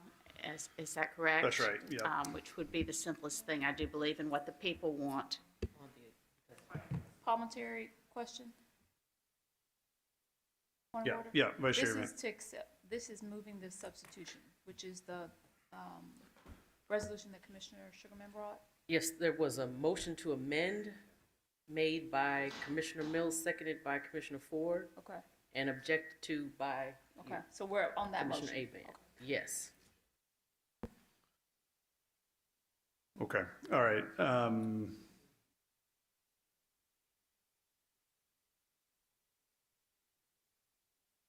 Point of information. Yeah, Let's Commissioner just be Claypool.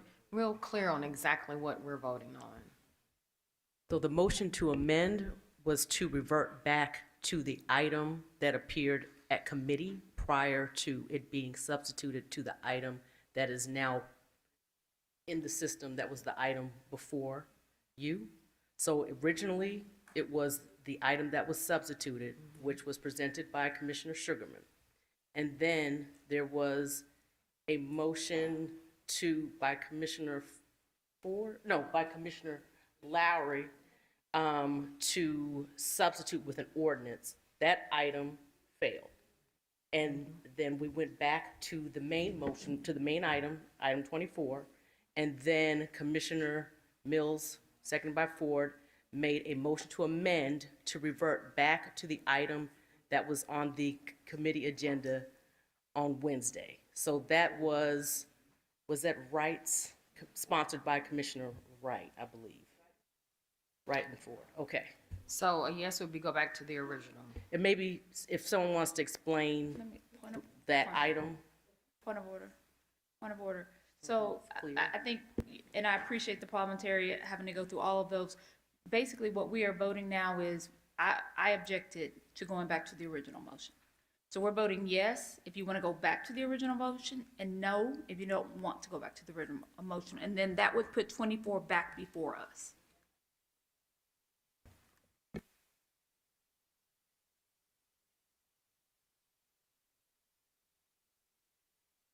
Okay, all right, Commissioner Ford? Since I was in before we moved the previous question, there were a couple of things that I don't agree with Mr. Smith on. First of all, we already have some of those staggered already that do fall within those even numbers on August to where it's already happening. Number two, I believe the state already voted to put partisan elections for the school board. And number three, even though the state legislature cannot shorten the term, we do have that latitude. So And there's one other thing to where, you know, there's a lot of people that have come down here. I need to start asking them, are they running for an office in 2026? And do they have a benefit one way or the other before they come to that well? So that's where I'm at. I just want that to be clarified. I know the question has been called. So I'm going to again be voting in favor of what's on the floor for the purposes of us going back to the original resolution before we had the substitute. Thank you. Okay, all right, very good. Madam Clerk, please prepare the screen to vote on the amendment to revert back to the original resolution.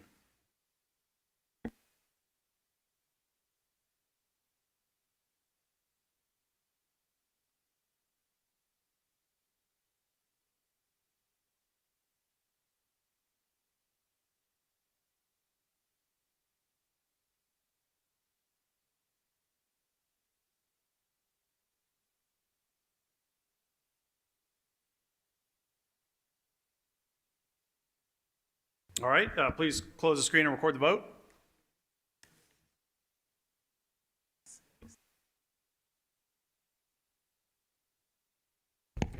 We have aye votes from Commissioners Mills, Ford, Wright, Bradford, Thornton, and Morrison. Commissioners Clay Bibbs, Caswell, Sugarman, Brooks, Lowry, Avent, and Chairman Whaley have voted no. Have 6 ayes and 7 noes. All right, that motion fails. We're back on the main motion, item 24. Commissioner Ford?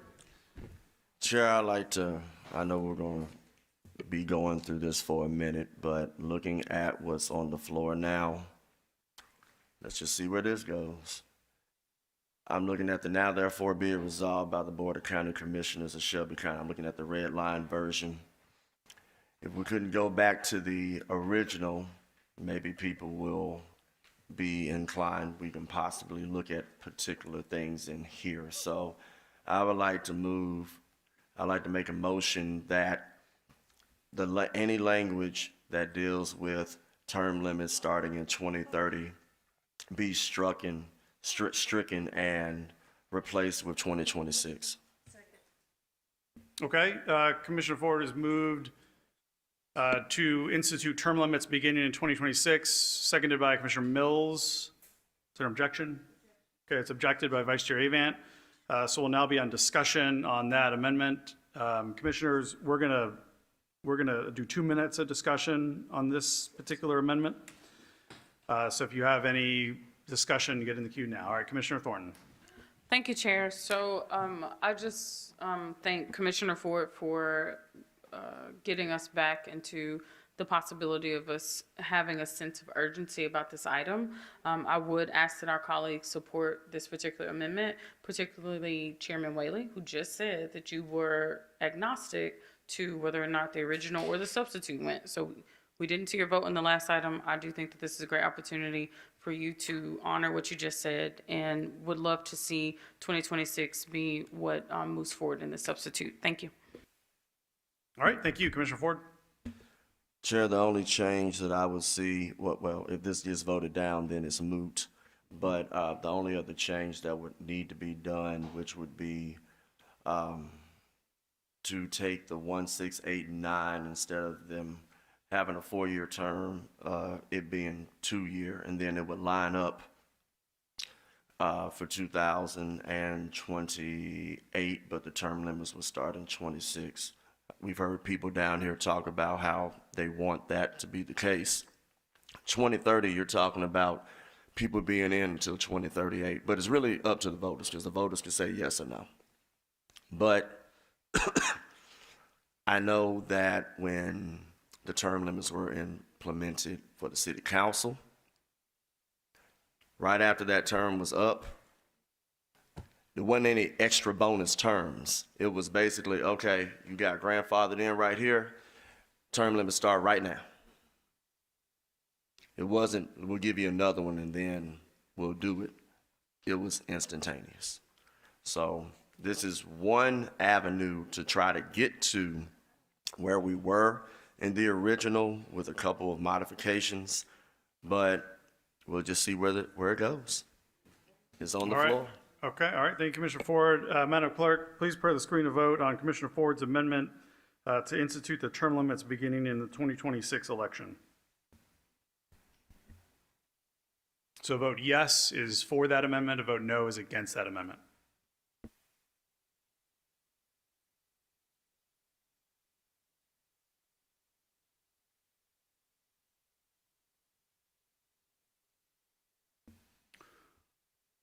All right, we can close the screen and record the vote.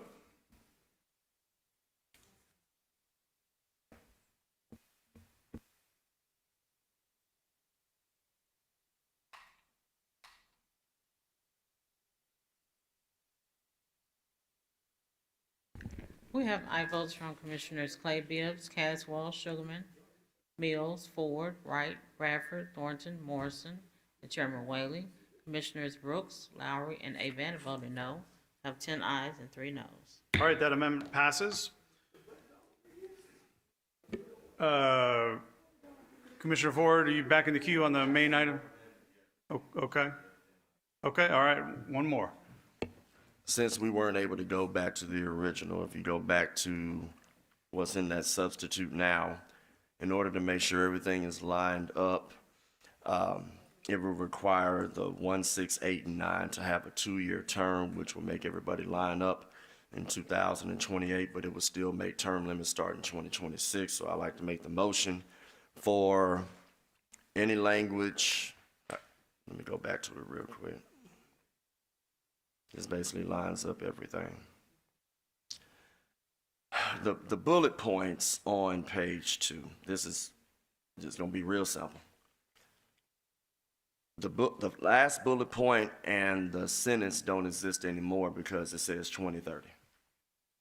So the only thing now that would change is for 1, 6, 8, and 9, instead of serving a 4-year term, to be 2. That would line up everything for 2000, and yeah, it would line up everybody. Instead of adding another 4 years to an already existing 2022 to 26 term. So I like to make the motion to line up the terms for 1, 6, 8, and 9 to have a 2-year. That's my motion.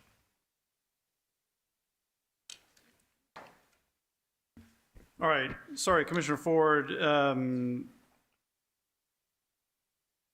So you're talking about the districts that are regularly up for election in 2026? 1, 6, 8, and 9. Either way, you would have to have one group to serve 2 years. Right. And if we voted for 2026 to be the start of term limits, in order to line up 1, 6, 8, and 9 with the 2, 3, 4, 5, 7, it would require a 2-year. Point of information. Okay, Commissioner Sugarman. Okay, since I was on the prevailing side on the amendment, can we bring that back up? For the amendment to change it from 2030 to 2026? That's not on the Since I was on the floor. prevailing side of the amendment, can I then bring it parliamentarian through the chair? Because it was not clear to me, and so therefore, what I'm asking, since I was one of the voting members on the prevailing side of the amendment that Ford produced or introduced, it went from 2030 to 2026. And since I'm on the prevailing side, I would like to bring that vote back up. It was not clear, at least when I voted. I can't speak for my colleagues. I'm not understanding what I wasn't would like to clear. bring the amendment back up. So that's not what's on the floor right now. The amendment, we just passed the amendment. To go from 2030 to 2026. And my question then Oh, the becomes- term limits. For the years. And so my question is for the parliamentarian. So since I was on the prevailing side of the amendment, to change from 2030 to 2026, I would like to know, to the parliamentarian, can I bring that up, the voting of that amendment? So Commissioner Sugarman, we just voted on 2 different amendments. Which Okay. amendment are you referring to? The one that takes it from 2030 to 2026. The one we just passed? Yes, Okay, you want a motion to reconsider yes. that? Okay, all right. Point of order, there's a motion on the floor. Yeah, so I was just asking, can I do that? That's the question. So there was a motion that Commissioner Ford was making around just clarifying when the 2-year term would happen that he was explaining. There was a second. Who was the second to Commissioner Ford? Was there a second? Second, Commissioner Mills. So do we have to take that up first and then Right. go back to Commissioner Sugarman's vote to reconsider? Point of order, could she just not change her own vote? Is that an option? Can we do that?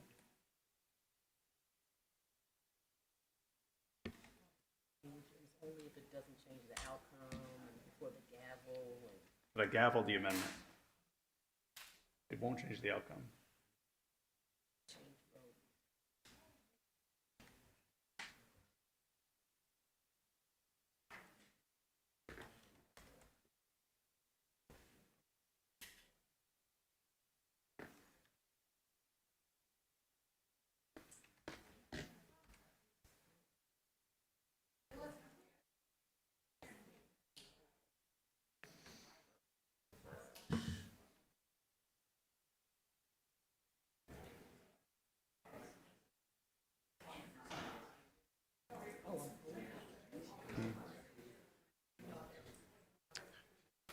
Can we just? All right, Commissioner Sugarman, just so we can get this right, I'll take it up as soon as we dispose of this, and we'll just figure out what we need to do. Commissioner Ford, I want to just understand what it, because within this, the resolution that's in front of us, the 2-year term is assigned to districts 2, 3, 4, 5, and 7. So you're proposing an amendment, and then 2030 is the next county, the full, so it's 26 and 2030. 28 wouldn't work because it's not a countywide election. So what is the amendment, just to re-clarify that you were trying to make on the resolution? So my motion was to go ahead and have it lined up earlier. But if that is not the will of the body, we could still start 2026 for when term limits start. And we would just, what I have just lines it up earlier. It is not 100% necessary, but I don't know what the confusion is from 2030 and 2026. It's just a difference of 4. But hey, so I tell you what, since my colleague is so anxious to bring up, you don't want to laugh right now because you don't, because you know what? Point of personal privilege. You mess with my mom's spirit with what you said earlier. So don't laugh, because it's not a laughing matter when you mess with my mom. Because as far as I'm concerned, you need to apologize to her, otherwise you're dead to me. So with that being said, you know what you said when you wrote on that, what you read out on public, and y'all heard it. All right. So with that being said, I'm gonna withdraw my motion since Commissioner Sugarman likes to say unintelligible things. I'm gonna withdraw for the purposes of her saying more unintelligible things. But you mess with my mom's spirit. Okay. And as far as I'm concerned, if you don't apologize to her when this is over, you are dead to me, All right, Erica Sugarman. Commissioner Ford, I think we're in a good place. No, great, okay. So I think we're probably in a good place to try to vote on this item. Commissioner Sugarman, you wanted to reconsider the item to change your vote. Is that correct? Point of personal privilege. Commissioner Sugarman?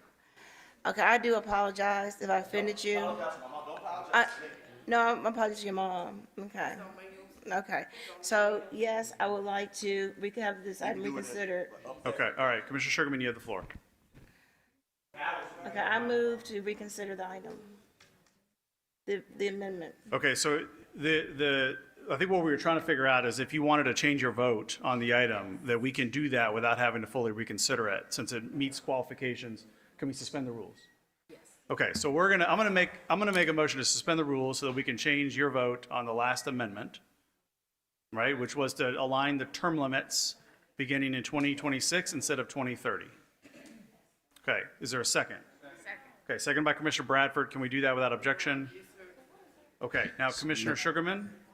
Commissioner Sugarman, you can now make that motion to change your vote. Okay. Okay, without objection, Commissioner Sugarman, you want to change your vote from an aye to a no? Okay. Please let the record reflect that on the previous amendment by Commissioner Ford, Commissioner Sugarman voted no. Can you reread the vote totals, Madam Clerk? Hold on, point.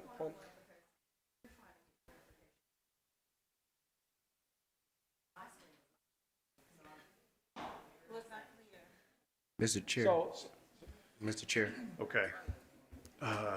Chair, I know, Commissioner Lowry. I know it's, welcome to your last meeting, all right. 'Cause it had to be eventful.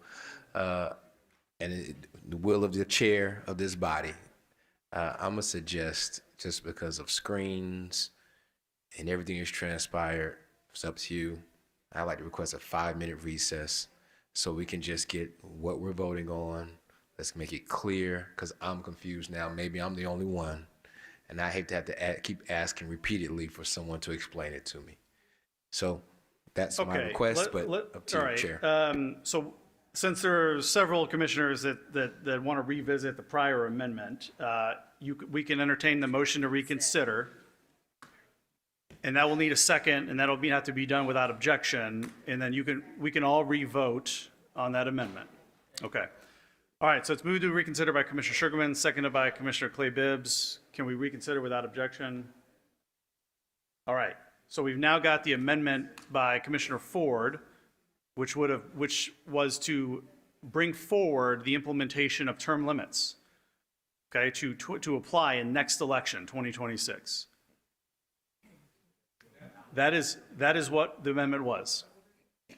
So a vote yes on that would bring the term limits forward to the next election, 2026. A no vote would leave it at 2030 implementation. Point of information. All right, So Commissioner Clay Bibbs. So if we're saying, so you're saying 26, but I think the issue that, because I couldn't see it in front of me, is are you saying that all will be on 26? We just need clarification as to what we're saying when you say 26. Okay, so the amendment was regarding 2 consecutive 4-year term limits. So beginning in 2026, that you would be limited if you've served 2 consecutive 4-year terms. These are the same term limits that apply to the Board of Commissioners. So That was what the amendment was. So if you're running for school board in 26 and you win, you know that is your first term of the 2. Is that correct? That's Okay. correct. Yeah, we just need to be very clear on what it is we're voting on, because I think Commissioner Larry had a very good Okay. point around there have been a lot of dates, numbers running around, and none of this is in writing. So we want to be very clear as to what it is that we're saying. That's all that we're asking. Okay, Point of information. all right, Vice Chair Avant. Commissioner, Chair Whaley, I'm sorry. So if we're moving to the term limits in 2026, does that mean that the current school board members have to run again in 2026? So what's on the floor is item 24, as it was brought to us today. There was an amendment made by Commissioner Ford to clarify when the two consecutive 4-year term limit would apply. Based on the resolution, it would read potentially as applying not until 2030. What the amendment he brought would implement it beginning in 2026. That was what we voted on. That was the amendment that we voted on. It's been reconsidered. So the amendment is still on the floor now, that would bring forward the implementation of the 2 consecutive term limit provision.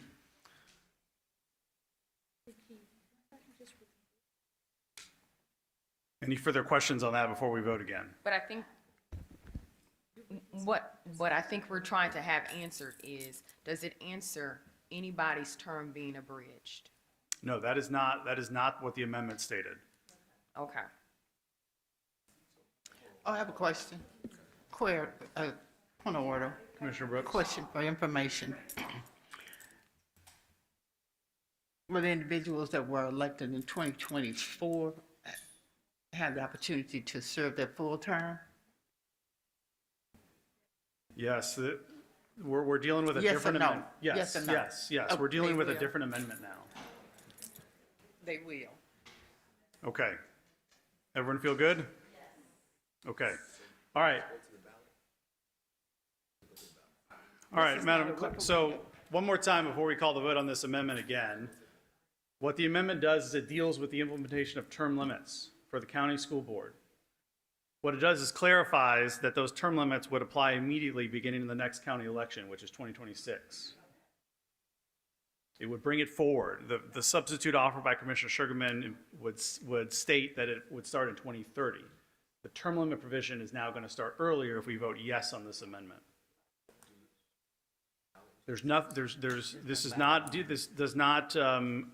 not a ballot referendum. So there will be nothing on the ballot to codify this unless we take up an ordinance later. What this does is exercises our authority given to us under the state law to implement term limits for the county school board. So a yes vote would bring that forward to essentially immediate implementation. Will there be a school board vote in 26? So what you just voted on, you reconsider now, it's back before you to vote on it again. So the thing that, and that's what you. All right, Commissioner Thornton. Thank you, Chair. I just would love to hear from legal.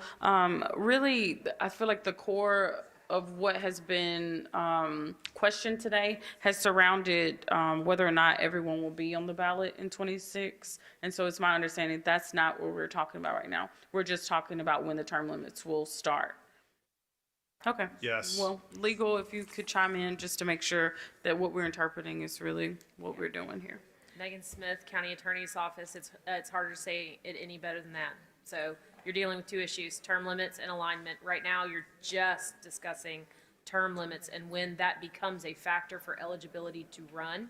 If you vote to make the motion to amend to 2026, it is added for everyone beginning in 26 or 28 respectively. Okay, all right, Madam Clerk, we're going to prepare the screen to vote on the amendment that was reconsidered that would implement term limits beginning the next county election, which is 2026.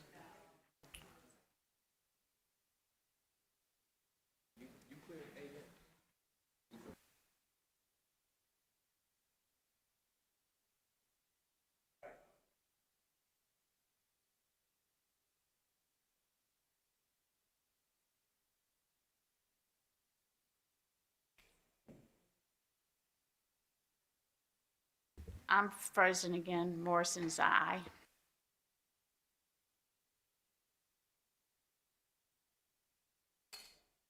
Okay, looks like we picked up some votes the second time. All right, Madam Clerk, close the screen and record the tally.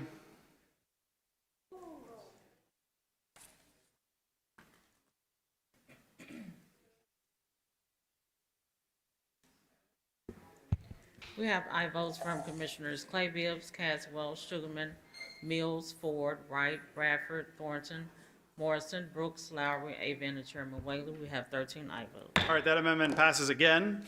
Commissioner Wright.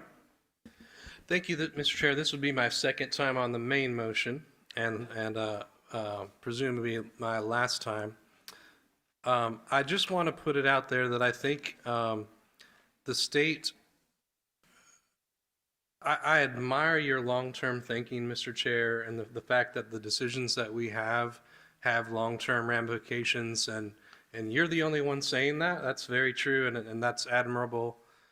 However, we also have a near-term issue, and this does not solve the near-term issue at all. In fact, it only affects the people who didn't go along with the actions that the community has risen up against. So I would say, first of all, that if we go forward with this resolution as it stands, which I'll still be supportive because it puts some kind of measure in place, not immediately, but some kind of measure. But us fumbling the ball, I think, makes it a lot more likely that the state decides that we cannot manage our own affairs at the local level. So that's one thing. And so secondly, I would just appeal to you, Mr. Chair, to reconsider, to give this community that's been crying out for 6 months some sort of control over what's been happening. It's been so chaotic. We've seen it here tonight. And if you're okay with both versions, please give some concern to the community and what they're saying about what's happening in the here and now. I totally understand the long-term view, but we're not solving the here and now. And we can do both, and you support doing both. So that's my appeal to you, Mr. Chair. All right, thank you, Commissioner Morrison. I'll just ditto those comments and stress the importance of alignment in this process. All right, thank you, Commissioner Thornton. Thank you, Chair. Just as a point of information, there are no motions on the floor presently, correct? Okay, great. So I would like to make a motion to bifurcate the application of the alignment so that it can be further discussed, because it's obvious that that's the piece, that's the sticking piece. I've conferred with legal, and they said that this is an action that we can take. And so I would like to defer to our next committee meeting. Oh, wait, sorry, that's a motion on a motion. I would like to make a motion to bifurcate the application of the alignment in 26 from this particular item. Point of order, could the alignment be either 2026 or 2028? And obviously I supported 2026, and I'd like to see that vote taken a second time. But if not that, could we not do the other? As the maker of the motion, can I just ask legal, if I'm not as specific about 26 or 2030, and the bifurcation is just for the application of alignment, can that be worked out in committee, what we commit to in terms of the actual timeframe? Megan Smith, County Attorney's Office, and I invite the parliamentarian to correct me where necessary, but if you move to bifurcate, you're bifurcating the application of alignment in 2030. That's what becomes its own creature right now. And to the extent that there's a subsequent motion to refer back to committee for further action, discussion, what have you, that is an option available to you. But what would go in the immediate bifurcation is an application of 2030 for alignment. And so just to the listening public, you that are here, I mean, just so many of the comments that we heard today, this is the issue that you talked about. If we pass this as is, what you have spent these hours staying for this particular item on, it would have been for naught. So I do hope that y'all can get in y'all's phones, text somebody up here just to say, let's get this back to committee so that we can actually talk through this application of the alignment. If it's going to just stay 2030 or if it's going to come up to 2026, we need further input. As it stands right now, it's on track to be alignment for 2030. So well, y'all need to start texting. So we're here at the end of this moment. So my motion still stands to bifurcate so that the application of alignment as written in 2030 can go to just be bifurcated. Thank you. Okay, Commissioner Thorne's made a motion to bifurcate the item. Is there a second? All right, seconded by Commissioner Wright. Any objection to that? All right, hearing none, the item will be bifurcated. Commissioner Thornton, you had another motion. Just for clarification, since it's bifurcated, are we on the bifurcated item now or are we on the initial one? It's the initial, right? We have yet to, I want to make comment on the bifurcated item. So we'll have essentially 24A and 24B. Yes, sir. Sorry, 24 and 24A. Okay. Okay. Okay, so that's what we have, 24 and 24A. So 24 will be the alignment of the elections. 24A will be the institution of term limits.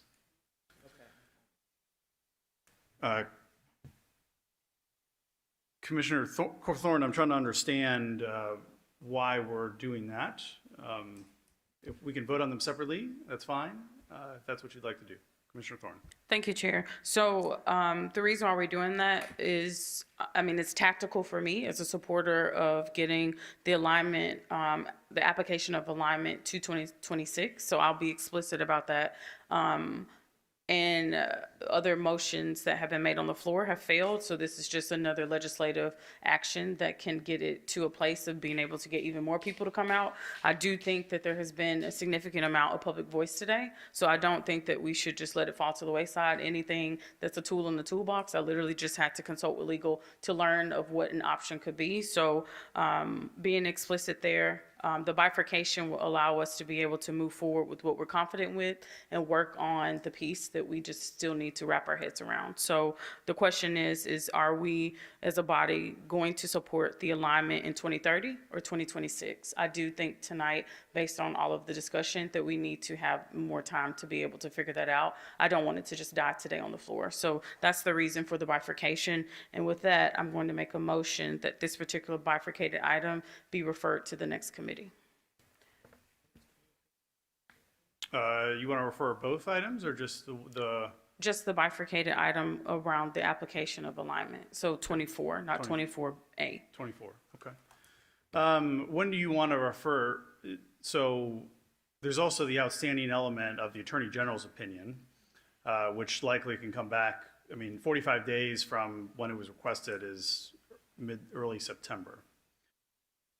So Commissioner Thorne, is there a specific committee that you want to refer that to? So if I'm following what you're saying, Chair, you're saying possibly the next committee might not give enough time for that opinion? That's what I'm saying. I'm at the discretion of the chair. If there's a date you would like to propose, I don't think that there's a time-sensitive element for the foreseeable next couple of weeks or months. So whatever time frame you think is appropriate to be able to give the AG some more time to chime in. So this is August, September? Yeah, so September 3rd. I am open to that. Yeah. So I would like to make a motion to refer this to the September 3rd committee, item 24. Okay, 24.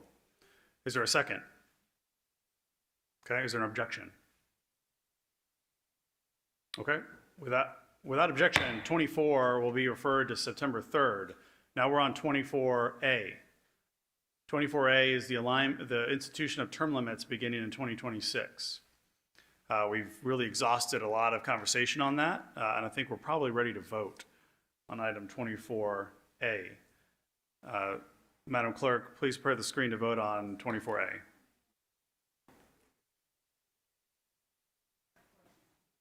Okay, Commissioner Brooks. Begin, I'm sorry, when will term limits begin? And 20 for whom? 2026 for all members running for county school board. Okay, all right, Madam Clerk, please prepare the screen to vote, 24A.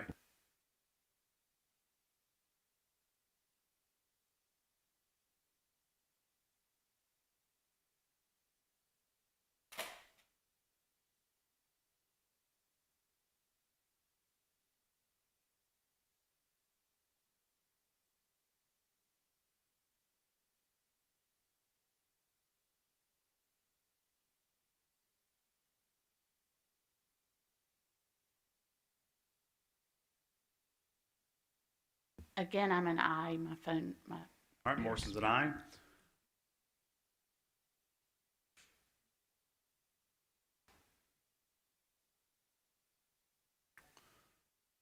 Okay, we can close the screen and record the vote.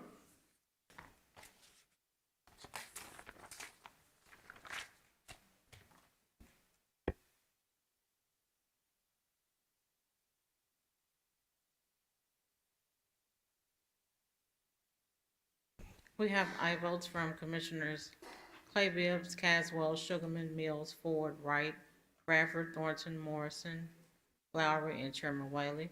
Commissioner Brooks and Commissioners Avant have voted no, have 11 ayes and 2 noes. Commissioner Brooks? I was attempting to get her attention before she announced the vote. I needed to change my vote to yes. Okay, Commissioner Brooks is yes. Correction. And Avant. Okay. Correction. We have aye votes from Commissioners Clay Bibbs, Caswell, Sugarman, Mills, Ford, Wright, Bradford, Thornton, Morrison, Brooks, Lowry, Avon, and Chairman Whaley, we have 13 aye votes. All right, 24A passes. All right, item number 8.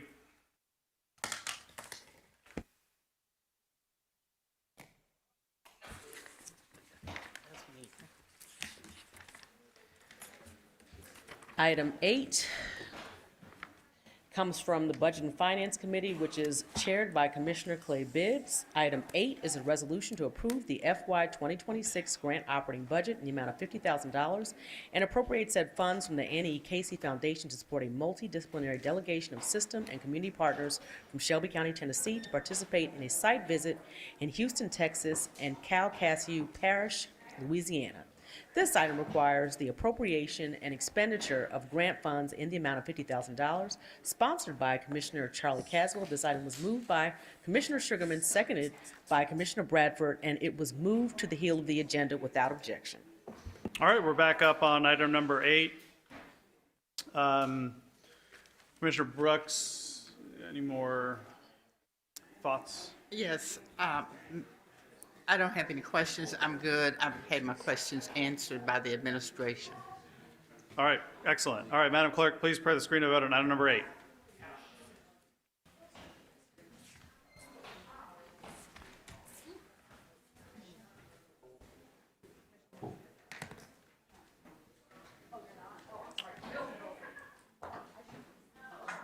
All right, we can close the screen and record the vote.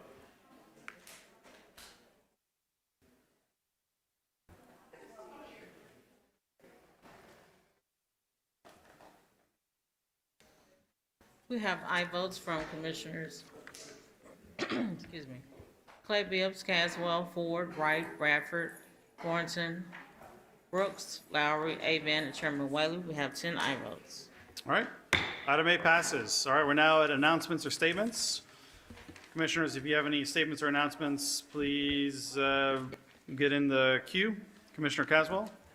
Yeah, I just want to remind the public, tomorrow start back our weekly stakeholder meetings with the president of Memphis Light, Gas, and Water at 11:45 at 3034 Old Austin P. Highway. And also on August the 26th, we're going to have a town hall meeting with Mayor Young, State Representative Parkes, and Commissioner Love,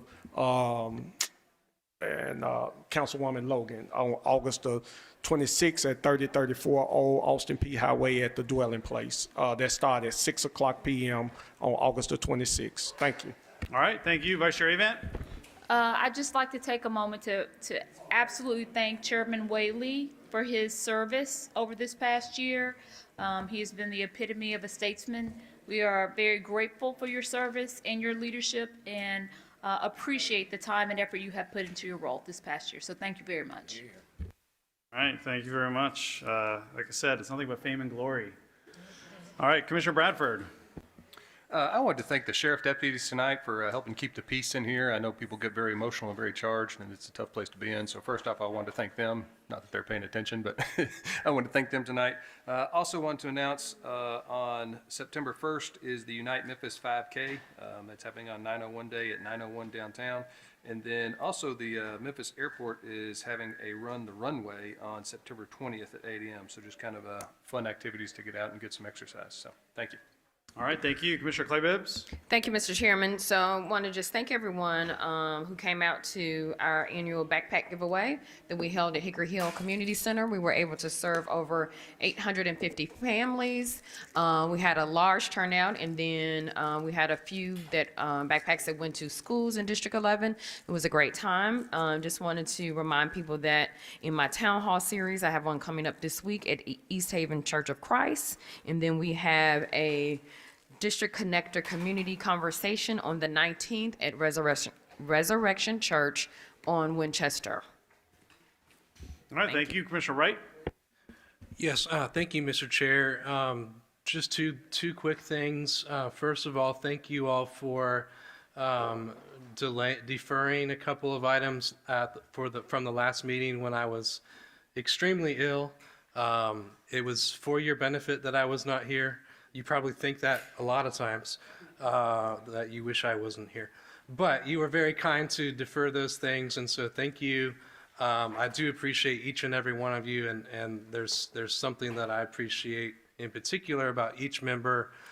So thank you for your kindness in that. Second is today was also, I don't know who all got to be there. I got to sit near Commissioner Lowry, Commissioner Bradford, former Commissioner Billingsley today at Fred Smith's service. Today was his 81st birthday and also his homegoing service. I don't know about you all, but I was very inspired and makes me want to be a better Memphian and make this a better place. So thank you, Mr. Chair. All right, thank you, Commissioner Thornton. Thank you, Chair. I just want to salute you. You and I are the only millennials on this body, and I think you've represented our generation well. So I thank you for your service, and I'm looking forward to this last year in this term. Thank you. All right, thank you so much, Commissioner Lowry. Thank you, Chair. Again, also echo those things. Great job this year. I appreciate the leadership. It's a tough job. So thank you. But also, just a reminder for the public as well, and thank you for all of the commissioners that I've always supported. I do my annual golf tournament that benefits Lemoyne College on the 16th, so appreciate the support there. It's going to be in Miramichi, so we're glad to be in Millington. The mayor of Millington is going to come and give a couple words as well, so we're excited about that. And also, we'll have some live entertainment as well, so if you can join us, join us. Thank you. Thank you, Commissioner Brooks.